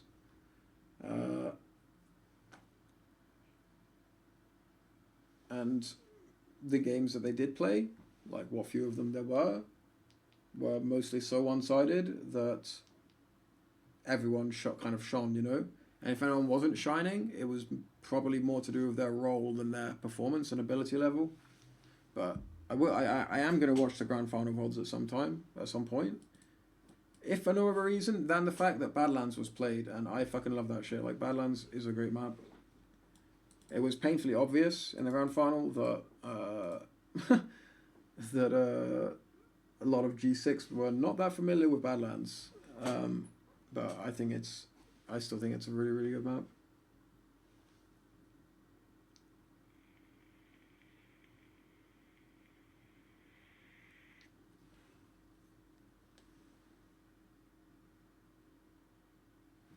Yeah, Freya played Witness in the upper bracket final. Sorry, no, why? I don't know why I keep doing that. Like, I've said Witness when I mean G6, like, every time. I have no idea why I keep doing it. But yeah, Freya played G6 in the upper bracket. And I think every game before that was never going to be a contest for Froyo. So the only team we even really saw them play of substance was G6. Twice. And as I understand it, I could be wrong, but the expectation going into the LAN would have been that Witness would have been the more challenging opposition for them. I don't know if it's just a case of matchups, like Witness have the better matchup against Froyo, but then a worse matchup against G6, or if it's a case of Witness underperforming at this LAN. The famous Season 6 Grand Finals, is that the one that Witness won? And if so, that's a good suggestion and probably something that I will do at some point, because yeah, obviously with my wrists I can't play the game in particular, so I'm very open to like exploring like different avenues of like what I can stream, like stuff that I can watch on stream. I have kind of like quite a long list of stuff that I want to do, but that definitely will definitely go on the list, if that makes sense.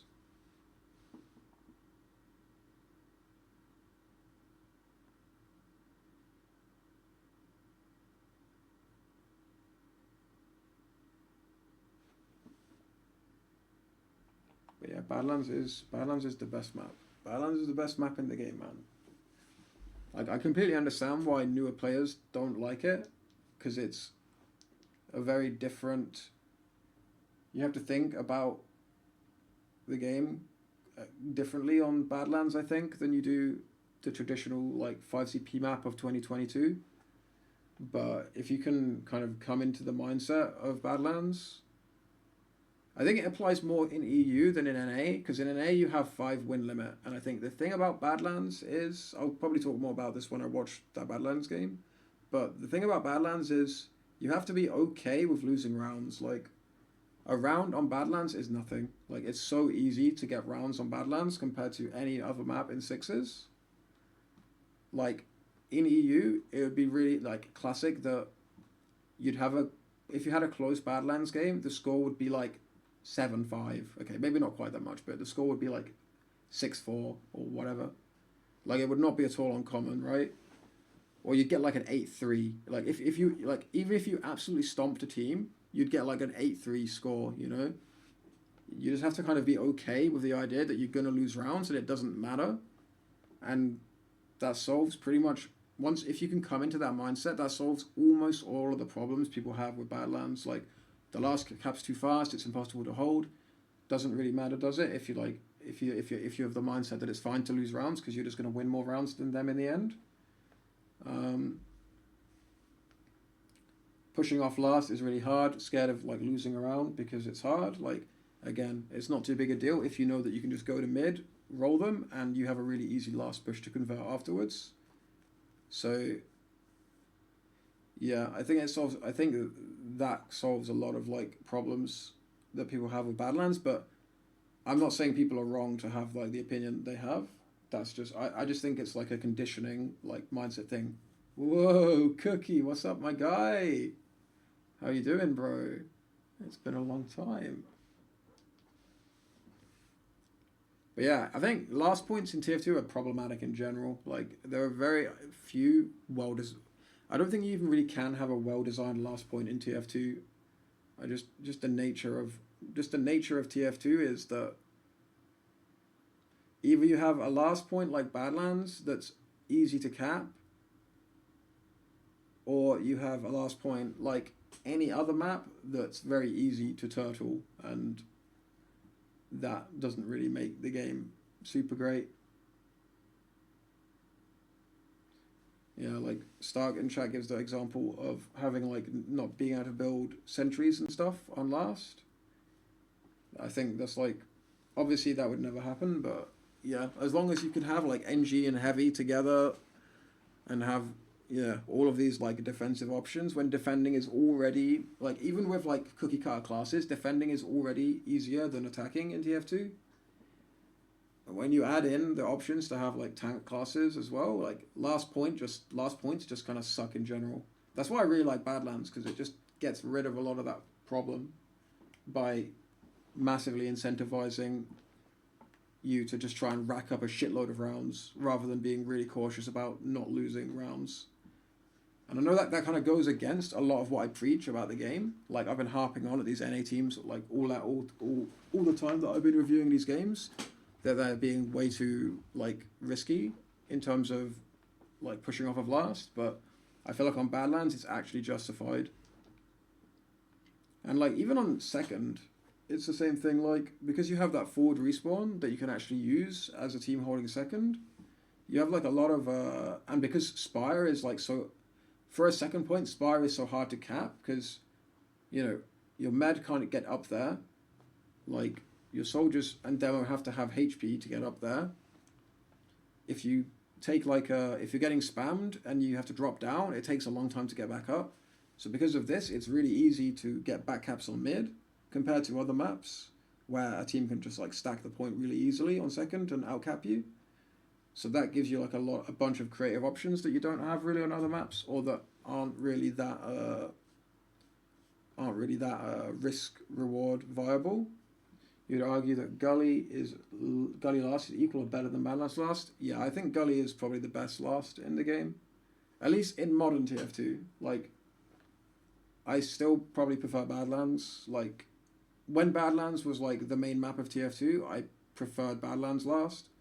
But Gully is basically a redesign of Badlands, like last.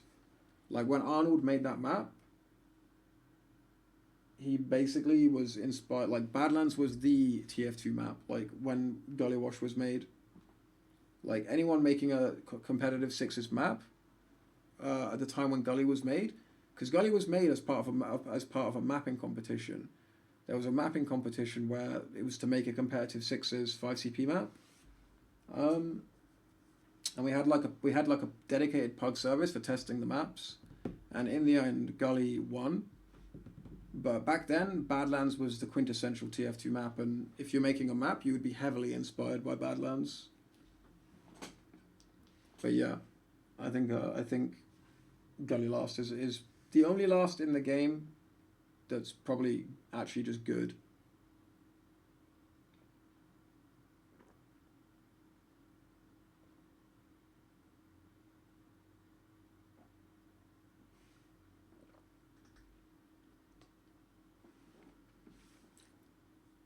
I like Gully mid. I think Gully second is kind of trash, and the transitions are like mediocre. But I think Gully mid's pretty good. But again, the mid is like heavily inspired by Badlands in terms of having like this top like a bridge area that you fight on, and then like an underneath area that's not as prevalent as it is on Badlands, but you can definitely see the inspiration. I just have to be right back really quickly, but then we will probably get into this Granary game. But be right back. 1 second, my friends. Or 1 second? A few seconds. Maybe even a few minutes.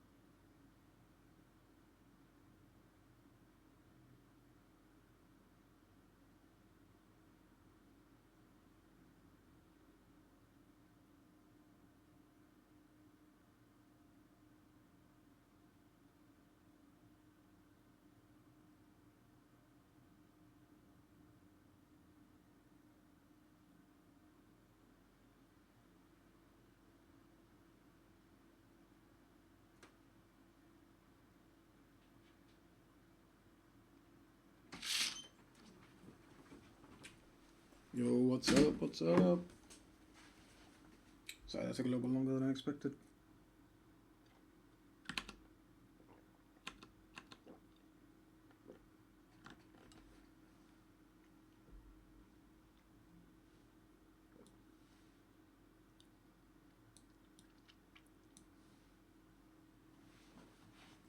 Okay, so today you just said the words that are absolutely taboo. I think if I had to pick two like maps that were pretty common in TF2 that I absolutely moderately dislike, it would be Sunshine and Reckoner. I genuinely like. I never really liked Reckoner, and I just find Sunshine incredibly boring. Like, but for my personal taste, I find Sunshine to be quite boring. But it's all personal preference at the end of the day. I don't think it's a bad map. Like, nothing about Sunshine like is bad. There's just none of the fights, like, or none of the points. Just, I don't know. None of them give me any like ideas, like creative ideas about like new ways of like having fights or whatever. And Reckoner, I just think there's so many problems with that map, but it functions. Like it functions. I'm just not a fan. It does look nice though. Yeah, it does look nice.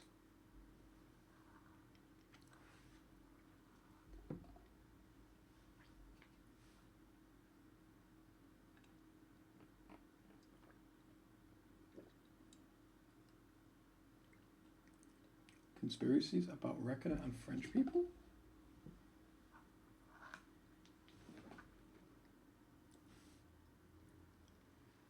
Yeah, to be honest, I'm not even sure which version of Reckoner I'm thinking of. Like,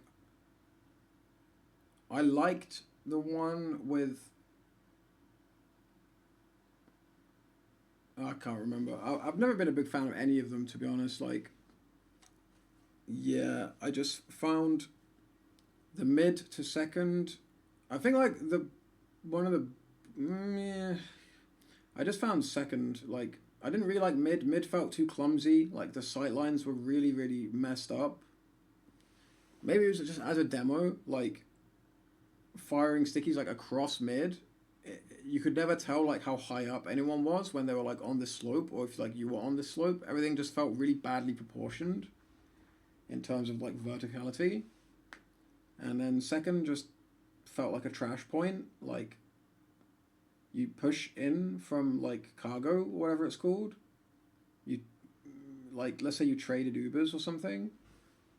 The point was just kind of off, stuffed into a corner, and there was not actually, like, any there was no second point. Like on Granary, oh god, Jesus Christ. What the fuck's going on? So, like, on Granary, like, for example, like,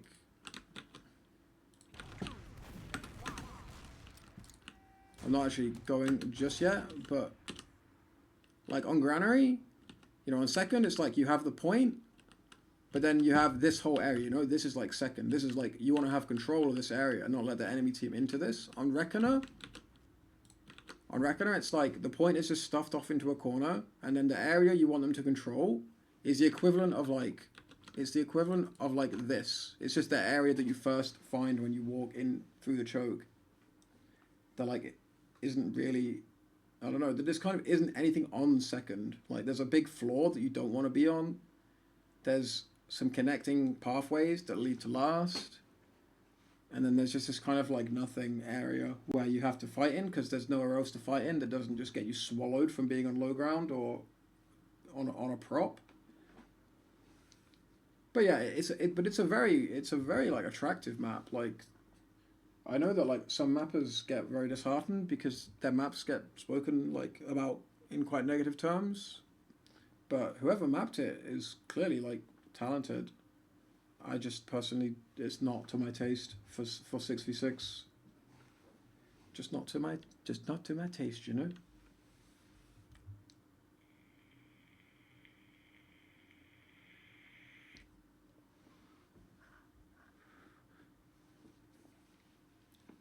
Opinions on Reckoner Bush.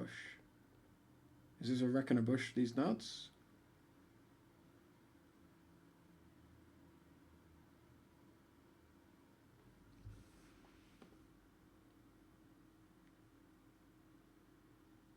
I feel like Wrecking a Bush could actually be like a D's Nuts joke though.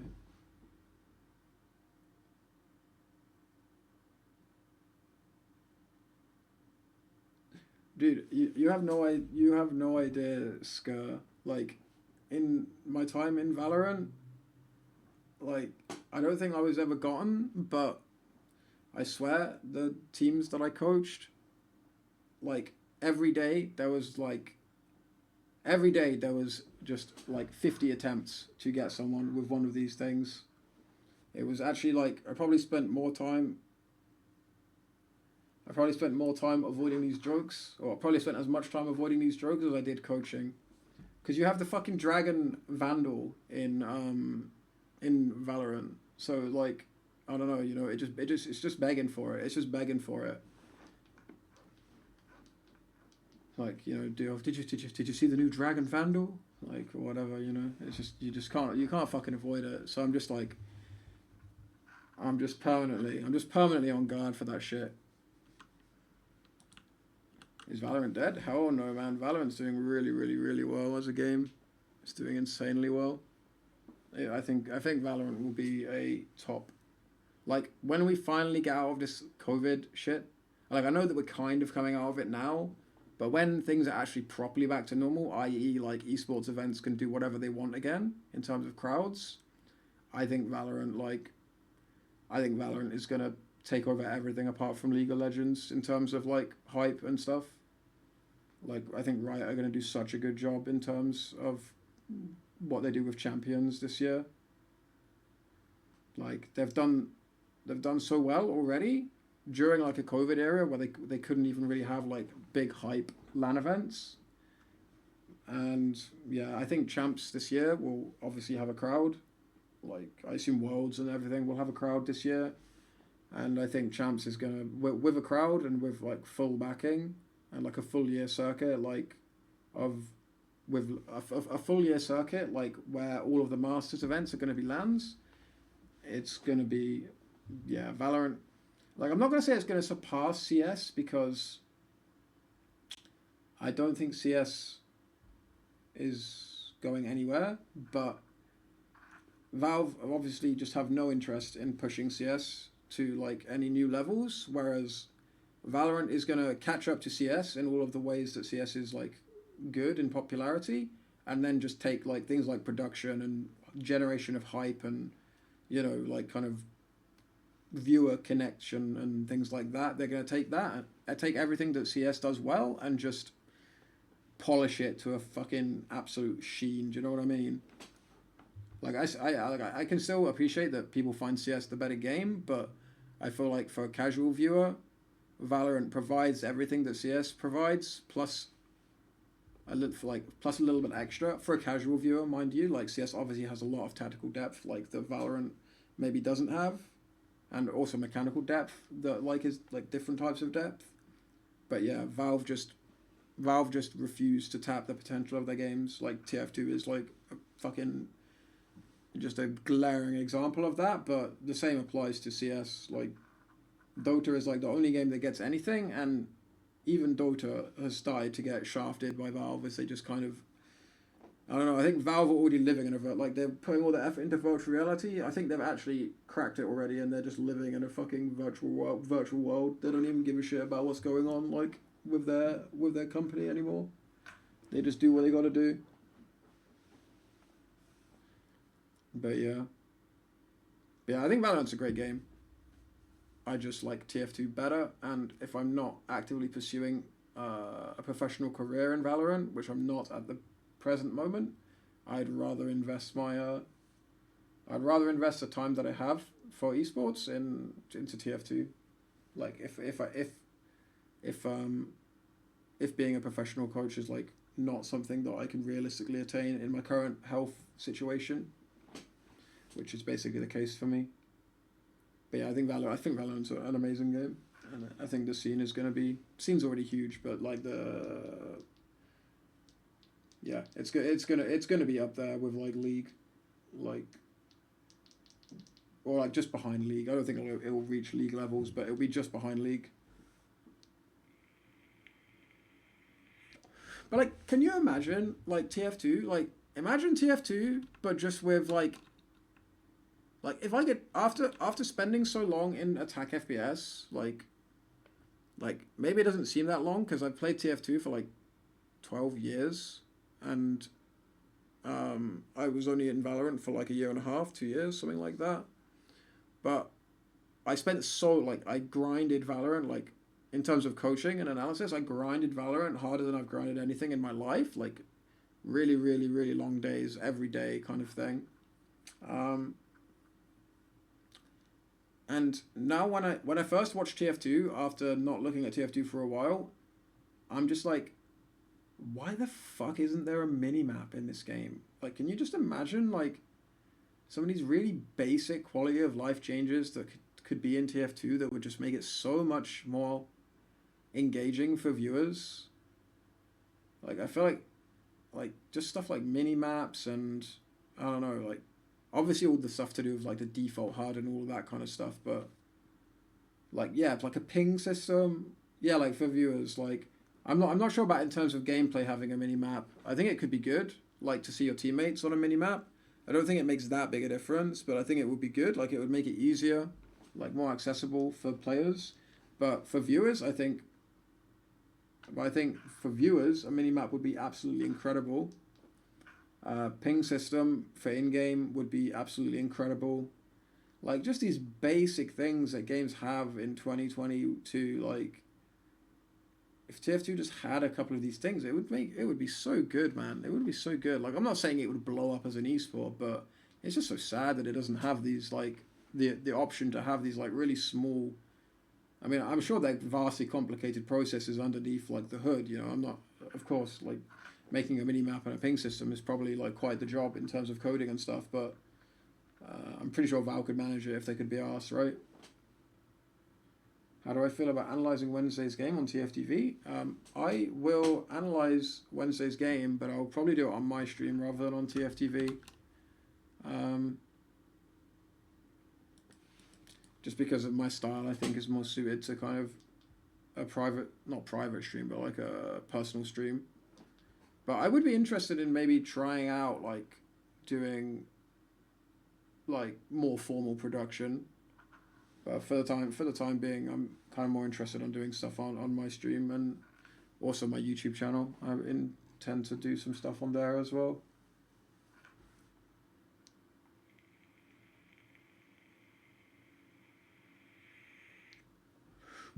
But yeah, I mean, if you guys want to keep asking questions about, like, various topics to do with this, that, whatever, like, go for it.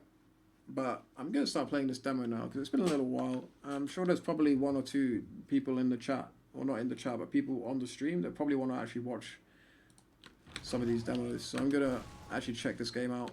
So just to recap a little bit, for anyone that was maybe not following this LAN, for anyone that was, like, not following this LAN, this is map 2 of the lower bracket final. Witness Gaming are down 1 map. If they lose this map, they are out. G6 are looking good. And historically, bot mode does not lose. Bot mode is BOMO G6 in this game. But historically, bot mode does not lose Granary to NA teams. Like,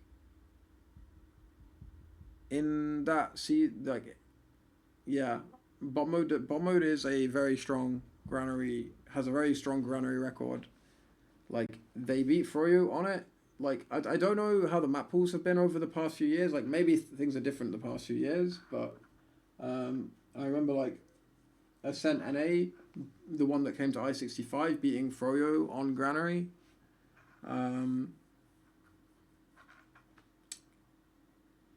And yeah, bot mode just in general being pretty good Granary player. So you can expect a strong performance from G6 in this game. And if I can ego trip just ever so slightly here, even if you kind of have to concede that Froyo Tech are the best overall TF2 team of all time, I will die on the hill that 7 were the best Granary team, like the best team on Granary of all time. So I might go a little harder on my criticism. Well, not even criticism, but just my analysis on this map. Because I am supremely confident, like, that I know what I'm talking about when it comes to Granary.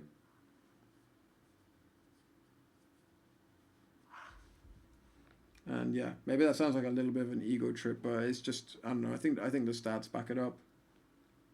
Definitely not Rewind 2.7. I mean, Rewind 2.7 couldn't have, Rewind 2.7 weren't the best at anything. Froyo, we beat very narrowly at I-63 on Granary.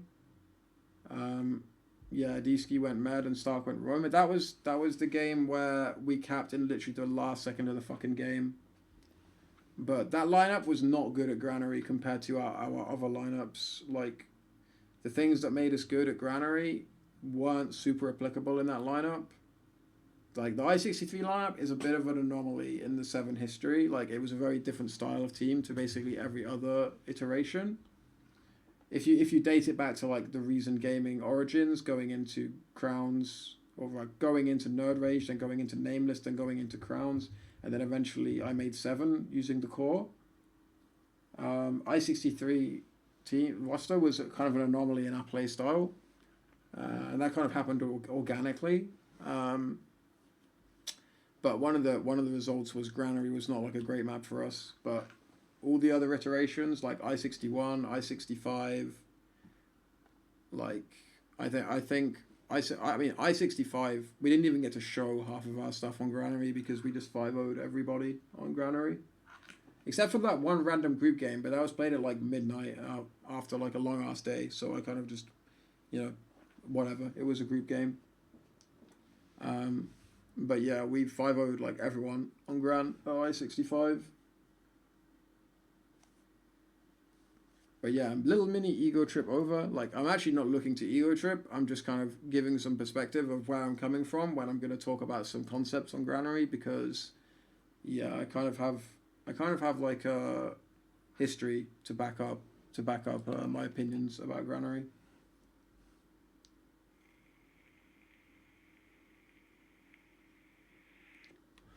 I'm definitely going to watch the Froyo Grand Final, by the way. Even though it is a roll, I'm definitely going to watch it. Maybe not today because the time is getting on a little bit, but I have plans to stream tomorrow as well. And I don't have solidified... I didn't have solidified plans of what I was going to stream tomorrow, but tomorrow will probably be a bit of a mix and match. I'll probably do the Froyo Grand Final combined with maybe some E2F2L stuff, like catch up on some E2F2L things. In time for Wednesday's match that I'm going to cover live. But yeah, actually wait, let me just quickly check chat before I get into it. What I think was my best lineup,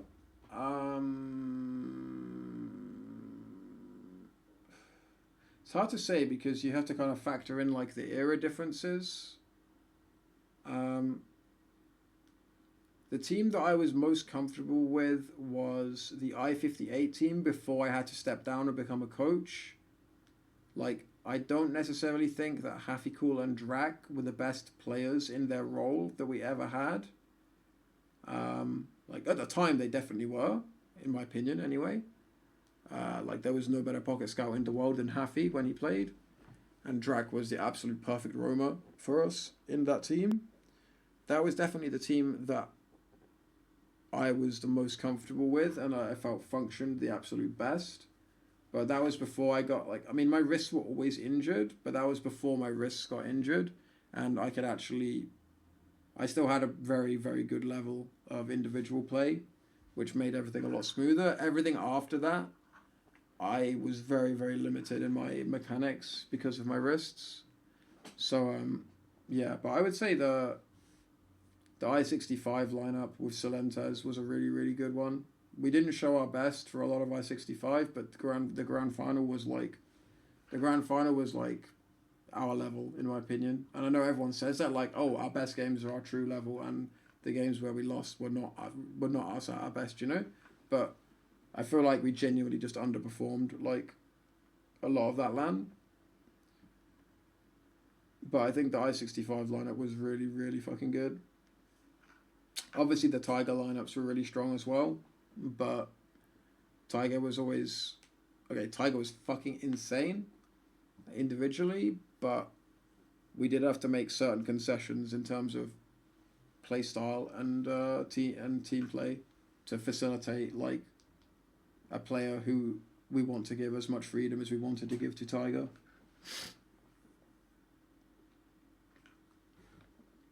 Subinski roster, best rosters. I loved that roster. I was really grateful to those guys back then because I mean, speaking of like taking breaks for wrist injuries, when I made that recent gaming lineup with Zub and Skeej, I'd just taken a season off because after I-52, my wrists were so bad again. Like, I kind of go through phases where I like my wrists get better and worse.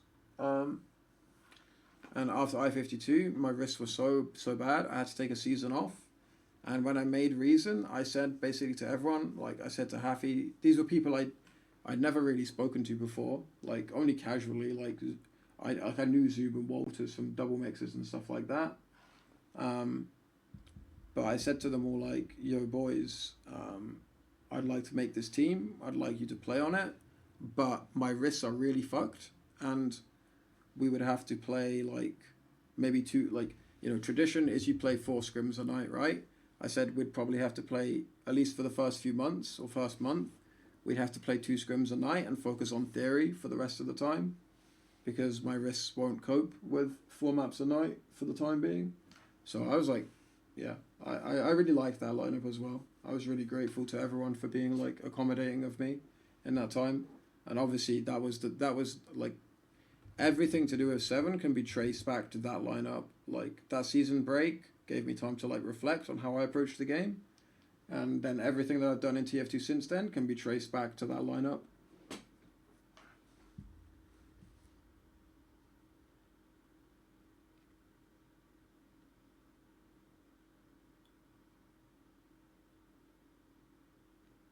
Yeah, getting a sub could have been okay, but I think doing the theory work really, really helped in the long term. Like, it definitely helped me learn, like, how to be a better leader. And that was really where I established, because I spent so much time watching demos then. Like, that was, like, obviously I'm watching a lot of demos, like, always, but that was when I really started to watch demos with a purpose, like, I used to, before then I would watch demos to like either see what other teams did, or I'd watch demos to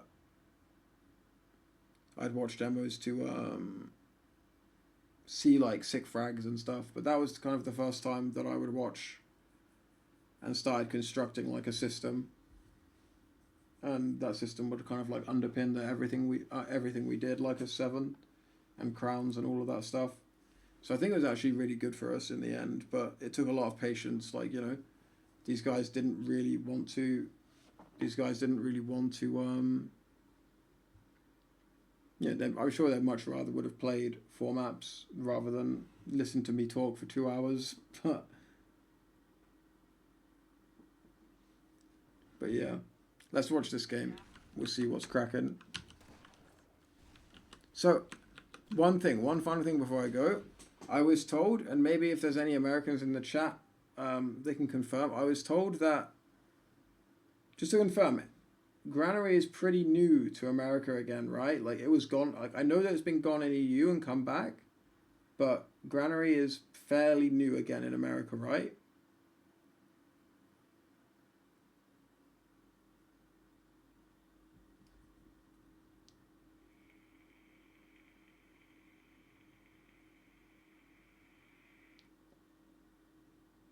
Granary just returned this past season. Okay, yeah, because I heard that, like, not in this game, but like in other games, like Logan couldn't like roll out to Granary mid, and he had to like learn the Granary rollout for this LAN and stuff like that. So that's something to kind of keep in mind. So yeah, that's just something to keep in mind. I'm not sure if the same applies to artists. Like,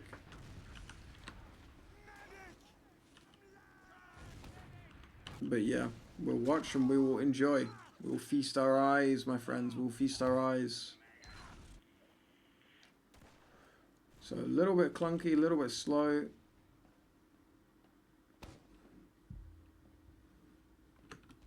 Slightly misplaced stickies. So yeah, this is something interesting. So just straight out of the gate, something interesting I noticed. Both teams were rolling out like their entire team top, and like intuitively, like I get why this is their intuition, because it's like, okay, high ground in TF2 equals good, but this door is hell on earth. Like, I know that it's been slightly widened, but this door is hell on earth coming out. Like, if your demo dominates the other demo, this door is an absolute fucking nightmare to get out of. So I'll just say it out of the gate. I said I was going to be a bit harsher on this game. I don't think this is the optimal way to play Granary mid. At least if you're confident in your demo, I don't think this is the optimal way to play Granary mid. Artist made his debut in 1 invite. Damn, Artist is kind of a nutter. Holy shit. But yeah, I think if you're confident in your demo, going top is not the best option. And if you're not confident in your demo, then going top is a terrible option, because you're going to get absolutely destroyed coming out of top. But yeah, let's watch and see. So you're already seeing the delay as they have to deal with stickies that are on the thing. High bombs. Like everyone high bombing. Skis just getting instantly mopped up because he has to come out of this tiny doorway that he has no vision, like fucking hell. Like, as you come out of this door, like, you can't see anything, you know? It's so hard for a medic to walk out here, like, if you don't have, like, info and control. So Skis goes down instantly. Logai is still putting out some heals, which gives his team a fighting chance. Branslam is full buffed. And Soldier has high ground, even though he's a little bit weak. But, like, realistically, this could have been achieved. This could have been achieved. It was close. But yeah, I'm not 100% convinced on this top dynamic.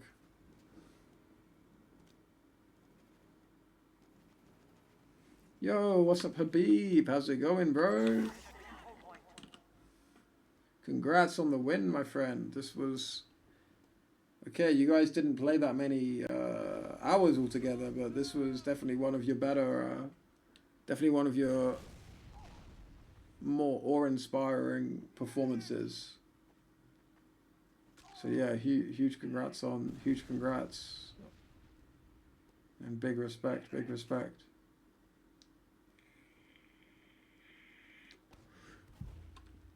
Where's Mario Botnose? He's at home with my mum. His brother Luigi died the other day though, so that's quite sad. Okay, but yeah, back to the game. So we're in a mid stalemate. Typically you would see the stalemate long out quite a lot, right? This is usually quite a hard stalemate to break, but 3-minute round timer means we're gonna need some aggression. Sacks are not, like, even with 10-minute rule set, sacks are not really a great option here. Like, medic can play so far back. Like, at least at I-65, sniper was becoming quite meta as a way of abusing the stalemate, because there's not really anywhere good for the medic to stand where he can heal his team and not get sniped. So it's going to be interesting to see how these teams kind of break these stalemates. Like, obviously, a classic strategy is, like, trying to kill this lone soldier on right yard or left yard, depending on your perspective. But, like, yeah, you know, like, blasting these stickies away, and then, like, sending a scout and a soldier through to duel this soldier, getting the kill, or even just sending, like, a scout. Like, if you have, like, a really, really strong scout, he can 1v1 that soldier, get behind, there's plenty of health packs, create some chaos, that kind of thing. But yeah, I'm gonna be interested to see what options these guys have thought up to try and break these stalemates. So bot mode, you see he just sneaks under those stickies, and it's kind of what I described. They're going straight for this soldier on left yard. Alpha comes over to support, but is the damage already done? Bot mode should really be cleaning up frags here. Okay, he's not able to get any frags, but he is getting behind, which is going to create a lot of complications. Like, I feel like Logan and Rakuso should be putting up a lot of pressure now. Okay, bot mode should... Oh wait, this is his fucking teammate. Okay, so they're 2 behind. So that basically forces, to be honest, that basically, at this point, Witness Gaming basically have to fall back. Like, they're completely penetrated.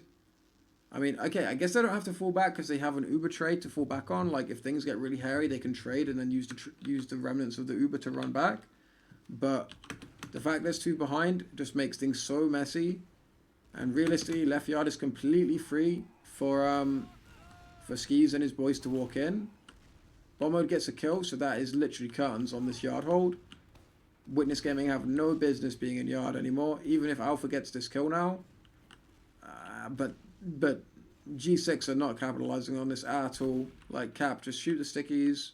Logan, blast the stickies away. Get into left yard. Left yard is such a powerful mechanic on Granary. Like, the thing is if you can get left yard, like, okay, you might be thinking, we get left yard, but then what do we do? Because there's 2 more chokes and stuff. But if you can get left yard, and you can get in Z, and cut off a team on the point here, and get a trade here, it can be really, really strong. So yeah, they got to left yard eventually, but only after bot mode secured the frags for them. They shouldn't really have needed the frags to make that move, but they do it in the end, so that's fine. And now we're on second. Ubers are even. There is a numbers advantage and a really, really nasty pop for Witness Gaming. I didn't quite see what caused the pop, but I think this comes back to the fact that they didn't fall back anywhere near quick enough onto second. Like, the aggression was coming into second onto Witness before they were able to set up a hold.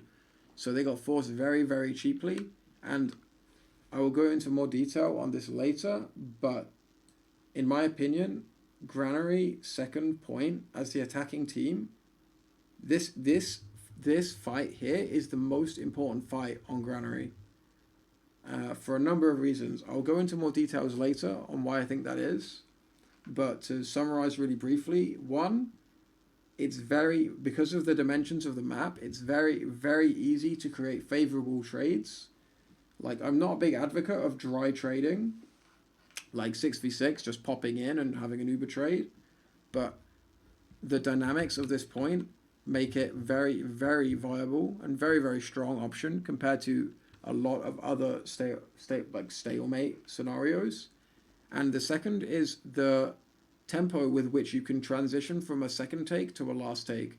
If you win a trade, if you win an exchange on second, chances are one of 2 things happens.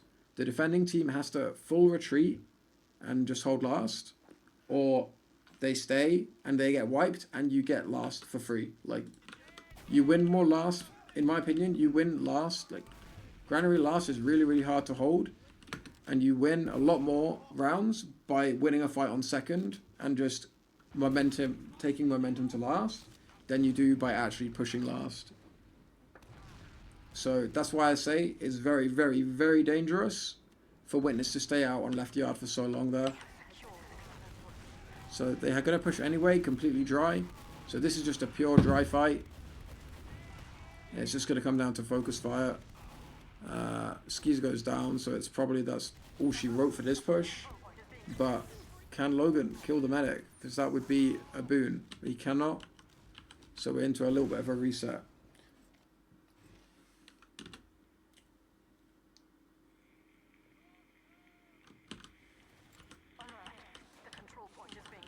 So yeah, second is being retaken, just as you would expect. But realistically, there should be some option to hold last. Bot mode is on spy, so obviously we're going to spec that.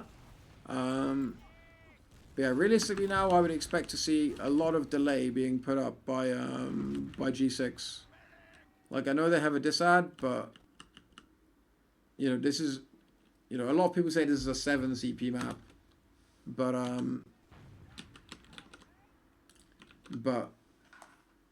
I don't really agree with that, but you can put up a lot of delay between second and mid, like, because there's two kind of distinct areas. Did he just... He uncloaked there, right? Like, he overstepped and uncloaked. Dude, I want to see from Alpha's POV, like, how he didn't see that. Because, oh my god, what have I done? What have I done? Fucking hell.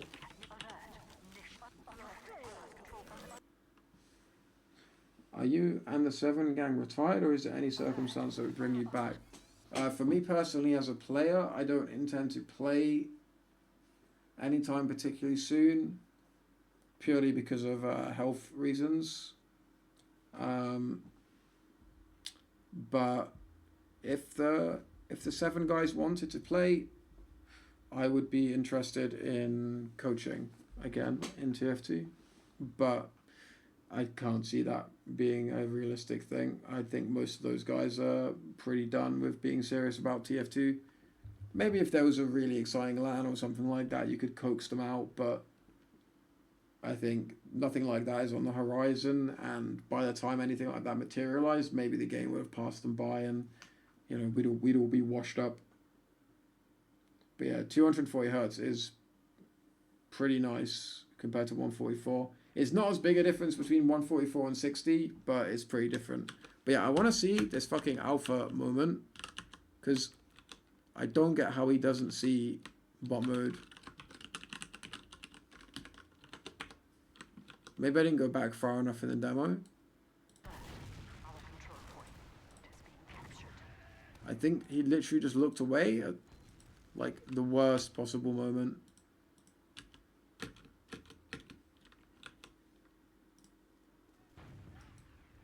Oh wait, no, it's not happened yet. It's still yet to happen. It's still to come. It's still to come.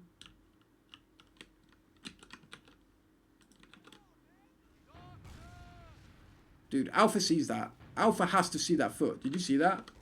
You guys saw that, right? Wait, is this Brand Slam? No, this is Alpha. Alpha, you guys saw that, right? You saw that toe up here. Like, Alpha literally saw this spy. Alpha literally saw this spy. Like, I know it's a little bit, like, weird watching it from STV, because we can obviously see the spy. But bot mode definitely overstepped and revealed himself for a second. But yeah, Alpha 100% had bot mode visible on his screen. Will it cost them? Will it cost them? Push is going on toward mid. Good spam, good delay. And bot mode. Bot mode had such a good success rate on Spy this LAN, man. He even takes... Ah, it's down to 29. And that's huge. So yeah, bot mode had such big impact on Spy. It's not old man eyes, not his fault. 70 FOV gamer.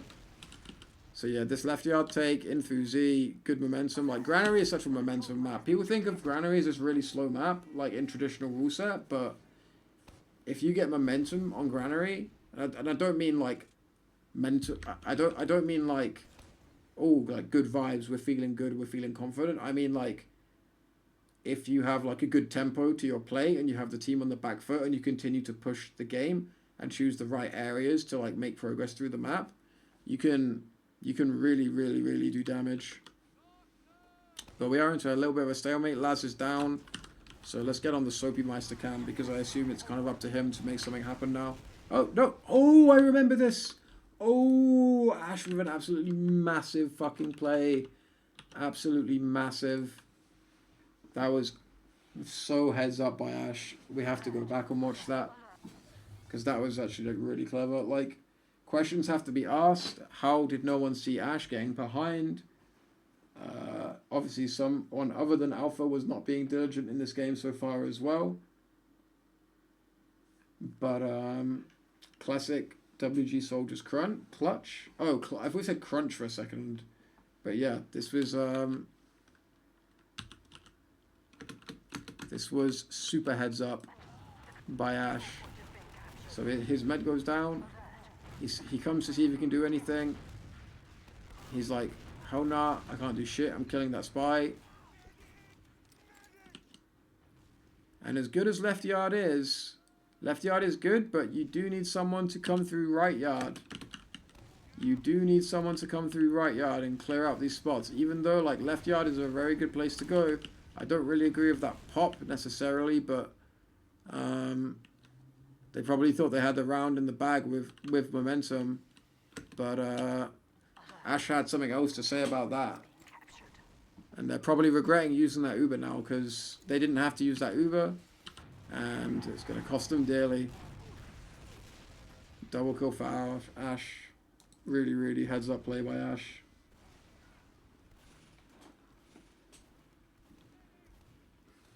But yeah, that's kind of a symptom. Like left yard is so strong in terms of making progress from mid to second on Granary. But you really need to remember to have that. Just either your roamer or just like the flank scout. Just come through right yard and clear out all of these little hiding spots and things like that. So we're back to an Uber ad for Witness Gaming. They're getting second for free. Like G6 managed to cap it out, but yeah, it was not really a successful capture if I'm going to be honest. So let's check out the artist path. I feel like I still haven't seen enough of artists. I really want to watch this guy play. Apparently he's a fucking savant. Savant? That's how you said that word. And won invite against Froyo in his first season of invite. So I feel like I want to watch more of this guy. Even though he's maybe not having the best performance of his life so far. Okay. I've picked it. Okay. I was about to say I've picked a very unfortunate time to watch him, but a nice pipe, but not really what he would want out of the situation overall. So an Uber into mid.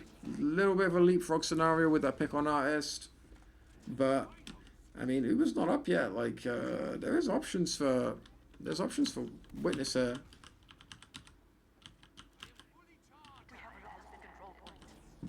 But elsewise, it's going to be a push into mid. I'm going to go into free cam because there's a lot of intricacies of Granary mid. Like taking Granary mid. Wait, Alpha is up to something. Alpha is up to feeding, but failing at it. No flame, just real talk. Not really a fan of this style of entry. Here's the thing. There are two types of Uber ad pushes in this game. One is where you have a massive Uber ad, and one is where you do not. And in my opinion, when you have a small Uber ad, but it's enough to push on, your objective, unless there's really, really valuable frags that you can secure, your objective really should be to kind of take it slow and not use your Uber and get mid and get control of the game.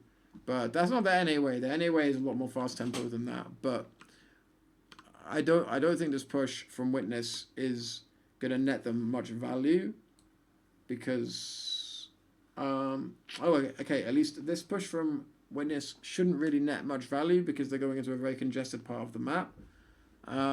But yeah, we'll talk about that in a little bit more detail. We'll see how the situation pans out. So a lot of pressure from Laz and Ash. Ash kind of getting caught though. So they'll actually probably be pretty pleased with that. Ash is going to go down.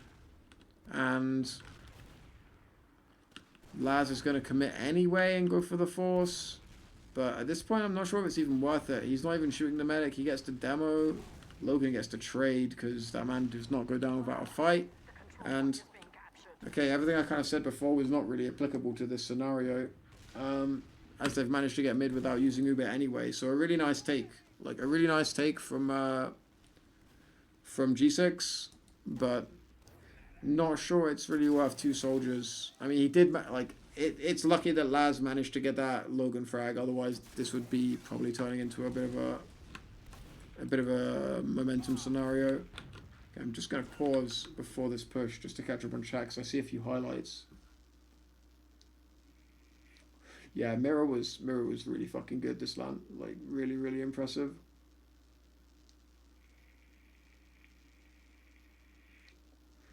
Granary was such a strange map pick. Who picked Granary?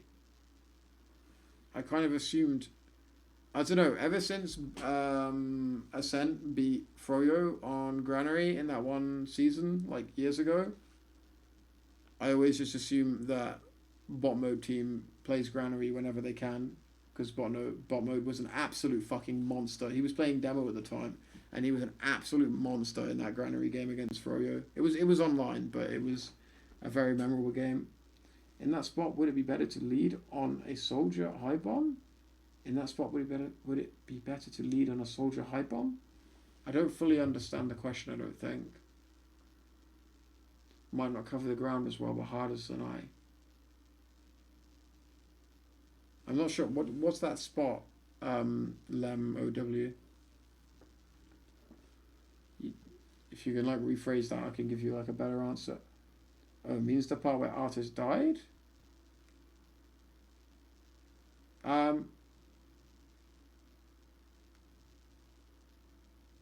But when you say lead, do you mean leading the push into mid or leading the forced attempts? They didn't actually use Uber through Garage. They managed to hold on to the Uber. So when this game was Ubering in on artist, he got denied because the stickies could get blasted away. Was asking if it would have been better to lead the Uber with a soldier instead of a high bomb off the wall.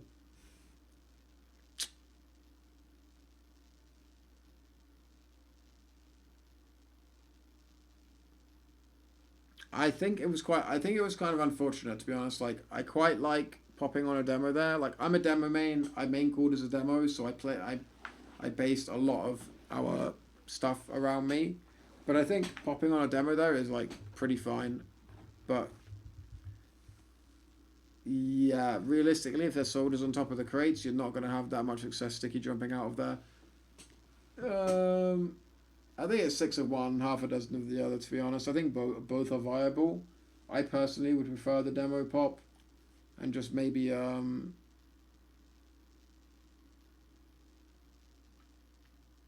like if you're gonna pop, maybe just not going out of that right door, maybe putting the sticky like just inside the doorway. But yeah, it's quite nuanced, I think. I'm not sure if there's like one click answer. But yeah, Logan is down. Actually, Logan is down, so I assume not a whole lot's going to happen. Okay, really, really high sack. Oh my god, my camera work is dog shit. No force, so no harm, no foul. And we're on a Grand Yard stalemate. But yeah, when we maybe get later in the game, I will talk a bit more about my preferred ways of pushing into Granary mid with Uberad. Wait, what? Huh? What? The red medic is dead, and the second, but the blue second point is being capped. The fuck? What the fuck did I just? What the fuck just happened? Is my main question.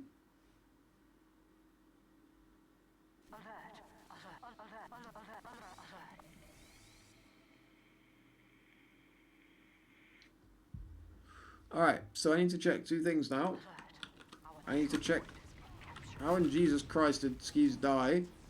Skis is Babog, by the way, for anyone who's not familiar with like NA players and stuff like that. I mean, I knew Skis before, but I wasn't that familiar with a bunch of NA players.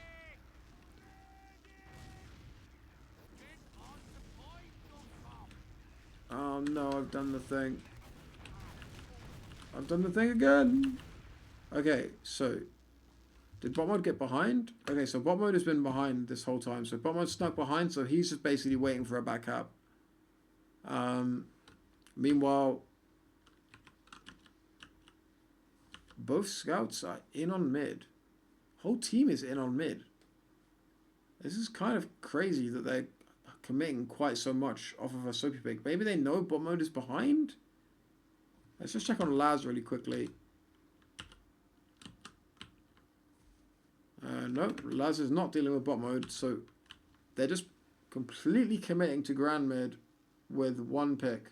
And as I discussed before, I personally think that in a defensive situation with both teams having Uber, having the defensive position counts for one player. So this is essentially a dry Uber. And with this rule set of 3-minute round timers, this push is not a smart decision. Like, even though, like, forget about bot mode being behind for a second. Even if that wasn't the case, or even if they knew he was there, I don't think this is a smart decision to push this. But having said that, this is TF2, and what we love about it is you can do everything right tactically, but at the end of the day, sometimes you just get fucking obliterated. But yeah, so Skis gets absolutely murdered, drops the Uber, but bot mode gets the back cap, so all is salvaged in the end. So that's pretty heads up play by bot mode. Like, back caps are a pretty big feature of this map, as tends to be the case with a lot of the more old school style maps, like, not even old school style maps, but the old school maps like Badlands and Granary. Like, back capping seems to play a lot bigger role in it. But yeah, there is still a really, really big ad for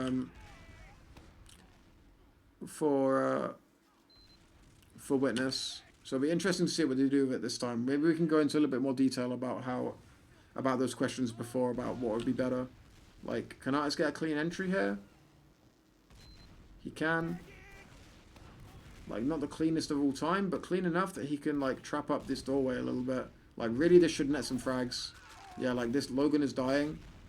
Oh, Logan lives?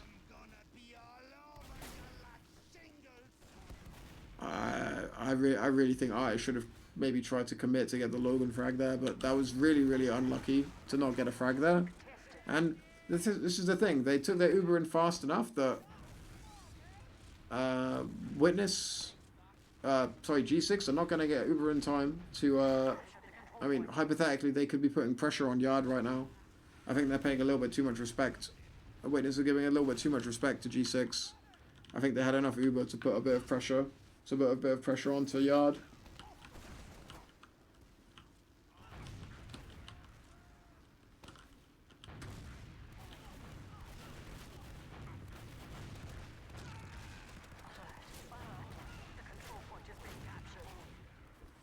Wait, who is backcapping? Okay, so Laz is now backcapping. So people are not preventing people from getting behind at the moment. So a backcap sabotage is never a push, but it is a frag that they managed to get. It buys Witness Gaming time to get Uber. But if I can just get my bearings. Yeah, I mean, realistically, this is not like a push opportunity. This is just like, maybe we can make like some kind of sack play, but 2 minutes left on the clock. If it was me, I would just play safe. Just play in Yard.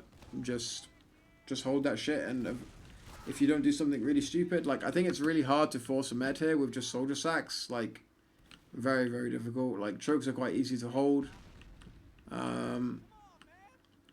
Yeah, like, you have options, but forcing med is not really the best of them. So I'd definitely be playing for the stalemate if I was G6 in this scenario. So it's really two chances for Witness to make something happen. Hit that, hit that, hit that! Oh mate, if he hit that, that would be sick. So yeah, Laz tries to break through far left, but Soapy is ready for it. Really good idea actually, jumping up and challenging him like that. Makes it really hard for him to die quickly, which means his scout can come and support him really easily. 1 minute 20 left on the clock, and they're jumping a soldier in and extending quite deep to pressure. I'm not sure about this. I mean, maybe it's going to work out just fine. Actually, they're in it completely for free on the left. Witness giving this up quite... Like, they're giving up a lot of ground here. I'm not sure if that is necessary. But bot mode gets cleaned up, so they're kind of forced back. But that could have turned really ugly for Witness. Like, they conceded a hell of a lot of ground. Like, all in all. Alpha is behind, but well known. I'm not quite sure what Logan is doing. Logan has one job here, and it is to shut ramp room down. Do not let them get out of ramp room right now. Like, Alpha is behind. Like, Alpha made it behind, but that is not his job in any way, shape, or form, right? Like, his one job is to make sure that that combo cannot follow up and cannot create, like, chaos while Alpha is behind, causing some distraction. You need one player to marshal Alpha and make sure he doesn't backstab you, But Logan just has to make sure this combo is not getting in. Which, to his credit, he does do eventually in the end. Control point is being captured. They're all going back on into second. I find this very questionable. Too many people chasing Alpha for my liking. Now it's literally only Logan against the world. Ash has been chilling in this area for fucking 30 seconds now, so that's kind of curious. But when all is said and done, things are stabilizing, and we're 50 seconds away from a round reset. Ash is going to go down. I think Ash is going to go down. Yeah, Ash is going down. Okay, so now here we have the classic conundrum. Okay, Witness Gaming are 2 players down. But we're also 33 seconds away from a round reset. So, personally, okay, I guess I'm in favor of poking and prodding here and looking for something free, like getting good spam on these soldiers to create space. Maybe baiting out some kind of like sack play, like hard focusing Laz.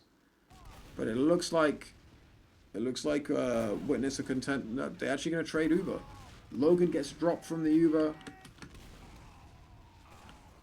Skis drops Uber?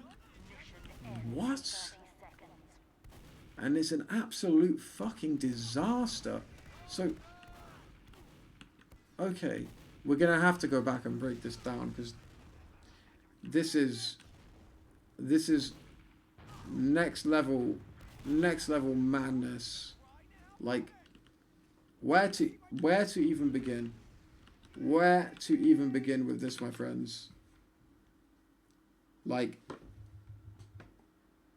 okay, we'll begin by taking the demo back to a relevant point so we actually have context for what the hell is going on. So, the question becomes a matter of risk, reward, and playing the macro strategy.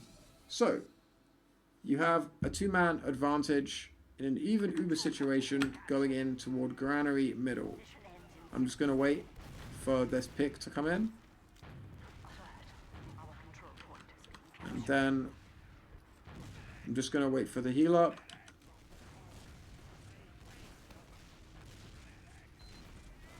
And here. Oh, no, I pressed the wrong button. Oh my god, I fucked the demo. I fucked everything up. Okay, this will do though. Okay, so you have 2 picks, but one of those picks has a 1-second respawn timer. It's been so long since I played TF2 that I actually don't remember if you see the enemy team's respawn timers or if you just have to track that in your head.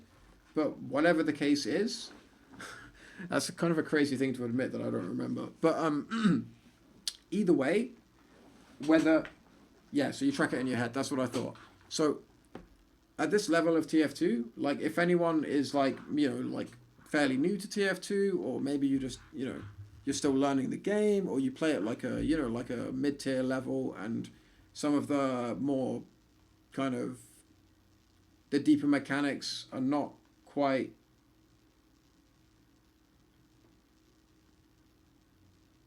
some of the deeper mechanics are not quite like clicking with you just yet. Like, they will 100% know that Alpha is spawning in 1 second. Whether I'm not sure if I'm being trolled if you track it in your head or if it's on, or if you see the respawn timers. But they will 100% know that Alpha is spawning in 1 second. So you look at a situation and you're thinking, okay, 2-man advantage, we should push mid. And in this situation, I don't disagree, but you have to be realistic. This is closer to a 1-man advantage than it is to Alpha is going to spawn in 1 second, and Uber takes 8 seconds to trade. Alpha will 100% be back in this fight. So while being 39 seconds away from a round reset, and a new mid fight, aka map control completely reset, they opt for a very, very heavy commit into mid. Now, there are 2 bodies down, which means you do have extra space to work with. Even if Alpha will be back for a post-Uber fight, you still do have 2 bodies down, which means you have every right to contest this mid. And realistically, if you're well organized, drilled, and playing correctly, there's not that much risk in engaging in some kind of a fight here, but there is engaging in some kind of a fight, and then there is full committing. So really, considering the spawn timers, and considering the fact that as soon as Cap gets through, he can see, he can see 2 players. Well, probably he probably saw Brand Slam, but he can see that they're holding this. They're not giving it up for free. They're going to contest us, and they're going to make this difficult to get in. At that point, you still have every right to contest, but I think you should contest in a safe way. Like, you shouldn't be trying to walk in and get an Uber trade going. You should be spamming and seeing if you can get players like Laz. And I'm just going to scroll through. So Artist is on the point, Medic is on the point, Scouts are on the high ground, or Scout is on the high ground.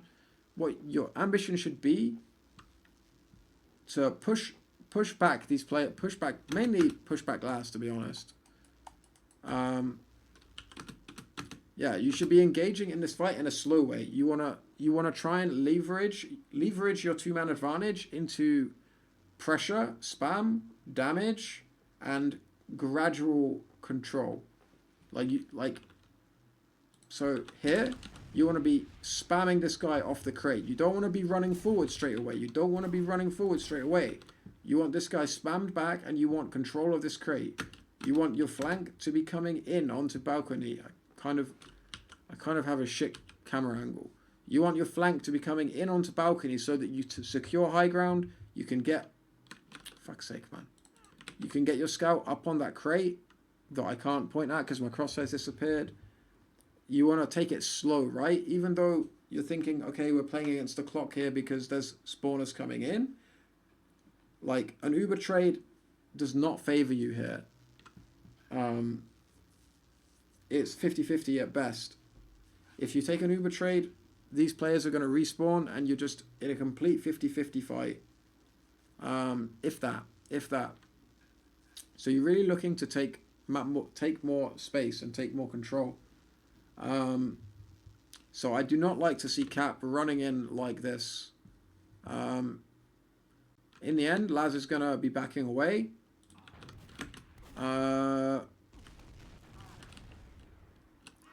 But they have absolutely no control over the crates here, so they have no sight. Like, Laz is still having control of these crates. At this point, Alpha is back on the field, and now Ash is spawning in 2 seconds, which means if an Uber trade happens, Ash is going to be the one, like, who's going to be there for the post-Uber fight. So the advantage is basically disappeared. They haven't gained any significant ground, other than the players that are hard committed. They haven't gained any significant ground, and quite sensibly, Brand Slam and Logai are now going to take a solo Uber trade into them. I say an Uber trade, but we're going to check the skis pov and see just how much an Uber trade can be. But even if this hadn't been a catastrophe for skis, like, even if he had popped, this is just a 6v6 fight on mid with 30 seconds until a reset. You know what I mean? So I've gone into quite a lot of detail there. If anyone has any questions or anything like that, feel free to ask. And I'm just kind of scratching the surface, to be honest. But yeah, having said all that, I've gone into quite some, like, pedantic detail. Let's now laugh at Skeez's expense as this turns into an absolute clusterfuck. Drops his demo, looks away. He looks away from the scout in his face. And then drops Uberman. Like, you'd think dropping the demo, you're just like, this is fucked. Like, you'd think he'd be like a millisecond away from clicking, like, and just drop the demo unluckily, like, not right clicking in time. But no, he actually looks away, like, takes a second to consider everything, and by the time he looks back, there's meat shots in his face. Like, you know, I'm trying not to flame. I'm trying to keep it respectful. But this is a big mistake by Skis. But that's on a micro level. Skis makes a big mistake there. WG did a very good, in my opinion, WG did a very good job holding that mid. They made it very tough for G6 to get in. and then the trade timing, like popping around the crate, was excellently executed. But I really just have to point the finger at the macro decision making of G6. I don't think, once they didn't find any particular success in getting like crate control, I don't think with 30 seconds left on the clock they should be all into this fight. Like, there's no way of getting into Granary mid fast. Either you pop Uber in which case you get an absolutely trash trade, if a trade at all. The enemy team probably just kites you, or you have to take it fairly slowly, which means these players who are down, that give you the advantage of pushing in the first place, they're going to be back, which means you have to slow push, and to get a successful push, it means you have to achieve something more with your slow push. You have to leverage your two-man advantage into extra damage, extra position, etc., etc., etc.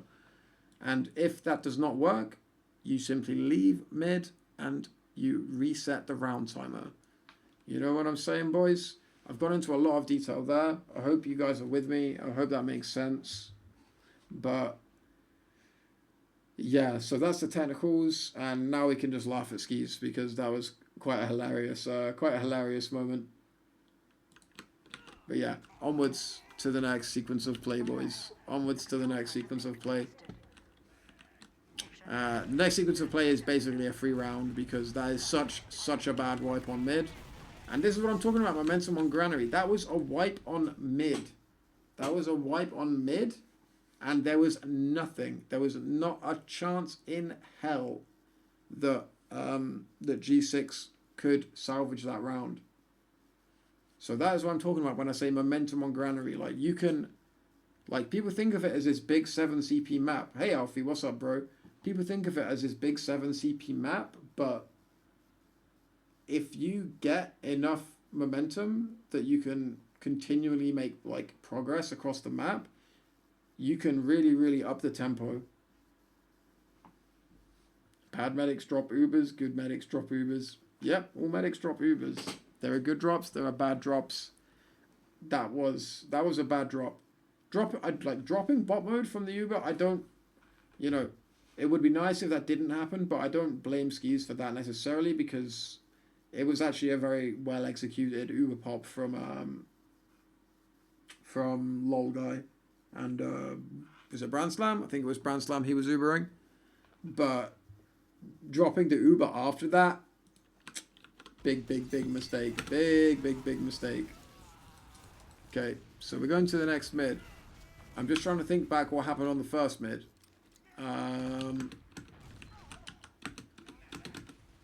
What the fuck happened on the first mid? Oh yeah, it was everyone's rolling out top, and medics are getting farmed on balcony because they have absolutely no sight or info or any idea what happens on mid. So I watched, like, the thing is about Granary is it's one of the few maps left that's played.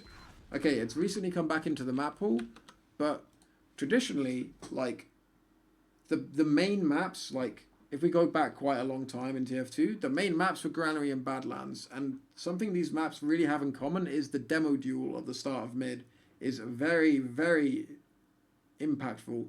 If you outplay the opponent demo, like if you hit 2 stickies on him when you arrive to mid, you can actually just win your team the mid straight out of the gate.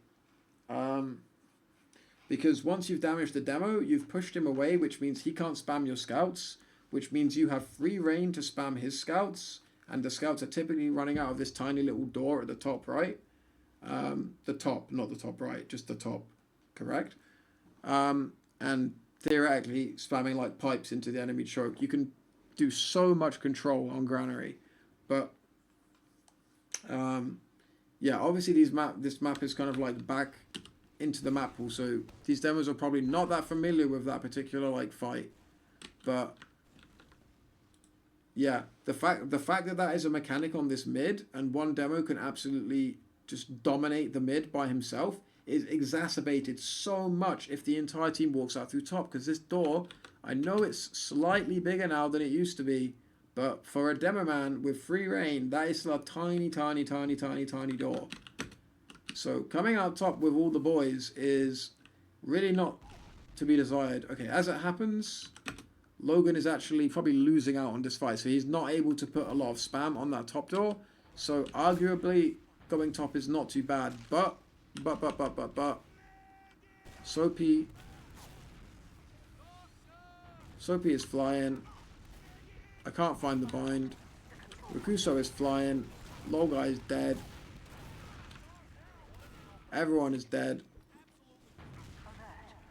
Like, I just don't think top is the play. Like, I don't think having a med top is the play.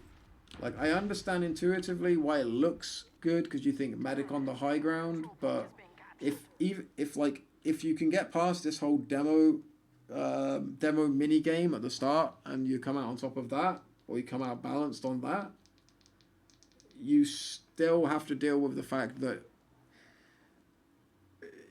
you're just not that effective from balcony. You're a really easy, the medic is a really easy target for soldiers, and it's just not that. It's just, I personally don't think it's that good. I don't think it's that bad. Like, I don't think it's completely unviable.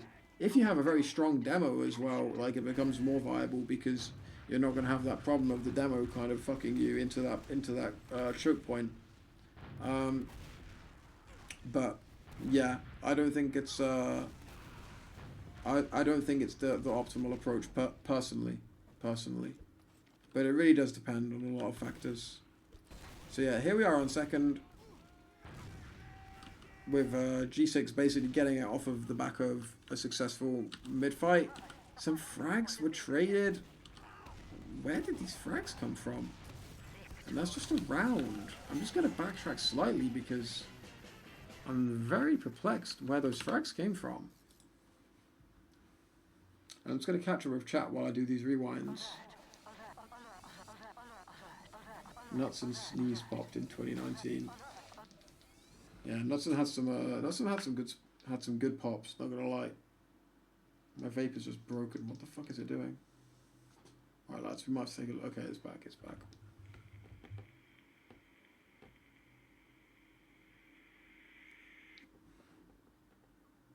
Is it better to bind or use YubiKey to something else? I've played Med and Pugs before and popped on accident like a R word. I mean, you should probably just bind it to whatever you're comfortable with, to be honest.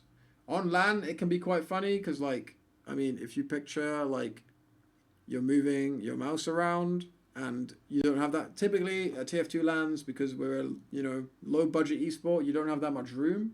So what tends to happen is your teammate's keyboard is quite close to you, like over here. And I've seen a lot of teams smash their mouse into their teammate's keyboard, hit mouse 2 and pop Uber. But you should play with whatever you're comfortable with, at the end of the day. But yeah, so I want to see, where did these extra frags... Wait, have I just completely gone to the wrong point of the game? I think I might have gone to the wrong point of the game. No, I haven't. Okay, so where do these frags come from? Like, second is free off of the back of that mid win.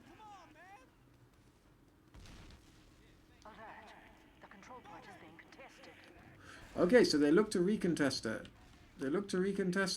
But the boys are back in town. They're not giving it back to them without a fight. Ash gets clumsily juggled in. And Cap... Wait, Cap is here. Okay, so wait, where's bot mode? And bot mode just gets a kill in Lunchbox. So this is incredibly risky play by... Okay, I'm just going to say it. I'm going to bring it back to the rule set again. I'll let it play out because this is just a guaranteed round and there's not really much more to be said about it. This to me is Witness Gaming not playing the rule set efficiently at all.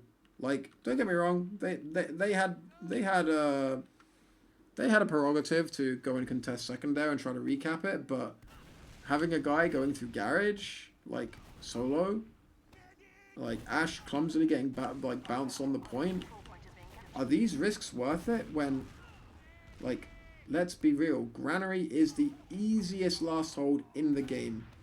Even Uber. Uber disad, back-up attempted, but desperation play. Almost comes off though. But yeah, with even Uber, Granary is the hardest last to break in the entire game. In the entire game. Okay, well, in the entire, like, Sixers map pool. If you have a heavy and an NG, or like a heavy and a sniper with Uber on last, it's fucking hard to break that. Good luck to anyone trying to do that in 3 minutes. So, even though it's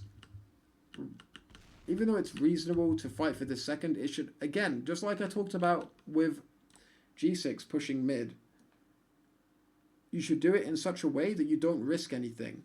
You take the ground that is free, and when you meet resistance, you take that fight in such a way that you can use your positional advantage, force that player back. If you lose the damage exchange, just back up, because you have such a comfortable position to back up to in this rule set. But they completely overcommit, they get caught out, and they lose the round because of it. So that is I don't know if the other one resulted in a round loss, but that is essentially 2 rounds lost so far in Granary because of unnecessary fights, in my opinion. Or because of clumsy fights. Whilst having a really, really nice cushion. Let's check out the artist cam. So he hits the first sticky. None of these rollouts are particularly blowing my mind, to be honest. I don't think these demos are arriving at super, optimal speed. Or maybe it's just because there's, the big walkout. Okay, let's take this mid. Actually, let's just, let's take this mid again. I want to check a few things. I want to check... I guess because there's the extra walking distance for the demo man now, the scouts get to mid slightly earlier, which means maybe a demo influence is slightly less than it otherwise would have been. But I noticed both demos are going top every mid. Lower left is the fastest rollout. And that's not something that either demo is taking advantage of at the moment. If you go lower left, you 100% can get the pack before the demo gets it stickied up. You might take 1 sticky for your effort, but you can take that 1 sticky and then completely destroy top. But I want to check. I've not gone back far enough. God damn, I'm bad at estimating ticks today.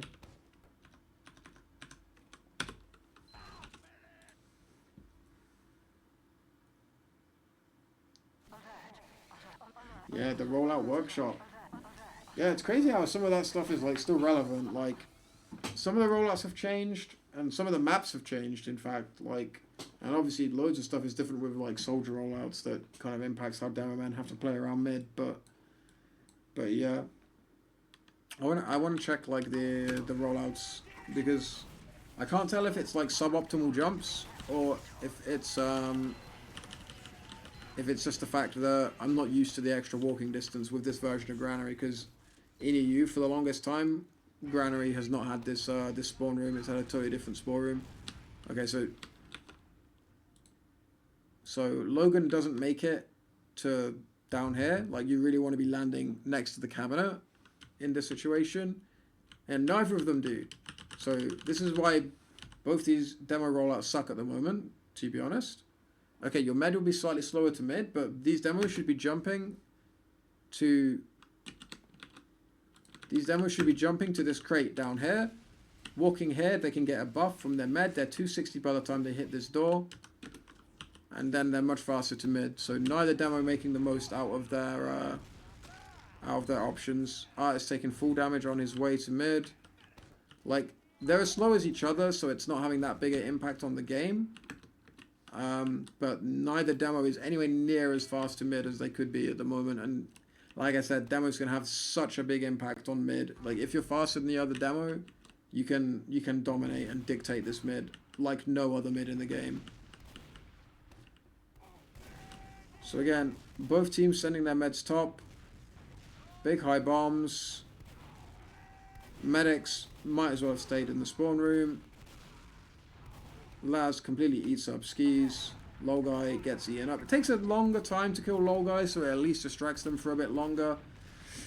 I'm finding it hard to analyze these mids because I'm just not buying. I'm just not buying the top medic rollout. Like, I think like rolling out lower left and just having your scout winger jump onto crate is so much stronger than having your med run top. And the thing is like having your demo and med both top, like the soldiers bombing can just bomb everyone. Like if you have like med top and demo bottom, like this used to be the classic EPSI strat. And I know this is going a long way back, but it can still apply. The classic EPSI strat was, okay, Numlocked had like self-reportedly like he had quite bad rollouts to Granary mid. So they had a kind of a strat where, because Numlock wouldn't put out as much early damage on Grand mid, they did a strat where they would have their med roll out top, but Numlocked would play on the floor. He wouldn't get healed. He would just play the pack and try to kind of basically act as bait. He would want the soldiers to bomb him so that his med could get out top like clean and for free, get all the heals on the scouts, and Numlocked would basically just play to survive for as long as he possibly could. And in the time it took people to kill him, like his med would put out a lot of heals, like Mike and Gear had destroyed the world, and Shocky and Bash were ready to clean things up, right? But having the med and demo both on top, both trying to play this bulk area with scouts next to them, like, keep in mind, these scouts aren't even really on high ground. Like, yeah, they're on high ground, but relative to what? Relative to the floor? No one's playing on the floor. The med is playing on top, on balcony. The demo is playing on balcony. So the scouts are essentially playing, like, imagine everyone was playing on the floor, demo here, medic here, and the scout defending them was playing here. That's essentially what we're seeing with these bombs. Like, a scout standing here cannot deny a soldier bombing a demo here with a high bomb that's like this high, right? I mean, don't get me wrong, there's a lot of different options of how you can play this mid, but having medic and demo both top, unless your demo is dominating, I'm just really not convinced. Like, demo can still roll out top, by the way. He can roll out top and drop down to the pack, like, no problemo. If you prefer to do that rollout. But yeah, I'm not convinced by this approach whatsoever. And this sounds like I'm kind of just flaming the entire NA playstyle, but I guess NA doesn't really have an identity on Granary yet. It's just kind of a bit makeshift. So yeah, it's a little bit hard for me to give that much analysis of the mids because it literally is just bomb in and medics die instantly, and then big DM fight ensues. Without doing like lower left and making use of these different channels, like the left channel of mid, like aggression over the point, things like that. These mids are pretty like simplistic. So yeah, we have an even situation, 1-1, half the official like round time gone. A yard take attempted, and looking kind of promising, to be honest, if they could just finish off those frags, but they do not, and they get rumbled in the jungle. The half Satoshi even comes out. What the fuck was that? Soapy Meister with the well played. Did I miss something nice? And when I started watching Sixes, that was about half of Grand Mids. When I came back, it was all left, man.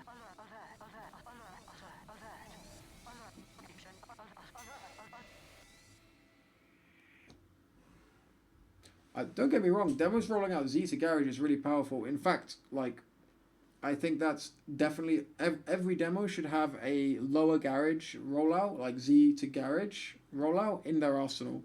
I actually used that in... like at I-65 when we 5-0'd Feint and then we 5-0'd Ascent NA on both, I think if I recall correctly, on both Granary games, the first mid, I went lower right just to completely throw off the enemy demo. Like, I just pre-fired balcony and then pre-fired the crate, like where the small health pack is. And it was very, very effective because they were not expecting it at all. They expected me to just, you know, ego fight them.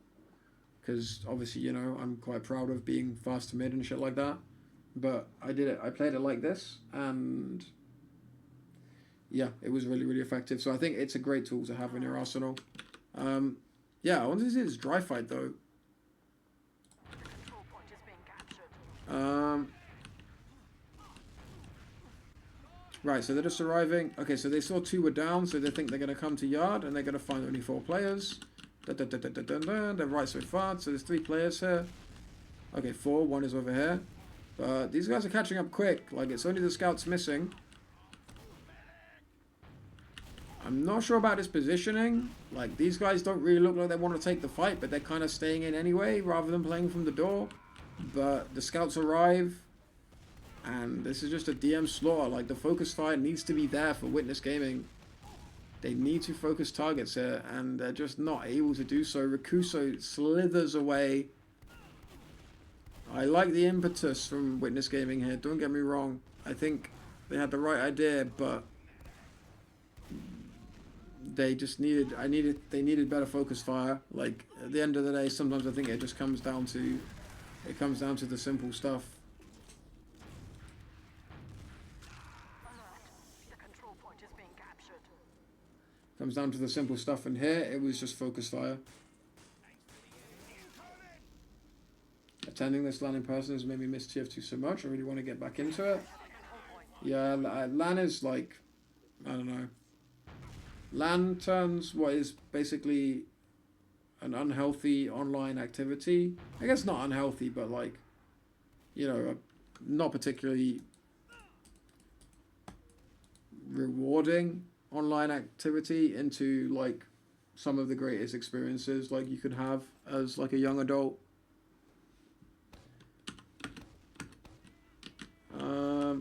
So I'm just slowing I'm just slowing like while I'm reading chat because Numlocked went bottom right to a lot of grand mids. Oh right, that's how that whole bottom right discussion started. Yeah. So Numlocked would do it quite differently because he wasn't the strongest on the rollouts, even if he was a beast. A beast in the sheets, as they say. But yeah, TF2 is fucking sick. So I'm just catching up with chat. I feel like I've kind of been not looking at chat for a while.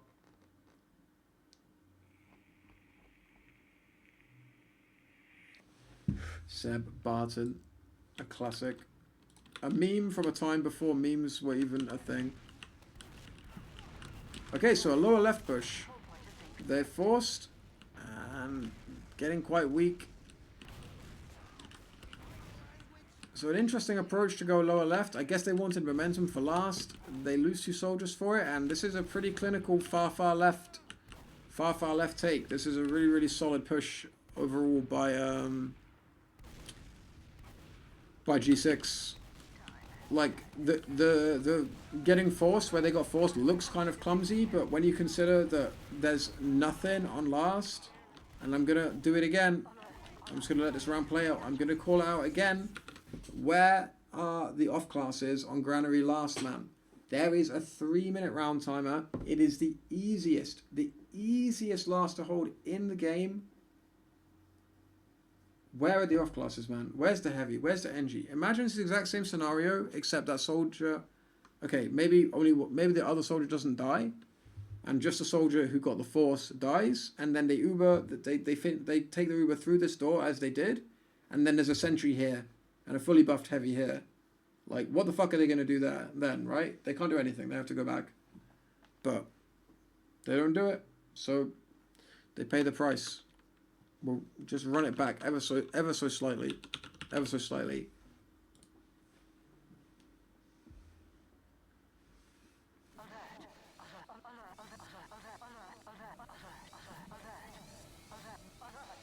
Alert.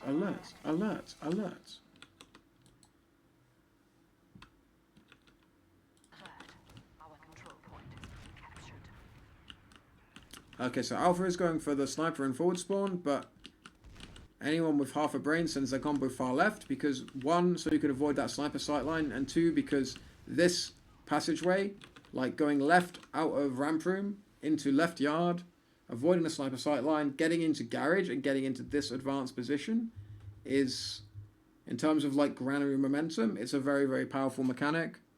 So this is actually like, I really like to see this from Witness.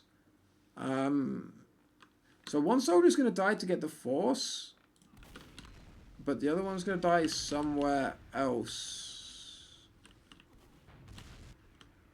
Is Ash just clumsy? Ash is just clumsy and gets caught. Like, if only this guy had died, like, if only Laz had died there, and they just had an actual hold on last, then this push doesn't work.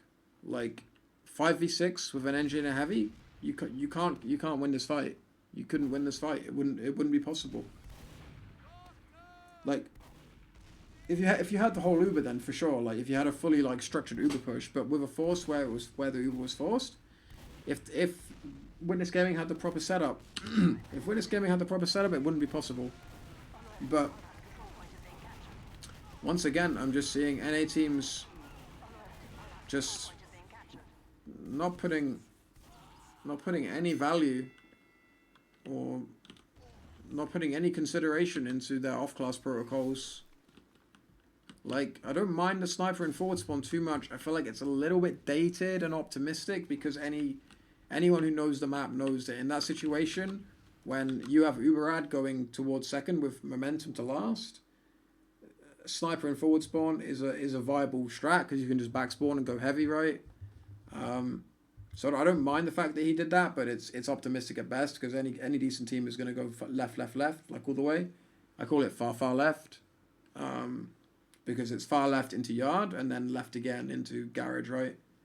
But yeah, the lack of sentry, the lack of alpha back spawning to heavy rather than back spawning to scout has cost them dearly here. Cost them dearly. And I would say the same regardless of the 3-minute rule set, by the way. Like, that was panic stations. Like, they needed everything they had to hold last there.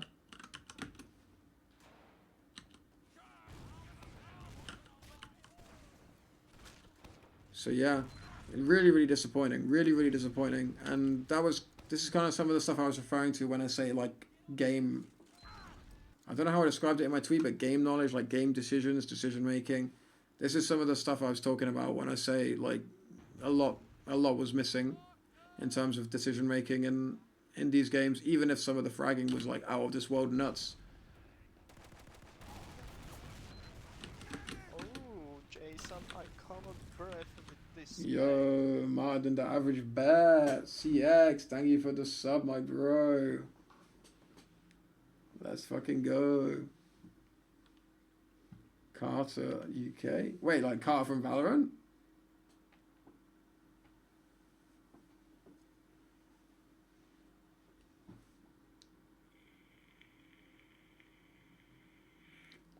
Yeah, this is TF2. This is the game that I played for like 10 years before coaching in Valorant. It's a cartoon shooter that has an incredibly high skill ceiling and a lot more tactical depth than one would expect. But yeah, you are a true zoomer. So this is probably way off your radar. Is this competitive? Yeah, this is a LAN lower bracket final.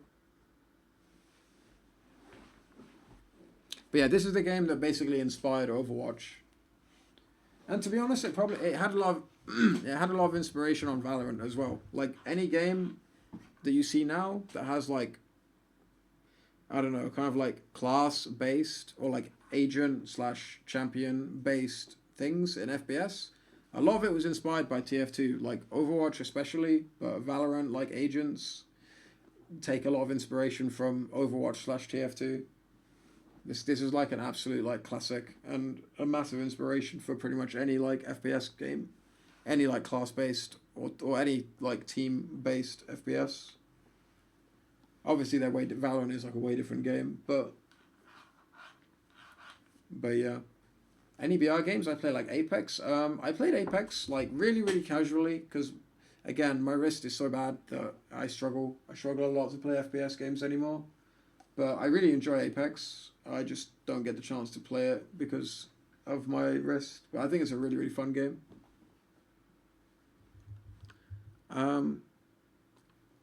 Lost my train of thought a wee bit.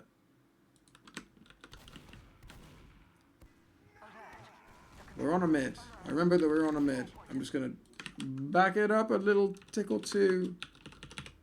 Because I've completely lost my train of thought. But I think we're going into a mid, so it's like a new train of thought.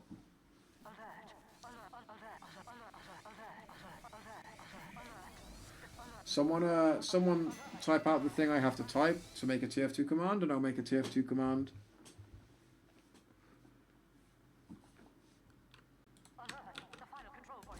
So yeah, round thrown because they're just not choosing the right classes. You need your tanks. You need your fucking tanks, my friends. And that's a crucial round as well. Like 2-1, halfway through like the game, halfway through the generic like round timer. Yeah, but like, what should the text say? What should the text say? Does Rocket Room change building up a sentry significantly? It changes it. It changes it for sure. It takes longer to build a gun now, but not long enough that that Brand Slam couldn't have built one, like for sure. Like he would have had to have read the game and known that second was not going to be theirs, and the best case they could hope for was a force on second, which they got. But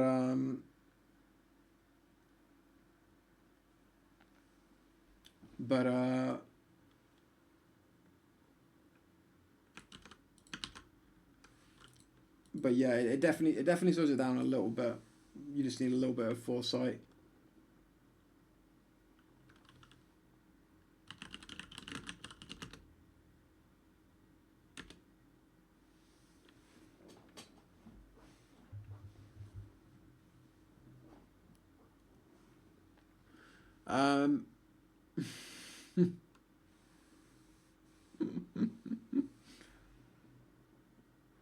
Where do these commands come from? Stark is only subbing tonight. Sorry. Oh yeah. That was when we were scrimming on stream or something, and Stark was subbing, and people were gonna ask if he was like coming back to TF2. I forgot about all these commands.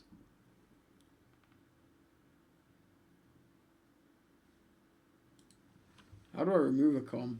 I guess it doesn't really matter.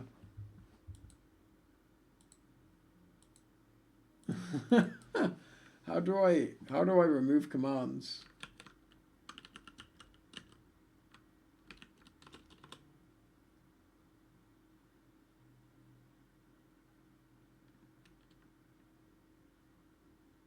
You can't delete history. I just want to delete the one about Copenhagen. Ah, fuck it. I'll just leave it. We'll leave him. Alright, so onto this mid. Again, I'm going to question, are there going to be any adaptations? Oh, I didn't really rush the rollouts. Okay, so art is marginally faster. Fuck me.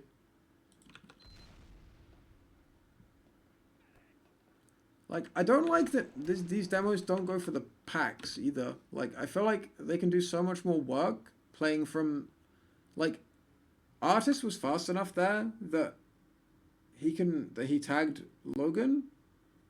Like, he had the upper hand in this fight. I really feel like he should go on this crate, take this small pack. I don't know why. Like, look at this cluster around this area. Like, I don't know, man. Maybe like. Okay, actually, I'm just gonna take a brief breather. When is Granary being played in both ETF2L and RGL? Or is RGO, does RGO have like a pick ban system for its season games? But for ETF2L at least, when is Granary being played? Graner's this week for ETF2L? Like, it's being played this week?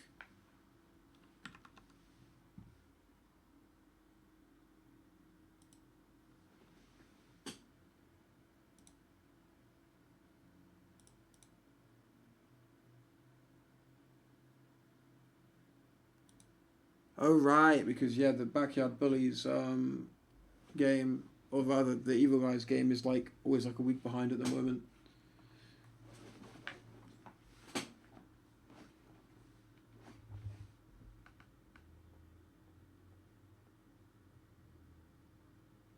So EU only has like a 1 week, a one season break from it.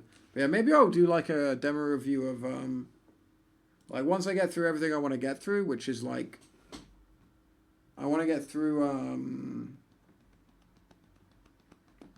like all the VODs of this land, so this map and then the grand final, but I'll do the grand final tomorrow probably. And then I want to do the Backyard Bullies Evil Guys game and also maybe check some of their demos from like their season games so far.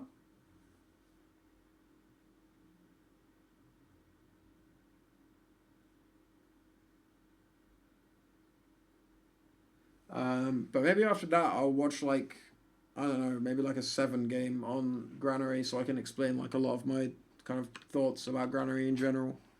Because I don't know, I am just not feeling the way these guys are playing right now. Like, these small packs are not being utilized at all. Like, no one's taking any space on the crates. Like, I'm not a fan of these top mids in general, but even in the confines of top mids, I still don't feel like the top mids are being played that well. Like, I feel like you really want to get control of these crates. And if as a demo you're winning at the engagement with the other demo well enough that you can progress to that crate and take that small pack, it's really good. And even if you like take a sticky to get the small pack, you can always just drop this thing. You can always just drop down and get. You can always just drop down and get the big health pack. It's what I mean. There's 2 health packs on this mid, and neither is being used at the moment. Do you know what I mean? It's kind of crazy that everyone is just playing on top.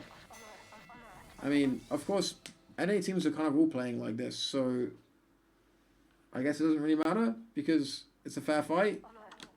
But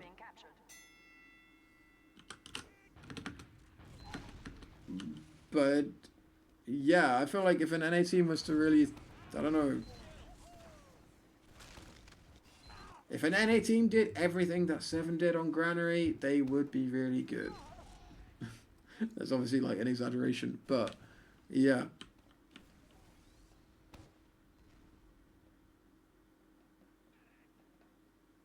See, it's like Artist fears that sticky too much. Like that one sticky just zones him into that portion of balcony for the whole mid. Logan drops and takes the pack, which is what I like to see. Now they have some width. Logan kind of straight terrified of what could be up in the sky right now. But he's having a good time. He's having a good time. Ooh!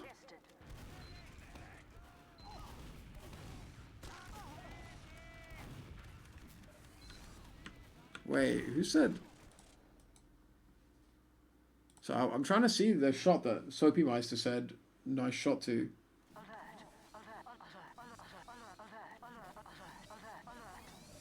But yeah, I'm really not feeling these mids. I'm really not feeling these mids.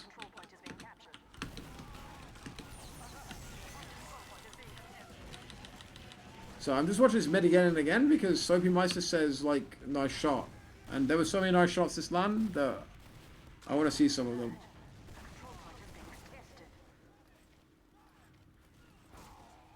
Wait, what the fuck? That wasn't quite what I was hoping for, but I mean, it delivered some comedic value at least.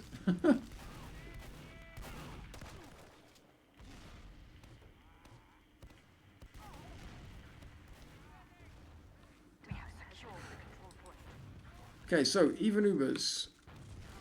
This is my favorite situation in the entirety of Granary. I think this is the. Wait, it looks like Witness are maybe posturing up to do something aggressive. If not, they're just taking absolutely horrible positions on second. Okay, they're just kind of pushing out into left yard a bit.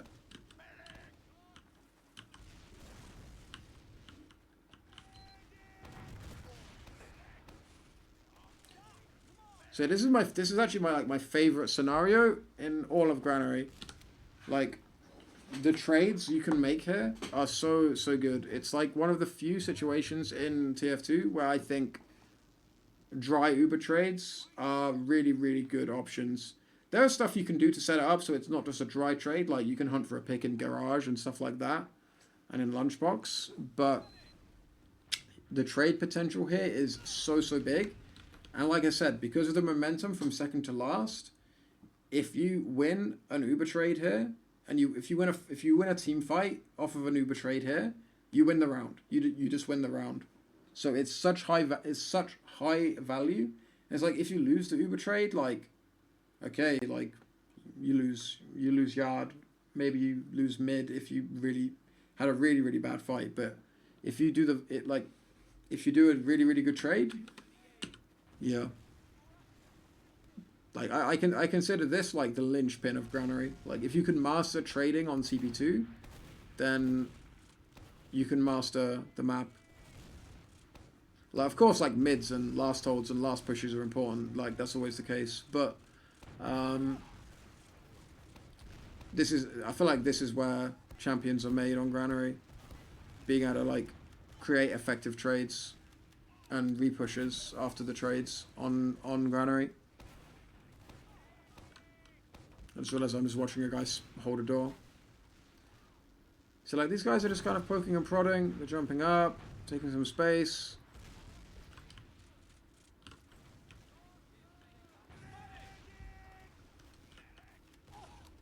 Ah, it's getting ammo.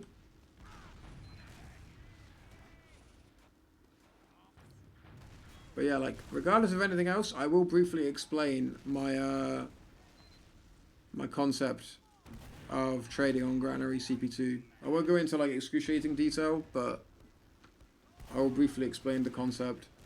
So this is a trade. This is not a bad trade. They trade on a scout. Okay, I just want to pause and take stock of the situation. Okay, so they have a soldier up top. He's not super healthy, which is kind of weird because they just traded on their own terms. So a little bit weird that Rakuso is low HP. Oh, he's low HP because I think he's just been reflashed. And he's been fighting with Ash. Okay, so he kills Ash and probably dies to the other guy. Okay, I want to take stock. Okay, this defensive setup was kind of so limp from Witness that yeah, this trade was just free. Like, this was not the perfect trade by any means, but it got the job done. It got the job done. Witness really not like very well prepared for it, to be honest. I just want to go back and watch it from the Witness pop actually, because that was kind of interesting.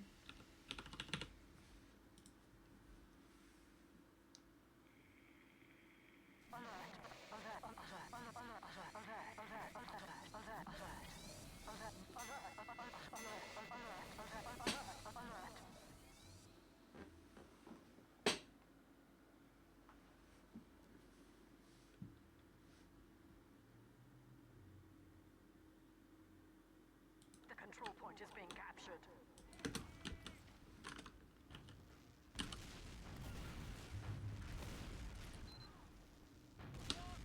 Look, I feel like these guys are all a bit blobbed up at the moment, considering how powerful trades are. I would maybe like to see Artis like maybe sticking lower right and then playing slightly more passive, like something like that. Oh, he goes away for ammo. Does he make it back in time before the trade? Yeah, he does. He's sticking lower right. Okay, I like this. I like this.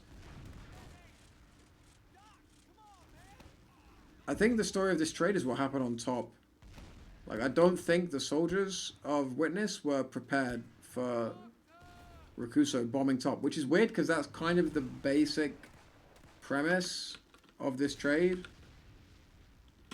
is that the pocket soldier is going to jump top. So I'm just going to get on the Rakuso cam, because I feel like this is the linchpin of the trade. Obviously, bomb mode is doing a good job. Or, sorry, Cap is doing a good job. I cannot breathe with this air. Yo, Ipsy with the 5 gifted. Holy shit, bruv. Let's go, bro. How's it going, my man? Jason, I cannot breathe with this air. But yeah, appreciate the support, my friend. Appreciate the support. How is it going, man? It's been a long time. Oh, Jason, I cannot breathe with this air.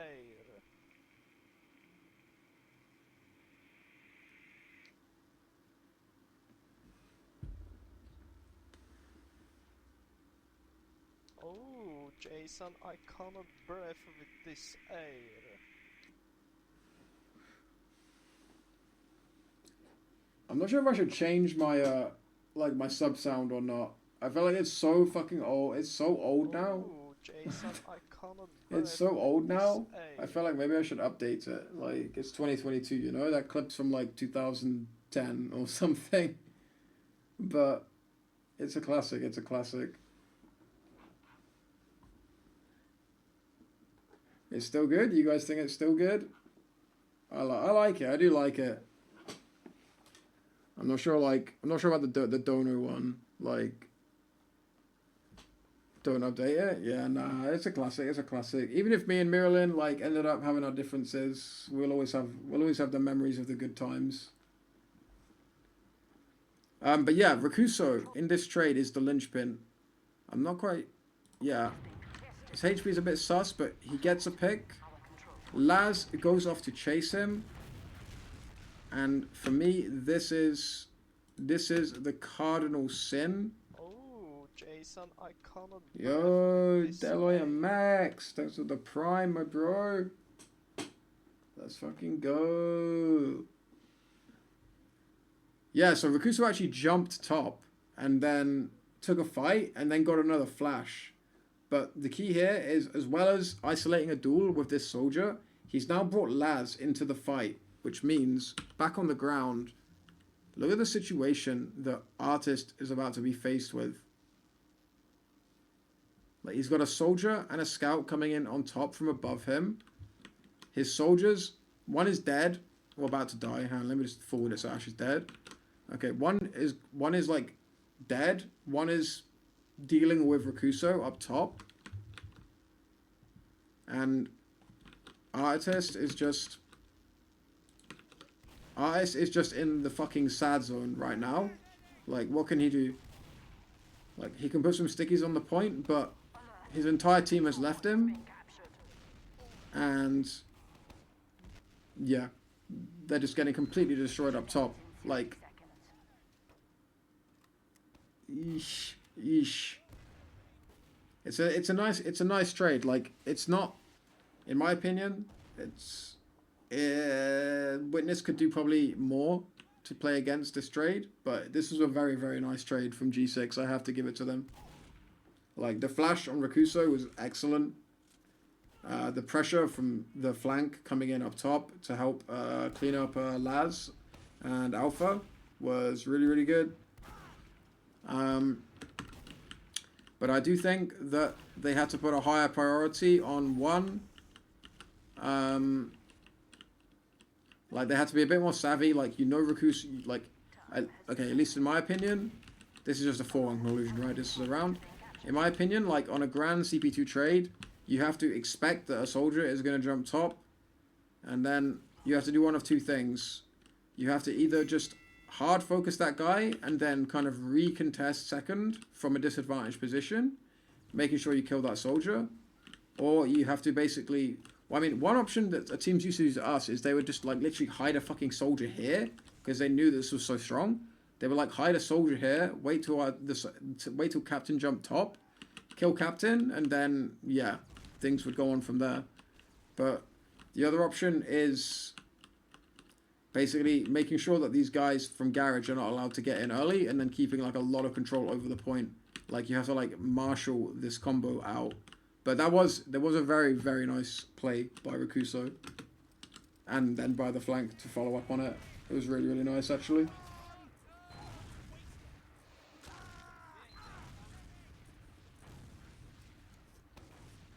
But Witness were not prepared at all to deal with Rakuso, and I think, considering how bread and butter it is to jump a soldier up top on a Grand CP2 Uber trade, not having any plan in mind for dealing with Rakuso was foolish.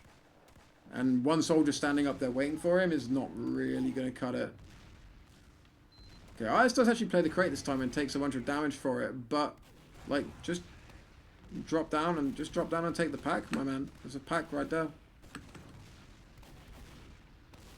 He doesn't even have to drop down, just dishes out an absolute crap ton of damage. And this is a great mid. This is a great mid from Ice, to be honest. He puts out like really, really crucial damage. I want to watch that again. And apologies if people don't like the stop-start way that the stop-start way that I do these demo reviews, but I really like to kind of see all of the details like coming together. And it's just not possible. Like TF2, there's just too much going on in any one team fight to catch everything from one viewing. It's a shame that the TF2 demo viewer is like so poor that we can't I have to skip through the whole demo basically to watch it again. But yeah. So yeah, Artis with really strong mid, and like I said, going on that crate, he was low, but like who's gonna touch him, right? If a soldier actually was to like bomb him, he can always just drop down to this pack.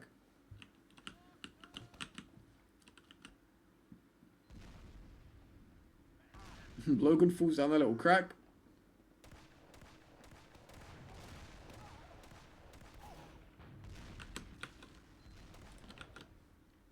So, yeah, both meds still going top. Like, I don't know. I'm gonna stop harping on about that because I've made my point. I don't really like it.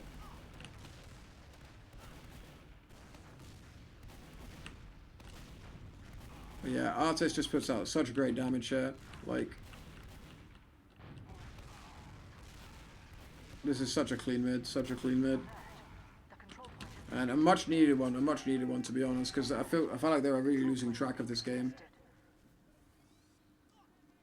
But yeah, taking space on Grand mid, like you can't underrate it enough. Like this is the first mid that I've really seen. Like I haven't really been keeping track of who's winning and losing mids, but you really cannot underrate like the power of taking space on Grand mid. Like sitting back on balcony, the whole mid with the entire team. Like okay, for scouts denying stuff, it's great, but with med and demo and stuff like that, it really ain't it. So I'm really happy to see Artis take like crate control this mid and just put the pressure on. It creates so much space for his team. Even though he had to do it from behind the crates because he was weak, like just the fact that he's going forward, putting extra pressure, and now hitting pipes like a plumber. So that's a great round. That's a really great round from Witness. So like I love to see that. That's like just a really good round.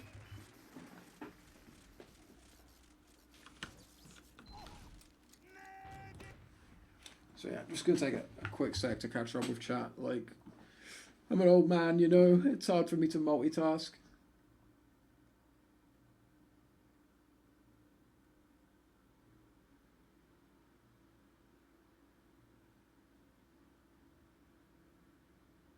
Can I tell you who won, or is that a spoiler? No, like the land's over. G6 won this game, and then got absolutely pounded in the grand finals.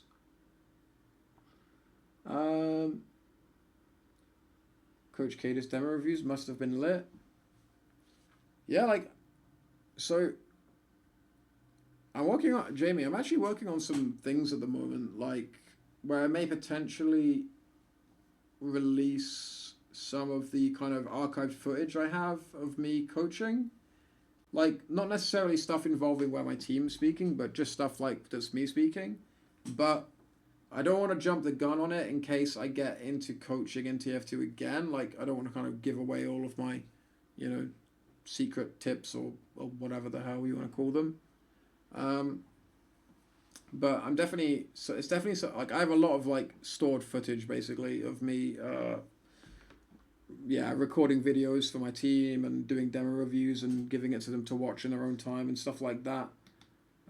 So if you think that stuff must have been lit, you might get to see some of it, but you might have to wait a while depending on if I decide to actually get involved with some teams or something like that.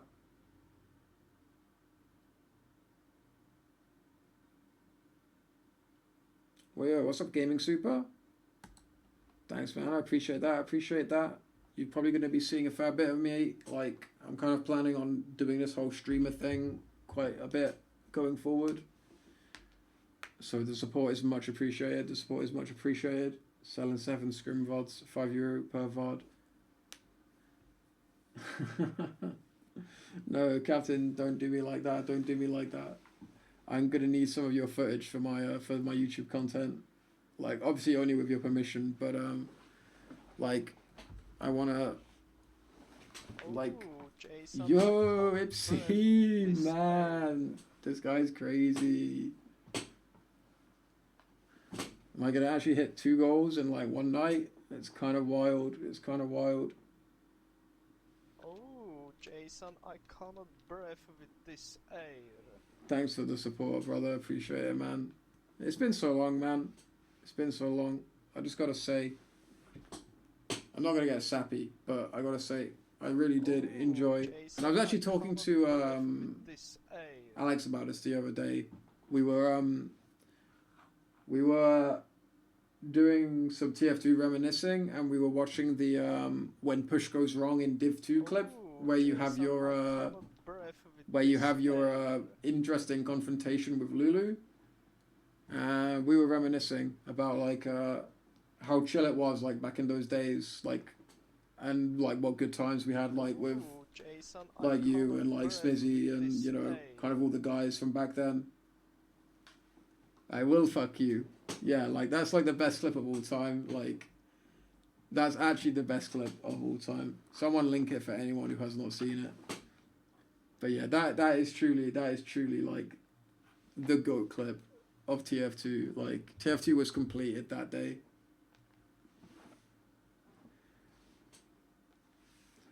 Yo, the fuck was a TF rating? Thanks for the 21 raid, my brother. Or my sister. Or my non-binary, depending on. Yo, sub goal met 40. Although it says 39 up here. Hang on a second, my friends. I gotta figure out this OBS nonsense because I'm getting conflicting informations. Why does this say 36 out of 40? But my Twitch dashboard says something totally different. My sub goal says 40. My Twitch dashboard says 39. And my OBS says 36. So not entirely sure what's going on there, lads. But I think the official number is 39 at the moment. But hopefully climbing. Hopefully climbing. Yeah, I don't know what the hell is going on with the overlay. I'm not going to lie.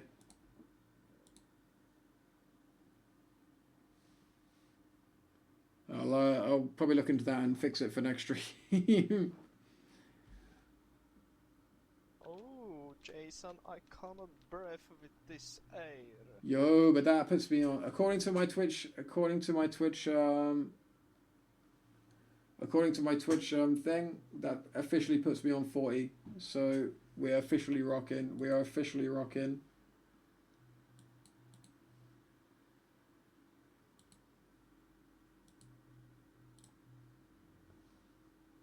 Hang on a second, let me manage my goals. So I've hit 40.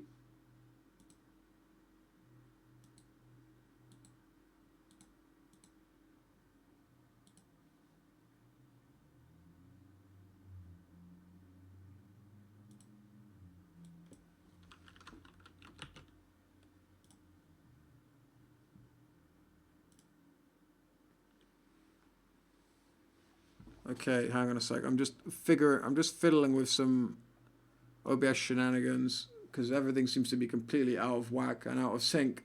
But Ibs, man, I really, it's really good to see you around, man. Did you purchase a demo review? I mean, yeah, if there's a demo you would like me to review, you can definitely request it. I don't really have a formal request procedure at the moment, but I think however many gifted you just did definitely constitutes it. But yeah, like I have a lot of like reviews planned over the next couple of days, but going forward I'm going to be looking for different things to check out, maybe some TF2 history, that kind of thing. So yeah. The world is your oyster. Okay, subs. Jason, Oh my days. Jamie TF with the 10. Jesus, lad. Thank you so much, man. Appreciate the support, brother. Appreciate the support, man. Means a lot. Means a lot, truly.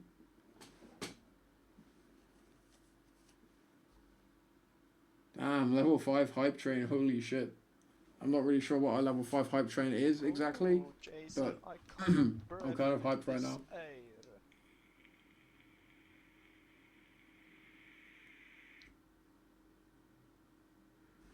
Are we just going to hit 60 straight away? Is that just how it's going to be? Am I just going to spend the rest of the stream changing my sub calls?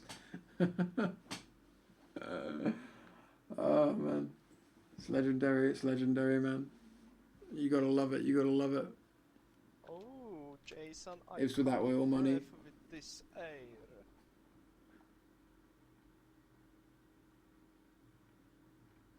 The level 5. Holy shit. Pickles with the 5 gifted. Thank you so much, brother. I'm getting repetitive saying it means a lot, but it truly does mean a lot, man. I've been away from this game for a long time, but honestly, this game means more to me than anyone has any right to, than there is any right for a game to mean to someone. So it's nice to come back and, I don't know, it's nice to come back and feel the love, you know? Oh, Jason, I cannot breathe. Can't thank you guys enough.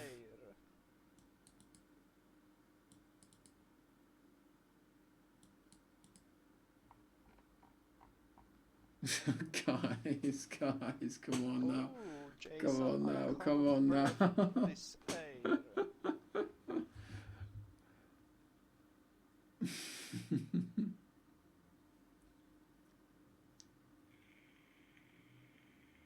Oh, Jason, I cannot breathe with this air. Badlands good. But yeah, Marilyn whispering in my ear. Thank you, Ibs, man. You're most welcome. Jason, and thank you for being part of some absolutely amazing memories, brother. Maybe we can catch up sometime properly. Oh, Jason, I cannot breathe with this air. But yeah, Jamie TF as well. Not quite as familiar, but God bless you, man. God bless you. I'm not a particularly religious person, but Jason, I feel like that phrase carries the meaning. Big Daddy Karen says, "You're the reason I used to main demo and listen to Heim." I'm honoured, man. Jason, I'm honoured. I cannot breathe with this air. It's crazy to think.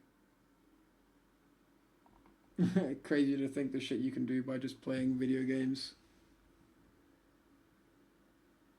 Let's don't forget the fact that you were one of the last international land. Banny wants to erase the fact with his shitty pajama particles.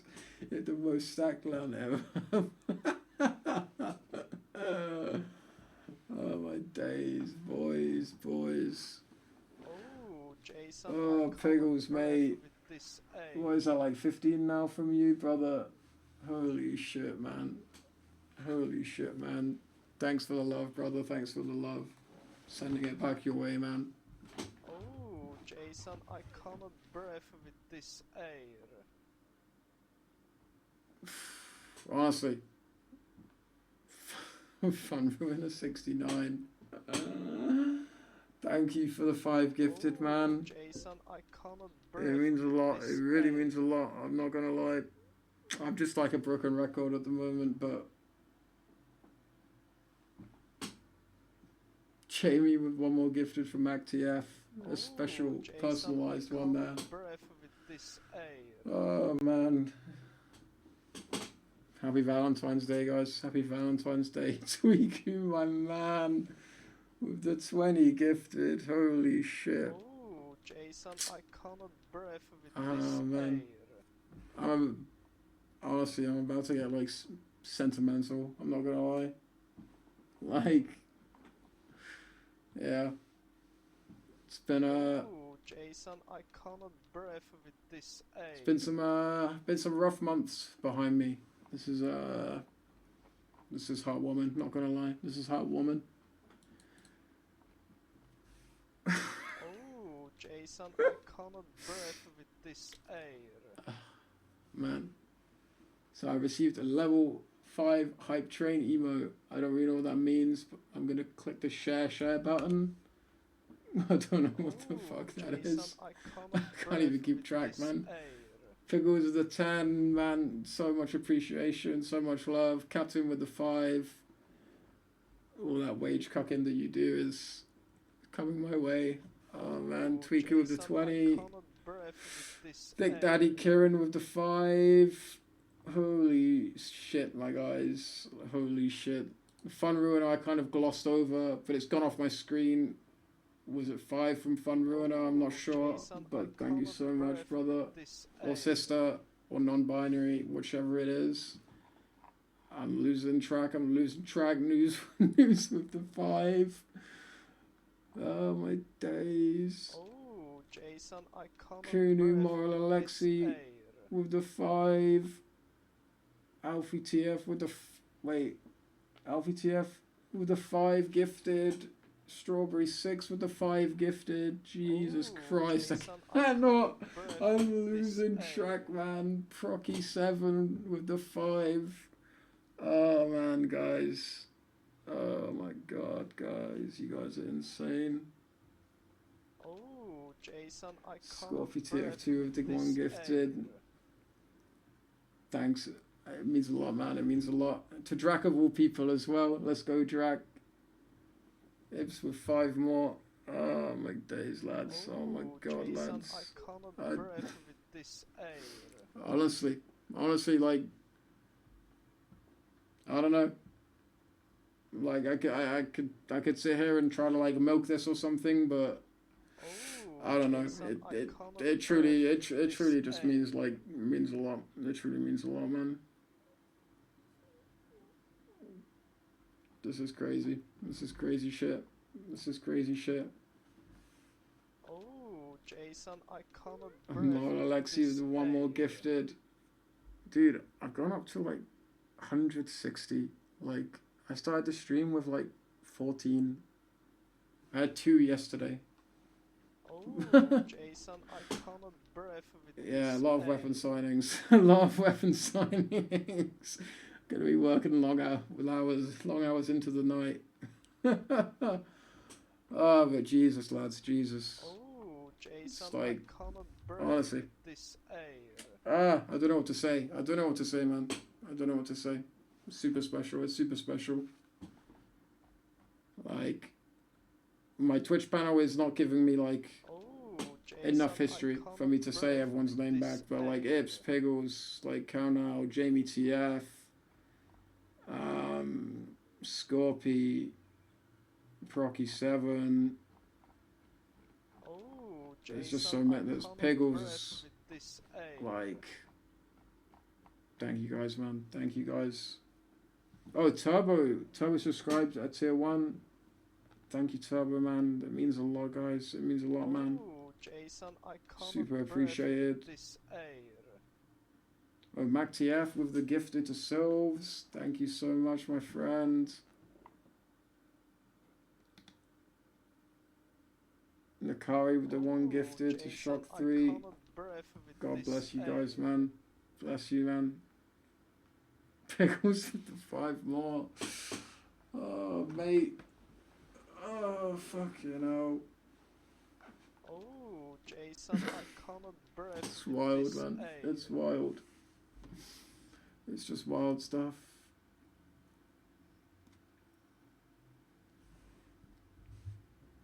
Mr. Bot Eric with the Oh, prime. Jason, I Thank cannot you, my breathe guy. with Thank you, my this guy. air. Jamie TF with the 10. Fun Ruiner with the 5. Holy fucking shit.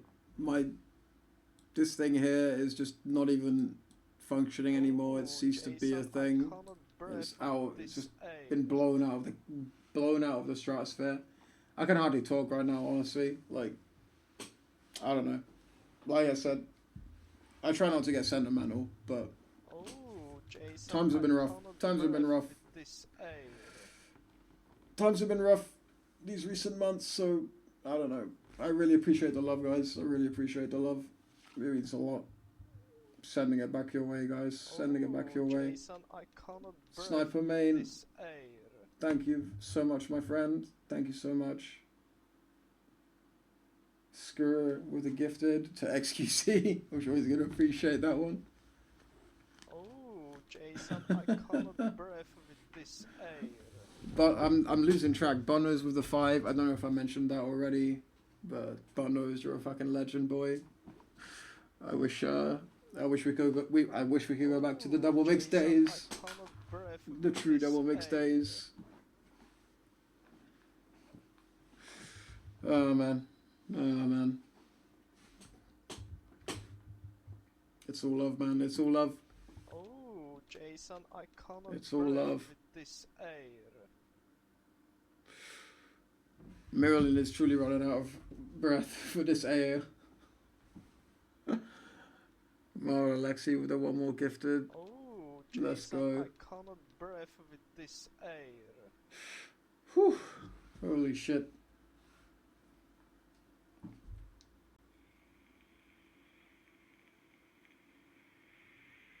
Oh, Jason, I cannot Marilyn breathe desperately with needs this some air. air. Literally no more breath. Treat myself. I'll try, my brother. I'll try, my brother. Can't believe we're still at 36. Yeah, I don't know what the fuck this thing is doing. Jason, This thing I is just cannot broken breathe beyond all with recognition. this air. JVTF with one to classy. Let's go. Let's go, man. Oh, Jason, I cannot breathe with this air.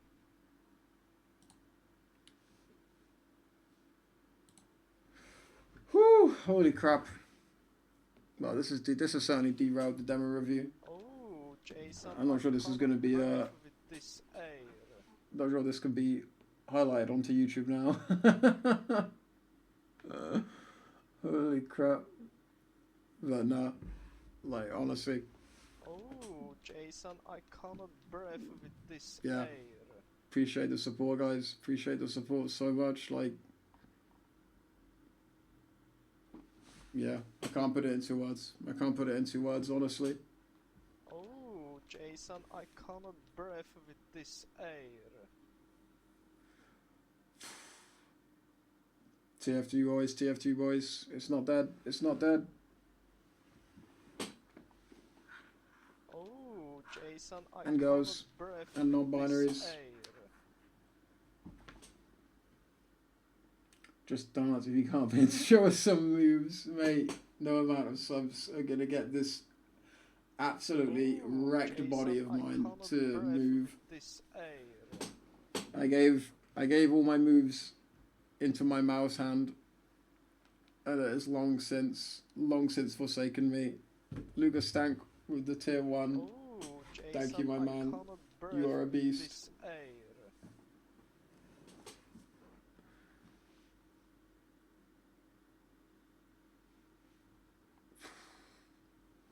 Guys, honestly, I'm just like blown Oh, away. I'm just Jason, blown away. I cannot breathe with this air. I'm just blown away. His eyes falling out is hella slow. Yeah, man. He's not making that much progress, you know? He's not making that much progress. Oh, Jason, I cannot breathe with this air.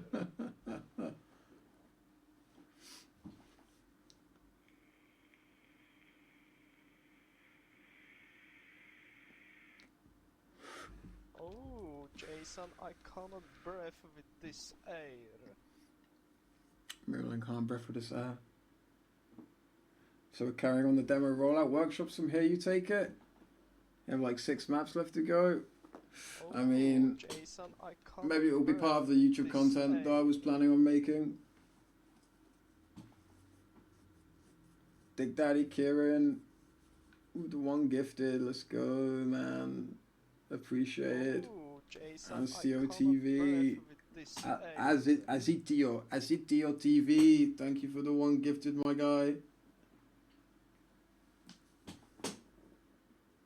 We're just Jeff Bezos a bit richer. Jason, I cannot Yeah. breathe with This is all for Jeff. This is all for my boy Jeff out there. I hope he spends this money wisely.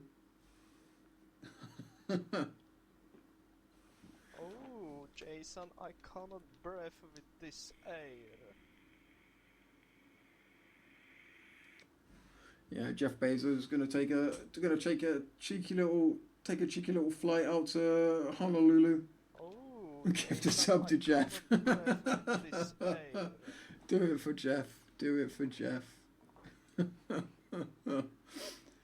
Madness, man, madness. Fucking hell. Jason, I cannot breathe with this air.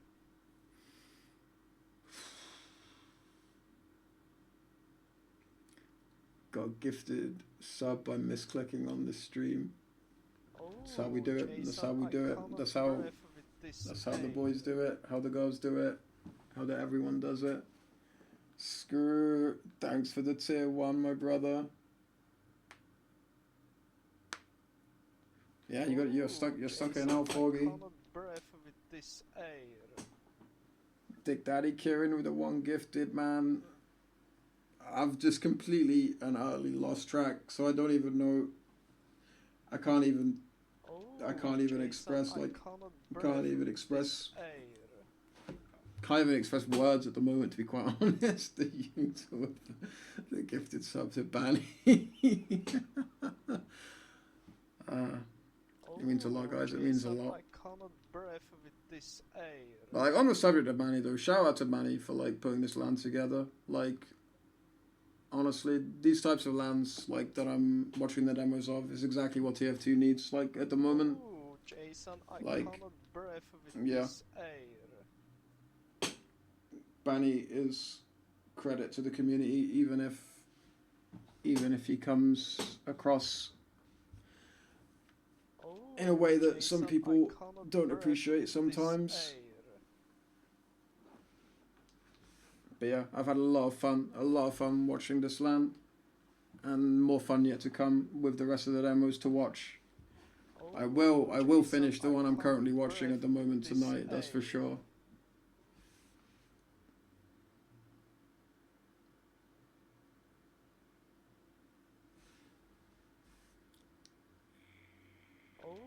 Jason, I cannot breathe with this air. Merlin truly can't breath with this air, I'm not gonna lie. Opinions on win limit thing in Banny rule set? Like, my opinion is, I have really mixed opinions on it at the moment, to be honest. Like, I like a lot of things about it. I'm not sure if 3 minutes is that guy to come back. The guy that gifted me like 500 subs. Yeah, no, that guy was insane. I like never heard from him again either. Like, I like tried to get in contact with him, but I just never heard from him again. Like, he just flew in and flew out. It was crazy. But yeah, the rule set captain, like, oh, forcing you to win a round to win the map. I like the rule in practice. I think it's really hard to. The only thing I don't like about it is how kind of tricky it can be to explain to someone who is kind of maybe new to TF2. Like in practice, I think it's a pretty good rule actually. Like, it means you kind of always have an exciting end to the map, like, no matter what. Like, some people said it's good because it gets rid of garbage time, and I guess that's technically true, but I always said that there could just be like a GG surrender option, and that would fix garbage time. But this means that you always have like a nice finish to a map without having to have like an hour long game, you know? Or I mean, you can have hour long games with this still, but if it's an hour long game, it's because it's something totally crazy, you know, rather than just a slugfest. So I quite like that aspect of it. Time limit 3 seems questionable, you think? Yeah, like I'm not convinced on time limit 3. Like, Jason, I cannot breathe with this. I like that it gets rid of the really long stalemates. I think there might be a better middle ground somewhere around like 5 minutes maybe. But Jason, honestly, at 3 minutes, I really like some of the tactical options it gives you in terms of, like, if you have really strong last holds, your ability to just hold last and play for the round reset. Jason, Jamie TF with one more gifted to Dr. Happiness, man. Oh, thanks. It means a lot, man. It means a lot. Bumfries with one to Ninja. Yuta with... Oh, Yuta was the one to give to Vanny. That puts me up to date approximately. But yeah, the 3 minute round timer thing is interesting. Like, I don't think it should be like introduced just off the back of this LAN. I think it needs more testing, maybe some tweaking. But I like the tactical options it gives. Like, obviously it speeds the game up. That's like the main purpose of it, I guess, and it obviously does that. I'm personally like one of the few people that like stalemates a little bit, so you know, I'm not crazy about it from that perspective, but like I said, holding last in this game is really easy. So if you can get like, you know, if you have good last holds, you can hold last for like 3 minutes. Like holding last for 3 minutes is nothing, you know. So it means you have a whole bunch of like new tactical options. Like, you can still play defensive. Like, if you don't like a fight, you back up to last. Like, build your gun, get your heavy, hold last for 3 minutes, have a new mid fight. If you're up in a game, or if you're really confident in your last hold, like on like a snake last hold, I-65 style, you could do some crazy shit to mid, you know? Like, I don't know. Go there, like, have your demo spam, like, have a sniper take a peek, have a spy go for a backstab. If you get the pick, then bada bing, bada boom, you have a full Uber ad. If not, hold last for 3 minutes, you know? I think there's a lot of interesting aspects to it. Like, it needs more exploration. It probably needs more playtesting. I think it probably could do with at least playtesting some tweaks, like 4 minutes maybe. Playtesting 5 minutes. I'm not sure. Like, I haven't spoken to like, you know, I've only really been back around the scene for a few days. I've kept an eye from afar, but I don't know if anything's been playtested other than 3 minutes. But I would be curious to see like playtests of like 4 minutes, 5 minutes, that kind of thing. But it's hard to say. It really is hard to say. Man, chat has just been going. Chat has just been absolutely going. So if anyone had anything for me in particular that you wanted to ask, feel free to like retype it, because I've probably missed a whole bunch of stuff. Jason, I cannot breathe with this air. There's a funny edge case where you can delay winning a round once you've wiped a team to instant win in the post-30 min time. Wait, what? Jason, Not sure whether that's inherently good or bad, but it's a thing and it's coming up in online scrims. What do you mean, Mac, about that? I'm not quite sure I 100% follow it. Oh, so like you're about to win and time is about to run out. Oh yeah, I get you now. So you're about to win, time's about to run out, but you just don't cap, and then you just cap like once 30 minutes is up. I'm with you. Yeah, so that's interesting actually. That is interesting. I hadn't thought about that angle on it before. Update stream info? Which stream info? There's probably a lot of shit I should update to do with my stream. Like, I thought I would stream first and update later. But yeah, I have a lot of stuff to update around here. What are some key beanie features you look for? One, that it fits on my head, because I have an abnormally large head. Like, you know, like Christmas crackers, where you get those little pie hats and stuff.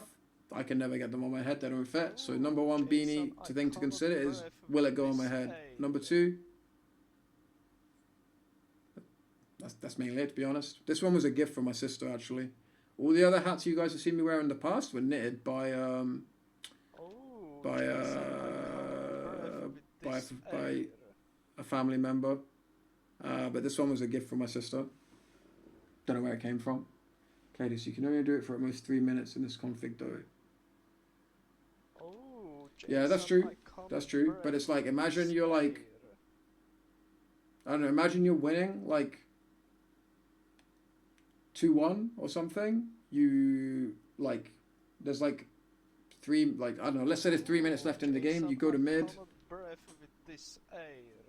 Like, let's say you go to mid. There's 3 minutes left on the game time. You wipe them on mid. You like get to their last. You're like spawn camping them on last or Jason, something. I cannot breathe with this air. Or let's say there's 2 minutes left on the game timer actually, for simplicity's sake, or 1 minute. I don't know, 1 minute 30. You just spawn camp them until the 30 minutes is up, and then you can just cap the round and win the game on the spot. Whereas if you capped the round originally, at say like the score was 2-1, then it would be 3-1, and you would still have to win another round after that, right, to win the game. So that's an interesting nuance that I hadn't thought about actually. It's a really good point by Mac. Oh, Jason, I cannot breathe with this. There's also a world where you can unknowingly push yourself as the winning team if you're not familiar with the rule set. You win 2-1 in normal 30 minutes timer, but then it goes to get the 3 rounds part of the game, which is very winnable for the team that just won that round. If the team that just capped had waited 5 more seconds, they would have insta-won. Yeah.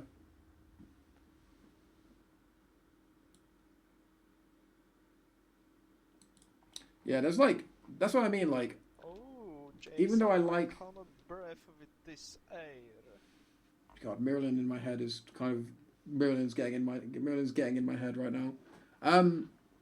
Yeah, even though like I like stalemates and I like the tactical options that happen in stalemates. Jason, Okay, I don't like breathe stalemates, with like, this but air. I appreciate stalemates and I think they add diversity to the game. I don't just like to see DM for 30 minutes. Like it's fun, but I don't really want to see that all the time. So I would like to see some options for there to be Jason, some I like, you know, cannot tactical breathe options in with this stalemates.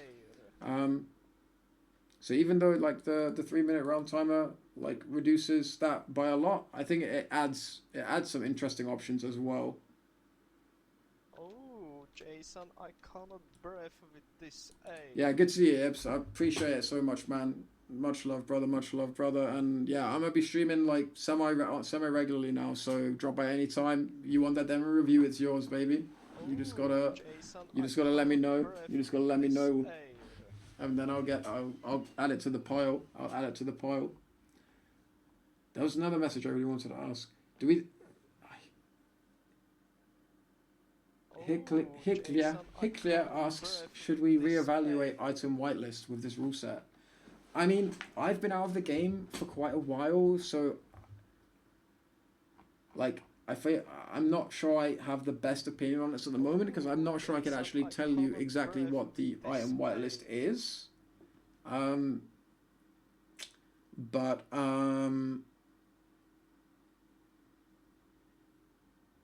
But I definitely think I think there's pretty much always room to discuss whitelists in this game. There's pretty much always room to discuss whitelists in this game. Oh, Jason, I cannot breathe with this air. God, Maryland just keeps on going. My man just keeps on going. Let me just see if I can edit this to make it not completely Jason, fucking I broken. cannot breathe with this air.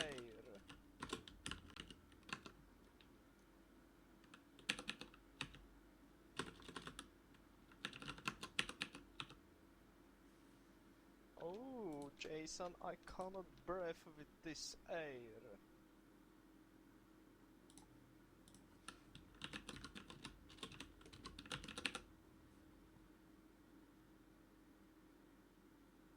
Oh, Jason, I cannot breathe with this air.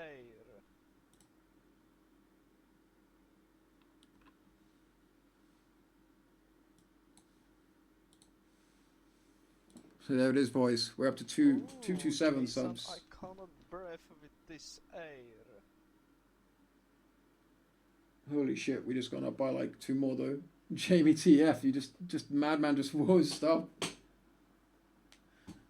giving it to anyone. Jason, I cannot Much breathe appreciated, brother. this Much appreciated, man. 120% of the stream is subbed. It's wild shit, man. It's wild shit. Oh, It's truly wild Jason, shit. I cannot breathe with this air.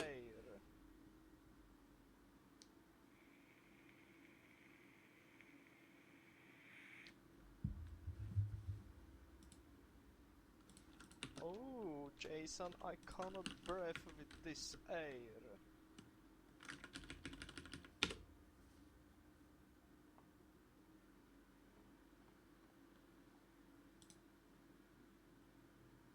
Oh, Jason, I cannot breathe with this air. Damn, Marilyn. Relax, relax, relax. But yeah, okay, so questions. Oh, Jason, I cannot breathe with this air.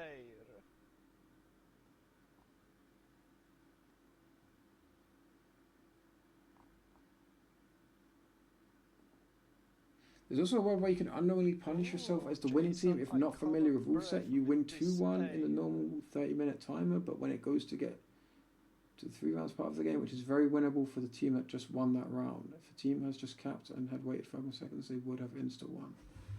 Oh, they already read that, yeah. I cannot breathe with this air. Yeah, I get the gist. What does your girlfriend say when you smoke in house? That is a banging clip. Just I'm gonna get back to this demo review. Like I am determined to finish this demo review at some point. Just when I've like collected myself, man.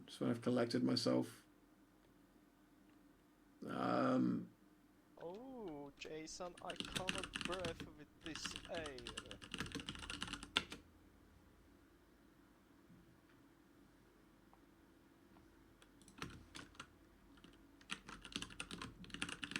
Oh, Jason, I cannot breathe with this air.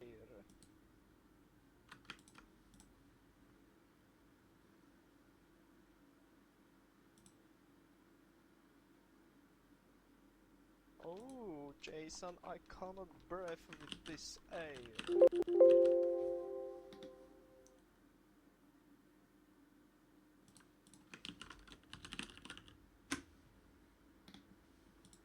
What? Oh, Jason, I cannot Oh, breathe shit. with this air.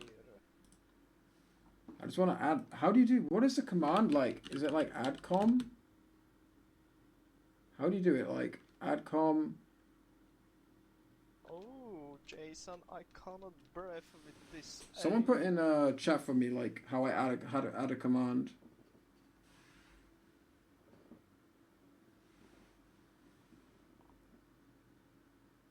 Oh, Adcom. Jason, I cannot breathe with this air.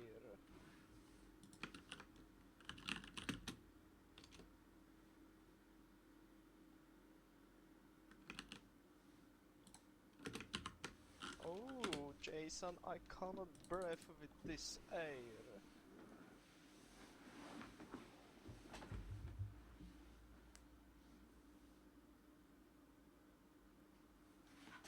Broken?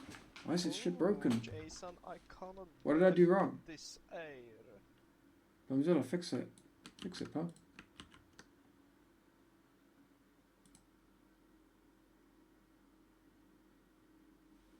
Oh, Jason, I cannot breathe with this air.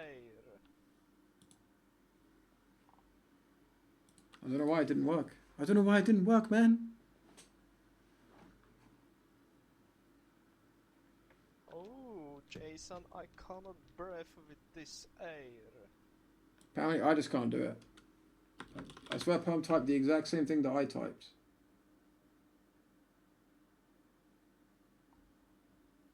Oh, Jason, I cannot breathe with this air. Jesus, Marilyn just won't stop. Okay. Let's continue the demo review. I have absolutely no idea where we were in the game. Oh, Jason, I cannot breathe with this air. Witness just did a really nice round, didn't they? Jamie, one more gifted. Holy shit, 51 in total now. You're an absolute madman. Honestly, mate, like, I can't express my gratitude Jason, enough. I Like, cannot seriously. breathe with this air. I cannot express the gratitude enough. Like, yeah.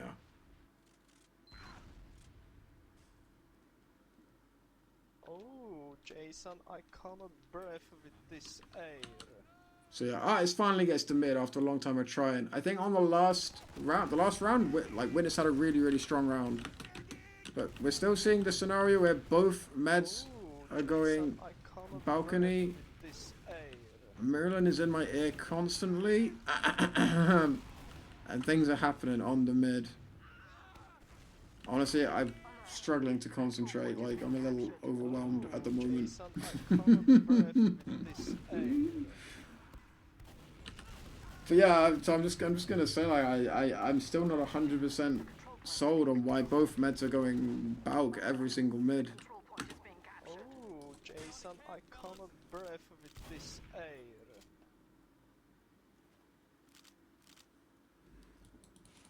Like, I don't think it's a totally unviable strat or anything, but Oh, Jason, I cannot breathe with I can wipe this the alert air. queue somewhere. Ah, I mean, you know, it is what it is. I get used to it. I just have to talk a little bit. Let Marilyn get it all out. Let Marilyn get it all out. Oh, Jason, I cannot breathe Um, with this air. Right, so where are we at? Okay, so it's 3-2. Our boys from like a G6 are chilling on their second. Oh, Jason, I cannot breathe with this air. So there's a slight ad for Witness, but I'm not sure if they're going to be in time to actually use it. If they're just going to pop through Z. It's crit. Oh, they've gone crits. I remember this now. Oh, Jason, This I was... cannot I can't breathe remember what with happened, this but I remember air. this bit leading to a disaster of some description. I'm not sure about like the soldier crits decision. Like, I feel like a demo walking through Z there, like, Oh, is Jason, I really, cannot really, really breathe strong. with this air. But I guess if maybe they're expecting them to be holding close. Maybe the crits was checked. I'm not sure, but we like to see that innovation. We like to see the innovation. Oh, Jason, I cannot breathe with this The air. control point is being contested. Uber is forced, so there is a crits out in play. But 2 picks. Realistically, this med is not going to get another crits. Realistically, if I was Logan, I would be bombing that yard like 6 seconds ago. Breathe with this air. But he's into mid, spamming the scouts off the crate. Team should be able to make an entrance into mid. Wouldn't have minded Logan to still be spamming the crates, but they seem to have crate control. Completely pushed them out. A market garden happens. I was told about this market garden. So we're gonna have to back up. Because I was... Yo, Jamie TF, my man. It just keeps on coming. Oh, Jason, I cannot 50 breathe tree. with 50 this tree. air. Holy shit, on a swizzle stick.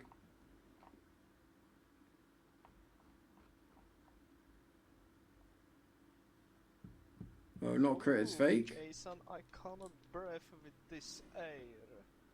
You stop? I mean, you don't gotta stop, my friend.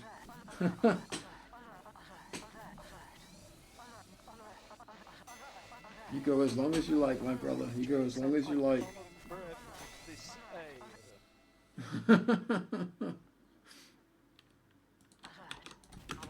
Okay, where's my boy Soapy Meister?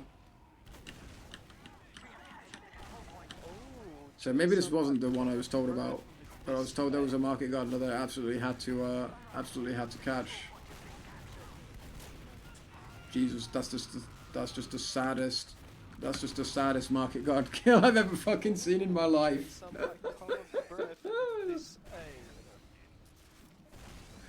Oh my god. Alpha has been sent back to Romania. Holy crap. Soapy Meister's like, get out of my North America.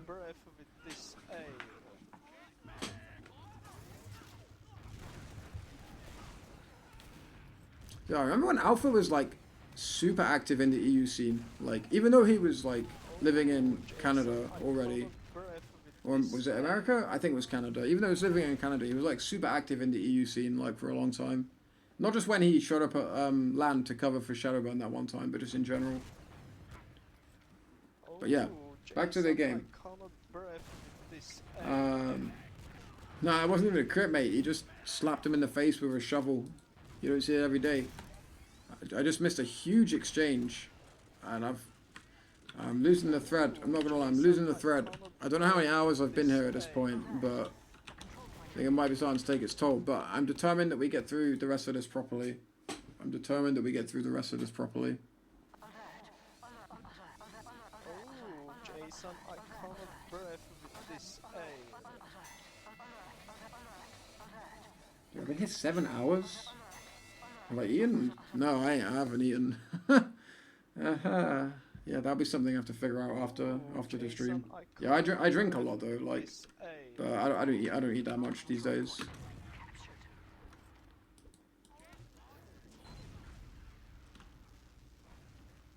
To be fair, like, this is actually only the second demo I've looked at. I've spent most of the time just kind of talking about different things to do with TF2. Almost finished map 2. Oh shit. Okay, so it's a beef creds, the Uberus pops.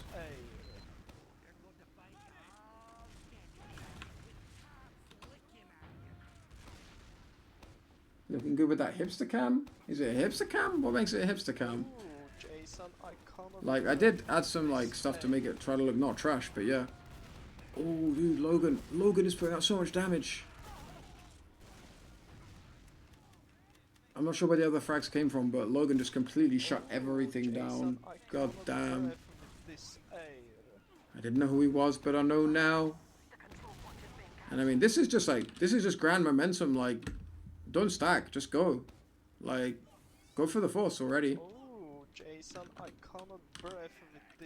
They should just go for the force, but they don't. But I mean, they're in the lead. They haven't got Uber yet. They respect the alpha sniper. Check out the alpha sniper actually. Oh, the alpha sniper is over. He's going NG. That's what we like to see.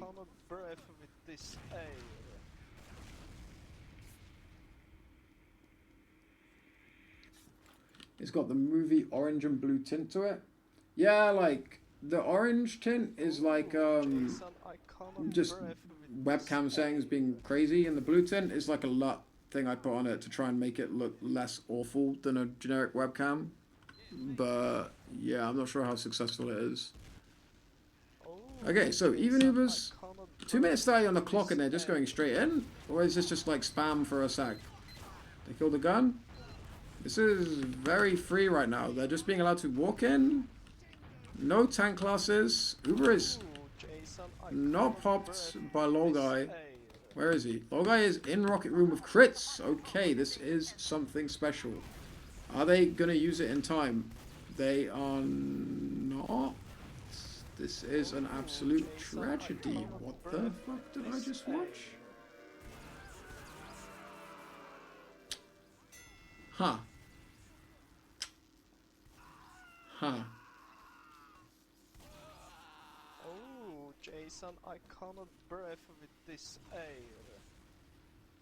That was interesting. That was interesting.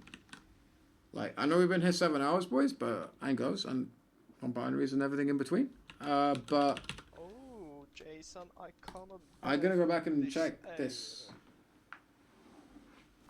Like, 7 would go for NG Pyro Heavy Sniper in his last hold. Probably no Pyro, but everything else, yeah, we probably would. And I think in this rule set, you absolutely should. Like, in his rule set, if you are not running, like, double tank on last holds, then you're a madman. You're a madman, or you, like, have placed a bet on the enemy team. Oh, Jason, I cannot breathe with this air. I want to kind of see the low guy pop. How long was he hiding there for? Like, I guess he waits there, like, to just keep buffs on players, like, spam, spam, spam. Oh, Jason, I cannot breathe with this air. Like, alright, let's get some spam out. They rotate into spawn.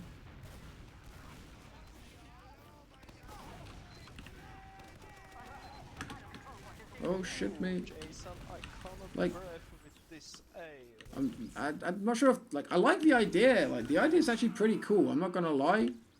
But I don't know if there's like a comms breakdown or if Artis was supposed to rotate with Lol Guy. But they ended up using the crits on a scout, which is just kind of tragic.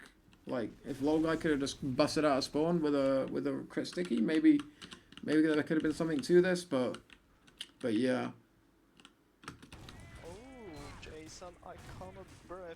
Yeah, they're still going strong. And WG going strong, man. Like, they look so good in this game. They actually look so strong in some of these rounds. This Granary game has actually been fairly high quality. Like, I don't like the mids. Like, I'm not a huge fan of the mids. Like, what the hell was that? What the hell was that noise?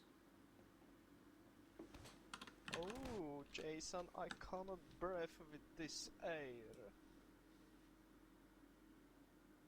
Wait, what bits did I get? I didn't get like any notification other than the sound. Oh my god.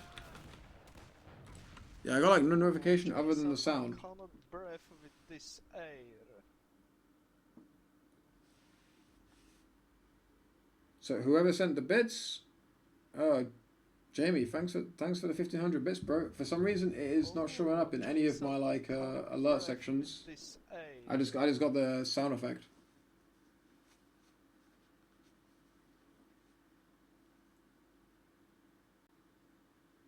Oh yeah, it was like 28 minutes ago. I completely missed it. Jason, Damn. I cannot breathe with this air. But thank you so much, Jamie, man. You're a fucking, I don't know. It warms my heart, man. I appreciate it. I appreciate it, man. Honestly. Oh, Jason, I cannot breathe with this air. Okay, so the mid. Let's go back to the start of the mid, because I kind of threw myself off. Oh, Jason, I cannot breathe with this air.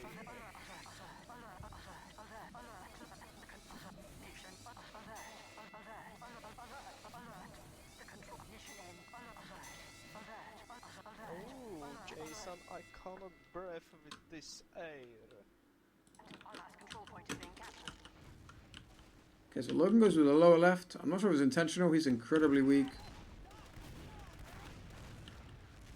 Oh, Jason, I cannot breathe with this Oh my god. air. So, Skis is actually playing from the floor now, which I really like. I really like this change.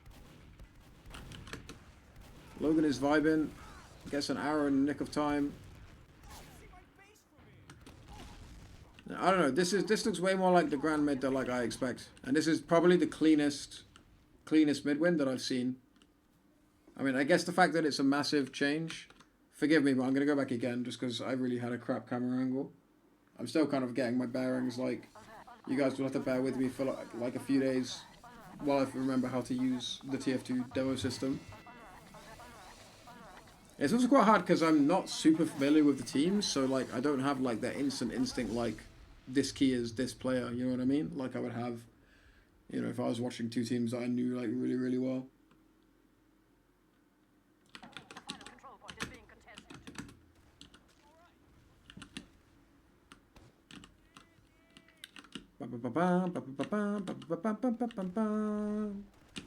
So yeah, lower left, just Soapy Meister in ramp. This is like a classic like Euro style grand mid. Both bombs coming in, but where is Artis is just staying up on his crate. Artis just stays up on his crate, so both these soldiers that are bombing have absolutely no follow-up. Like, normally you would expect to see, like, if they weren't doing this med demo on top strat, if both soldiers bomb in and commit like this, you would expect to see the demo following like over the point and spamming everyone who's distracted by the soldiers, right? And the scouts following in. But there seems to be a big split here because they're playing two different mids. The soldiers are playing one mid and the med demo are playing another mid. Now the Soapy Meister recursive bombs come in. These guys are completely out of the fight. These guys can completely just focus on cleaning up their the WG aggressive players. And there's big success from Rakuso's bomb as well. Like 2 kills and another good rocket onto Alpha. And I mean, this was not even the lower left mid at its full power because Logan was really, really weak arriving to mid. Like, Logan was 20 health arriving to mid, so he was not able to get aggro on the point. He was, like, pushed back to here, like, instantly. And he didn't actually get past this point. So this was a lower left mid without a demo even able to really dominate the fight, which is what you'd really expect to try to achieve if you go lower left. But nonetheless, like a superb mid by your boys WG. But bizarre play, your boys G6. But bizarre play by WG. Like, med demo stayed back really passive on their crate. Like, soldiers had not bombed yet. As in, so the WG soldiers bombed deep immediately. But there was no impetus, like, from artist or even really from the scouts to go forward. Like, obviously the scouts are waiting for the bombs from Rakuso and Soapy, but like when you have, I don't know, it just seems really strange that they committed WG committed both their soldiers so early, and then made absolutely no attempt to progress further than on top of their own crate. Like, blue soldiers failed this mid. I mean, you could argue that, like, they didn't. You would expect them to kill, like. You would expect them probably, if they focus the same thing, to get, like, a kill more than what was achieved. But without follow-up, like, with no follow-up, it's still quite tricky, in my opinion. It's also, yeah. Demo system is rough, yeah. The TF2 demo system is really, really rough. But better than Valorant's demo system, that's for goddamn sure. The control point is being contested. Okay, so full ad push. Alpha on NG. Brand slam on sniper. The gun is just about level 2 in time. They're playing this really ballsy. Okay, Skis Uber's in the end, but the sniper had his chance. They focusing the gun? Question mark. Okay, Logan is just flying. Logan has a very unorthodox way of dealing with this gun, I'm not gonna lie. Okay, I'm not sure if, okay, Ice is completely caught out. I don't see any coordination for Witness on this last hold. They're completely all over the shop. Like, this was not the greatest of pushes from G6, to be honest. Like, Logan was somewhere in the sky trying to deal with a gun, but Witness Gaming have just completely separated themselves and allowed themselves to be isolated, even though the Uber was completely ineffective. Like, the post Uber was just a complete disaster for Witness Gaming. I just want to go back a little bit because I want to see what caused them to split so much. Like, Artist was completely isolated. Like, typically what you want to see on a Granary last hold is you want to see, like, enemy team Ubers in one area, and you want to just kite that Uber into another area. I do think the lack of a heavy is a really big deal. Like, I think heavy on Granary last is so fucking strong. Like, there's two reasons why I think that. It's not just because, like, heavy on any last point is really strong, but there's two reasons on the top of the classic reasons why on Granary it's really good. One is spawn cycling is trash on this version of Gran. On Gran in general, but on this version of Gran, spawn cycling is trash. Like, you can't just, like, if this was like Gully Wash or Badlands or whatever, or Process, like, you walk through that shutter door, you press a key, your class is changed, right? In this version, you have to, like, walk all the way up and get through the rocket room and then up another set of stairs, and only then are you able to, like, switch class or, like, use a banny bind or something like this. So spawn cycling is trash, which means going back into spawn for resupping and things like that is really not, like, optimum, which kind of forces you to stay out. And staying out into open, the best thing you could possibly have for that, besides, like, a level 3 to delay the Uber, is a heavy to tank around. So as this Uber, we'll watch it, like, as this Uber comes in.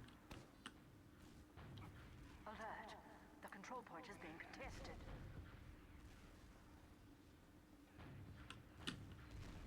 Time has been added.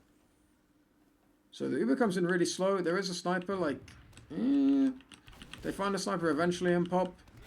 So decent pop. The gun's going to take ages to die, which is why I thought this push was going to not succeed in spite of the lack of a heavy. But Logan gets there eventually. But Artis is just completely isolated, and Lol Guy is just playing off of the spawn door. Like, this is maybe just my opinion. Not sure. Maybe some people disagree, but this is one of the rare maps where rotating, like as I was saying before, where rotating through spawn as the defending team is really, really, really not good. Like, the point is quite far away from the spawn doors. You don't have any like high ground that's comfortable to play from that you can keep control of. Like, for example, process, you can play from Balk, right? You can cycle, you can rotate through panic room and keep the high ground surveying the point. On this map, you really can't do that. So spawn cycling is not really desirable because it just takes you very far away from the point. And you really need to be able to blob up together. So like Artist is completely isolated. Like imagine if instead of Artist just getting hard tunneled here, it was a 450 HP heavy with Artist playing behind him. And, you know, soldiers like collapsing on these guys here, for example. Like, I mean, given how this Uber went, they probably, I mean, there's a bunch of different options they could have had. But yeah, the focus fire from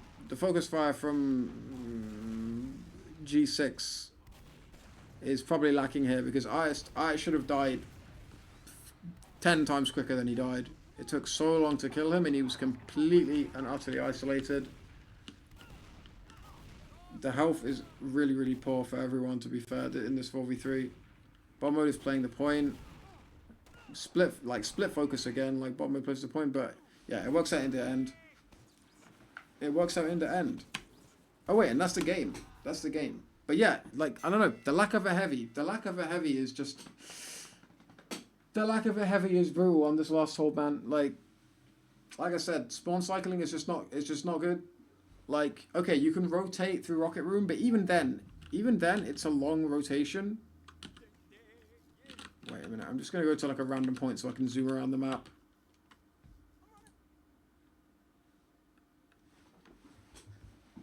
If I just go to like a random point and zoom around the map. Just kind of ignore all of these players.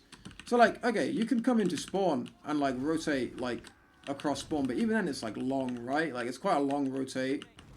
And these doors are like really, really not nice to come out of. Like imagine you need to block the point and you're coming out of this door. Like, it ain't pretty. It ain't pretty. Like soldiers trying to bomb this point, demo men trying to sticky it, getting their stickies like fucking stuck on this thing. Likewise from the left door. Like, okay, you can lob some stickies over and bomb the point from here, but it's so easily denied. Like, stick it up, like, scouts on the high ground, soldiers spamming the doors, like, soldiers up here spamming doors. So, spawn cycling is trash for that reason. If you want to actually get a resub, you have to go all the way to here in this version, which means you're basically obligated to not spawn cycle, other than people who have to, aka like an NG that's swapping off, or a sniper that's swapping off, which is completely acceptable. Spawn cycling is really, really not good on this map, which means you need the ability to kite the Uber in the space on this last point. And the only way you can realistically achieve that, in my opinion, arguably you could make use of a pyro, but realistically the best way to do it is with a heavy. So enemy team Ubers in from, in this case it was here. They walked in a little way, saw a sniper, popped, and then like hard focused over here. And Artist got isolated in this area. Like, ideally, like you start like as like a defending combo. Like you start with your heavy in the middle, and then wherever, like your heavy and like demo, like roughly in the middle, like with the medic. And wherever the enemy team goes, you just blob up in a completely like opposite area. So if they're like focusing someone on the left, you just try to blob up like in this area. Or if they're like Ubering in on the right and hard committing into this zone, you blob up like on the left, like where we saw Artist before. you're blowing up around that heavy, and then hopefully your soldiers are creating enough width to your play, like maybe pushing top, like maybe flanking, maybe like doing some like kind of cheeky off angle like here to get like a flank kill. And by the time that the enemy team is like focusing the point, they have like a 450 HP heavy to deal with, and your soldiers are like swarming, or your soldier if you go for like a triple off class setup. But yeah, that's a really, really big miss. That's like a really, really big miss in this last hold from Witness. But yeah. So yeah, that was Witness versus G6. Like G6, like a well-deserved victory. I didn't show too much of the flashy shots, to be honest. Like I missed a fair few of them, but you know, getting back into the swing of things. Yeah, I don't know. It's a bit disappointing. It's disappointing not to see Witness get to play Froyo at all this LAN. But you can't say that G6 didn't deserve it. Like, they did some really good stuff, honestly. Like, bot mode is a Granary savant.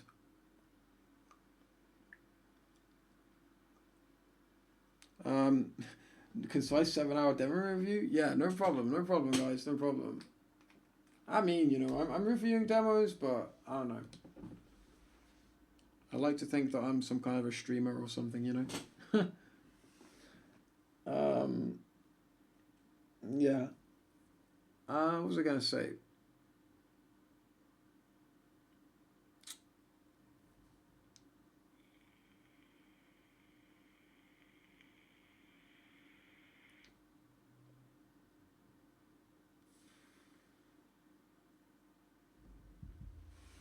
Not a problem, ship at Hollow, not a problem. Not quite done yet though. Yeah, there was a lot of good stuff. Like, Witness had that one round that was like really, really, really nice. Like, really clean mid, really clean last conversion. It's been a long stream, so the details do escape me of exactly what went down.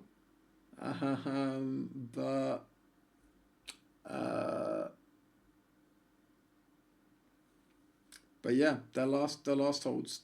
Like, I keep going on about last holds, but you have to be able to hold last on Granary. Like, I try to, when I can, attach like numbers to my last hold, like conversion rates, like predictions. And I think with Uberad, Gran last push with Uberad, conversion rate is probably the worst of any map. Like, I don't have stats to back it up. It's more like just from my experience. But I would say, I'm going to say approximately like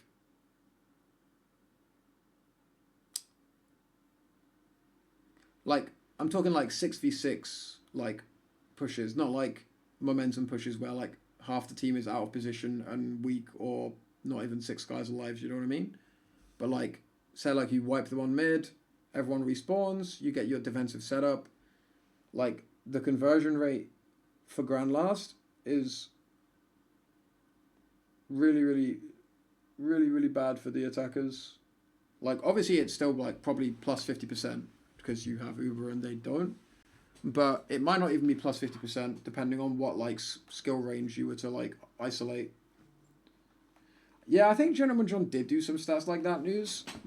I was actually going through some of his stats articles like in the archives the other day, but I didn't come across those ones in particular. But he did so much stuff like back on Vanilla TV, that back on Vanilla TF2 rather, that it's hard to keep track. I definitely didn't go through everything. But yeah, the conversion rates are so much lower than other maps, like Gully, Process, Snake. I think all have pretty good conversion rates for ad pushes. Like, Process is like, eh. I think if you have a lot to work with on Process as a defending team. Like, attackers have a very good chance still, but you have a lot of options. Like, in terms of like different off classes and soldiers cycling bombs to block the point. Like, the ceiling is very high and things like that for an indoor map. So there's a lot of options. Whereas on Granary, yeah, Granary, it's like, yeah, it's just like a big cavernous space. It's a big cavernous space, and there's just so much ground to cover for the attackers. Like, realistically, if you have a proper setup with gun heavy, there's so much ground for the attackers to cover. By the time, like, the gun is dealt with, like, you have to, like, use the rest of the Uber just to get to where the heavy is standing if he's kited correctly. And then it's just a question of the heavy, like, soaking up enough damage that your demo can keep focusing the point with the soldiers. Which just makes the conversion rate, like, I don't know. It's hard to say because of different playstyles and different skill levels, but it's got to have one of the lowest conversion rates in the game. And that's not even getting into, like, the whole stalemate thing. Like, when it comes to stalemates on Grand Last, it's the hardest bar none. Maybe Sunshine competes with it in stalemates, but it's the hardest bar none. So, honestly, I'm quite mind blown that we didn't see a round reset. I mean, maybe it's a testament to the play style of Witness in this game, that they just were not interested in that and just wanted to fight.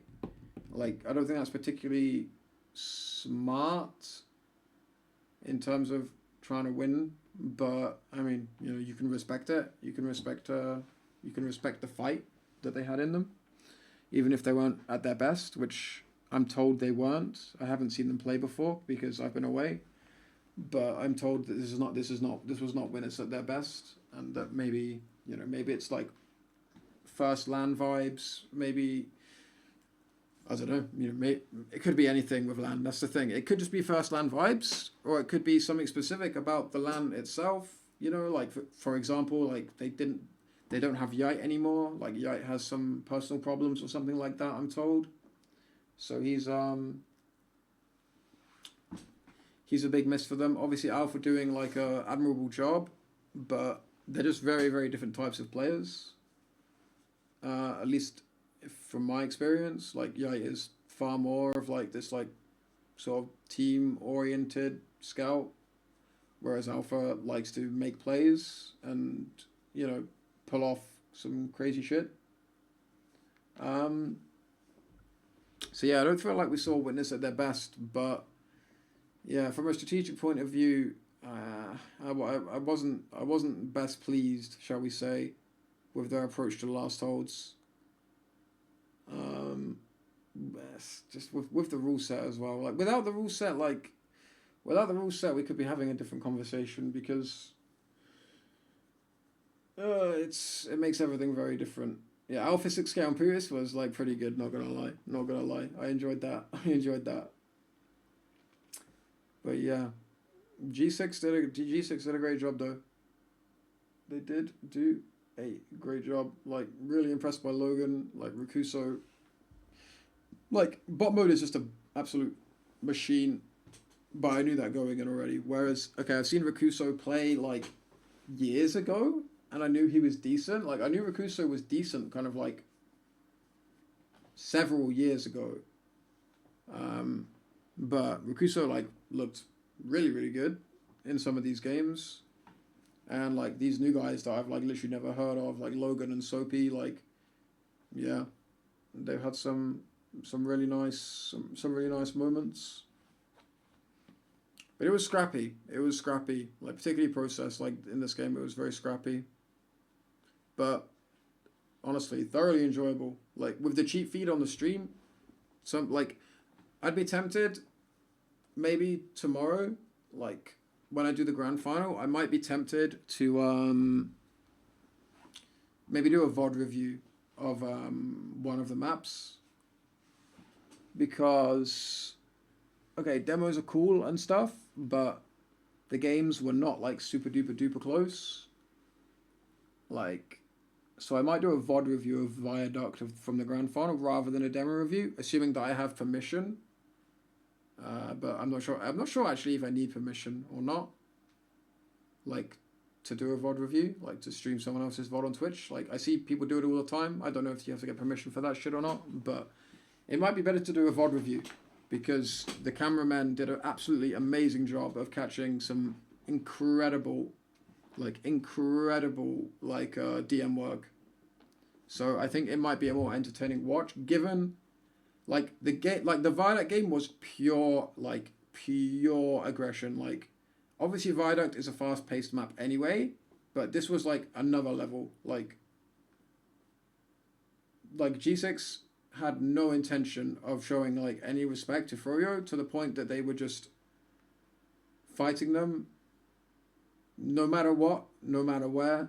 Like, yeah, it was pretty crazy. So I'm not sure that there's like, in terms of strategy, it would be quite hard to unpick things in a particularly clean fashion. So I might do a VOD review of Viaduct and then a demo review of their Badlands game. But yeah, I'm really interested to talk about the Badlands game, because even though it was a stomp, I think Badlands is a map that a lot of people have forgotten how to play or never knew how to play in the first place if they're like newer players. So yeah, that would be really cool to do tomorrow.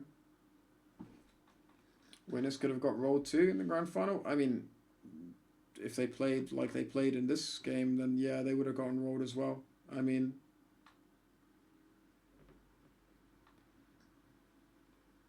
Oh, yo, Jason, Jamie I cannot TF, breathe thank with you. this Thank you for the one more gifted. Enjoy me, man. Yeah, exactly. Viaduct was 12 of the best DMers on the planet, and they truly had at it. It just so happened that 6 of them were a lot more coordinated than the other 6. But yeah, it was an insane map, like DM wise. So I think it would be more fun to watch like in VOD format, because I could try my best to catch the good shots, but you know, without a cheat sheet that the LAN producers had, it would be fucking impossible. I'd be there all day, rewinding.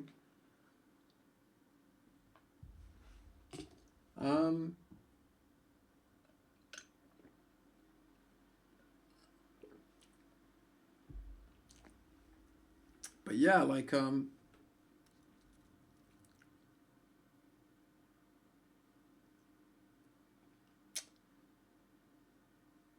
what to say. I feel like this was definitely not my best analysis. I'm definitely kind of getting back into the swing of things. My brain is full of random Valorant shit still. I'm like, nah, the biggest thing is actually just tracking the game. Like, my muscle memory of like spectating certain players in certain situations is completely gone. So it's like I need to watch the roamer now. Like, you know, like this part of the fight, I want to see the roamer, and I'm just like fat fingering my keyboard trying to find the roamer, and by the time I get there, it's like gone. So yeah, I feel like this is not my best analytical work. So if any of the guys that played this game watched and are thinking like, damn, I just wasted 7 hours of my life, then sorry about that, guys. But you know how it is. I'll get back into the swing of it. And to be honest, after watching this LAN, this is not something I would have probably really considered before, but I'm probably gonna cover ESEA like this season as well. Like only the big games. Because, well, I say the big games. To be honest, I haven't got the fucking faintest clue who the number 4 team is. Yeah, RGL, sorry, not ESEA. Old habits die hard. I haven't got the faintest clue who the 4th team is, but the top 3 are interesting enough. And if Witness can get their shit together, and I don't know, play better online than they did on LAN, like I feel like that could be really interesting. I have to learn Bagel probably to provide any remotely insightful information about those games, but yeah, I think I will probably look to cover some of the better ESEA games this season as well. Probably not live, like maybe the grand finals live if I'm allowed. I don't really know how it is in RGL. I guess RGL is a bit stricter than ETF2L about who covers the games. Like maybe they'll let me do a co-stream or something like that for grands. but that's obviously like a ways down the stretch, a ways down the stretch. Yeah, it's obviously down the stretch a fair bit.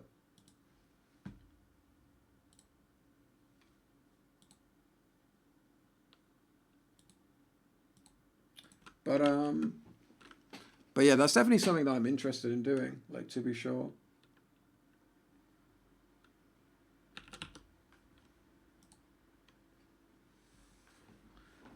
I want to see if Mira keeps up with his LAN performance. I mean, to be fair, it's hard, man. Like, I mean, obviously you'll feel good, like, after performing like this at LAN. Like, it's hard to go back to online. Like, sorry, no, pardon me. After performing as good at LAN, you're going to feel, like, super confident, right?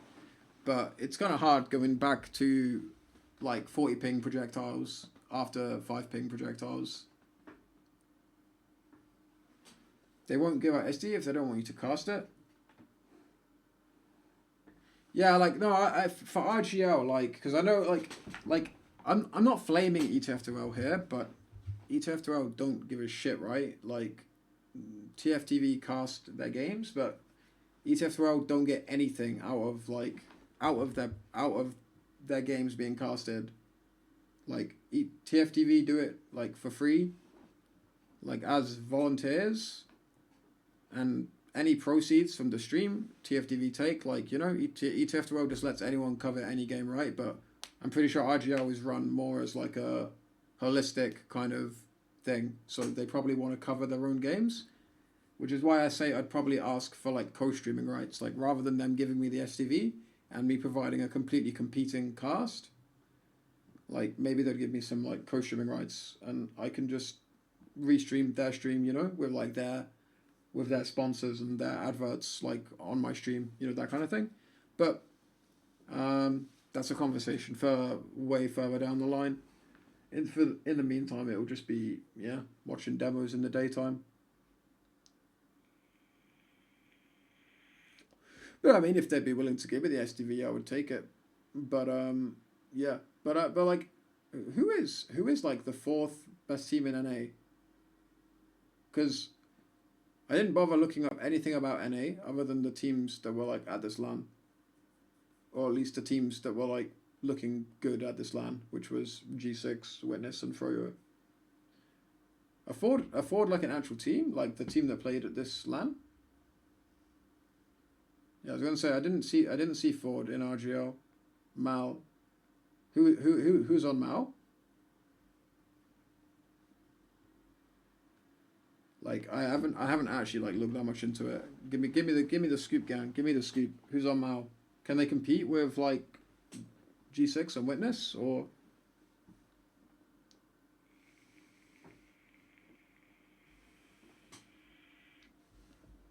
No. So there's, like, a skill drop off, like, after Witness and G6. Just nose, just straight fucking nose. 4 to 6 are really close. Okay. But yeah, I mean, after watching this LAN, I don't know. And after watching some of the coverage, like, a lot of the guys from these teams seem quite sound.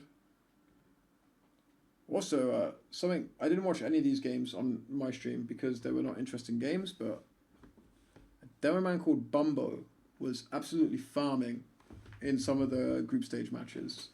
That guy deserves some props, even though I didn't get to watch any of those games on stream because, well, most of them weren't that interesting as actual games. But Bumbo was kind of beasting.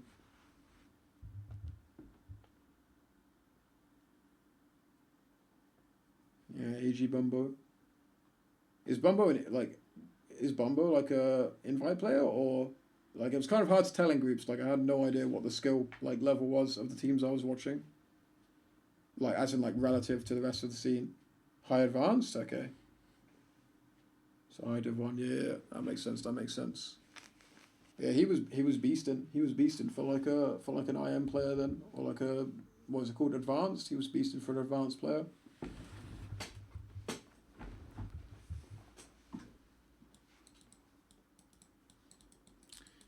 But yeah, I mean, been sitting here talking for like 7 hours. But assuming my voice is feeling a little bit drained, but assuming that my voice recovers overnight, I'm gonna be back at this tomorrow. We'll check out the yeah, I mean, I can like rest and eat. It's no big deal, you know. A fast never hurt anyone, to be honest. But yeah, like tomorrow, like I would like to watch the grand final. Go breath some air. Yeah, no, like for real. But yeah, tomorrow I would like to watch the grand final. Like I know it wasn't the greatest grand final ever. In fact, scoreline wise, it was probably the worst grand final ever. But like that's why I say I'll probably do a VOD review, because some of the DM was insane, and obviously it was broadcast then, but you know, when it's broadcast live, it's like, oh holy shit, insane air shot, but then like move on and completely forget about it. So I think it'd be cool to like go back over the VOD and check it out on Viaduct, and then on Badlands we can get into some details on Badlands about how to play that map. Yeah, as long as I get the air shots. Yeah, that's why I say like on Viaduct, I'd probably do a VOD review. Like I would actually restream the VOD rather than do a demo, because there was so much insane air shots and stuff that I think it'd be more fun to watch that way. And I think it was too fast paced and chaotic to do a really particularly engaging demo review on. Plus, I'm going to be doing loads of Viaduct demo reviews anyway in the coming days, because my other plan for tomorrow is to start getting acquainted with the ETF2L teams of this season, because there's a big game on Wednesday, right? The Backyard Bullies versus Evil Men, or whatever the hell they're called. Which is probably the game of the season, like until playoffs. As far as I understand it anyway, I could be wrong, like no disrespect if there's like other good teams out there. They're the teams that I recognise. So yeah, that game's on Wednesday, so I'm going to do some prep like tomorrow on what the hell is going on in ETF2L, because I haven't really watched any ETF2L so far since paying attention to the game again.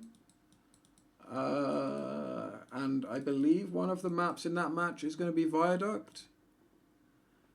Yeah, it's going to be Viaduct and Snake. And Snake sucks, so I don't have to care about Snake. But I'll probably watch some of Backyard Bullies like previous games. And then on Wednesday itself, I will do an evening stream. And I will be watching that Backyard Bullies Evil Guys game live and on demand on pay-per-view, minus the pay-per-view part. But yeah, I will do like an evening stream and watch that game as it happens, which should be pretty chill. But yeah, I guess that's pretty much the stream for today, guys. My voice is kind of going, so yeah, I guess I'm gonna keep this outro short and sweet. Like, just massive thanks to the support, like for everyone. I can't even speak. Massive thanks, like, to all of you for the support, man. Like, the guys gifting subs, like Jamie TF, like Ibs, who's not here anymore. Like, who else was there? Piggles, like Sniper Main, Buttnose, Kunu, like Mac TF with the one gifted, like Doe with the one gifted, Procky with a bunch of gifted, like, apologies to anyone that I'm missing, News with the 5, like Alfie with the 5, Strawberry with 5+, like, yeah, it means a lot, guys, honestly. Maybe when all this crazy land stuff is over, we can go a little deeper beneath the surface and talk about like where I've been for 2 years and shit like that. But for reasons that can remain anonymous for now, the support is overwhelming, to be honest with you. But yeah, obviously thanks to everyone who watched as well. Like, thanks to everyone that just sat there for hours on end listening to me just talk at my computer. It means a lot. It means a lot. So yeah, much love, guys. Much love. Thank you for so much for tuning in, and hopefully I will see you tomorrow. But yeah, bye bye for now.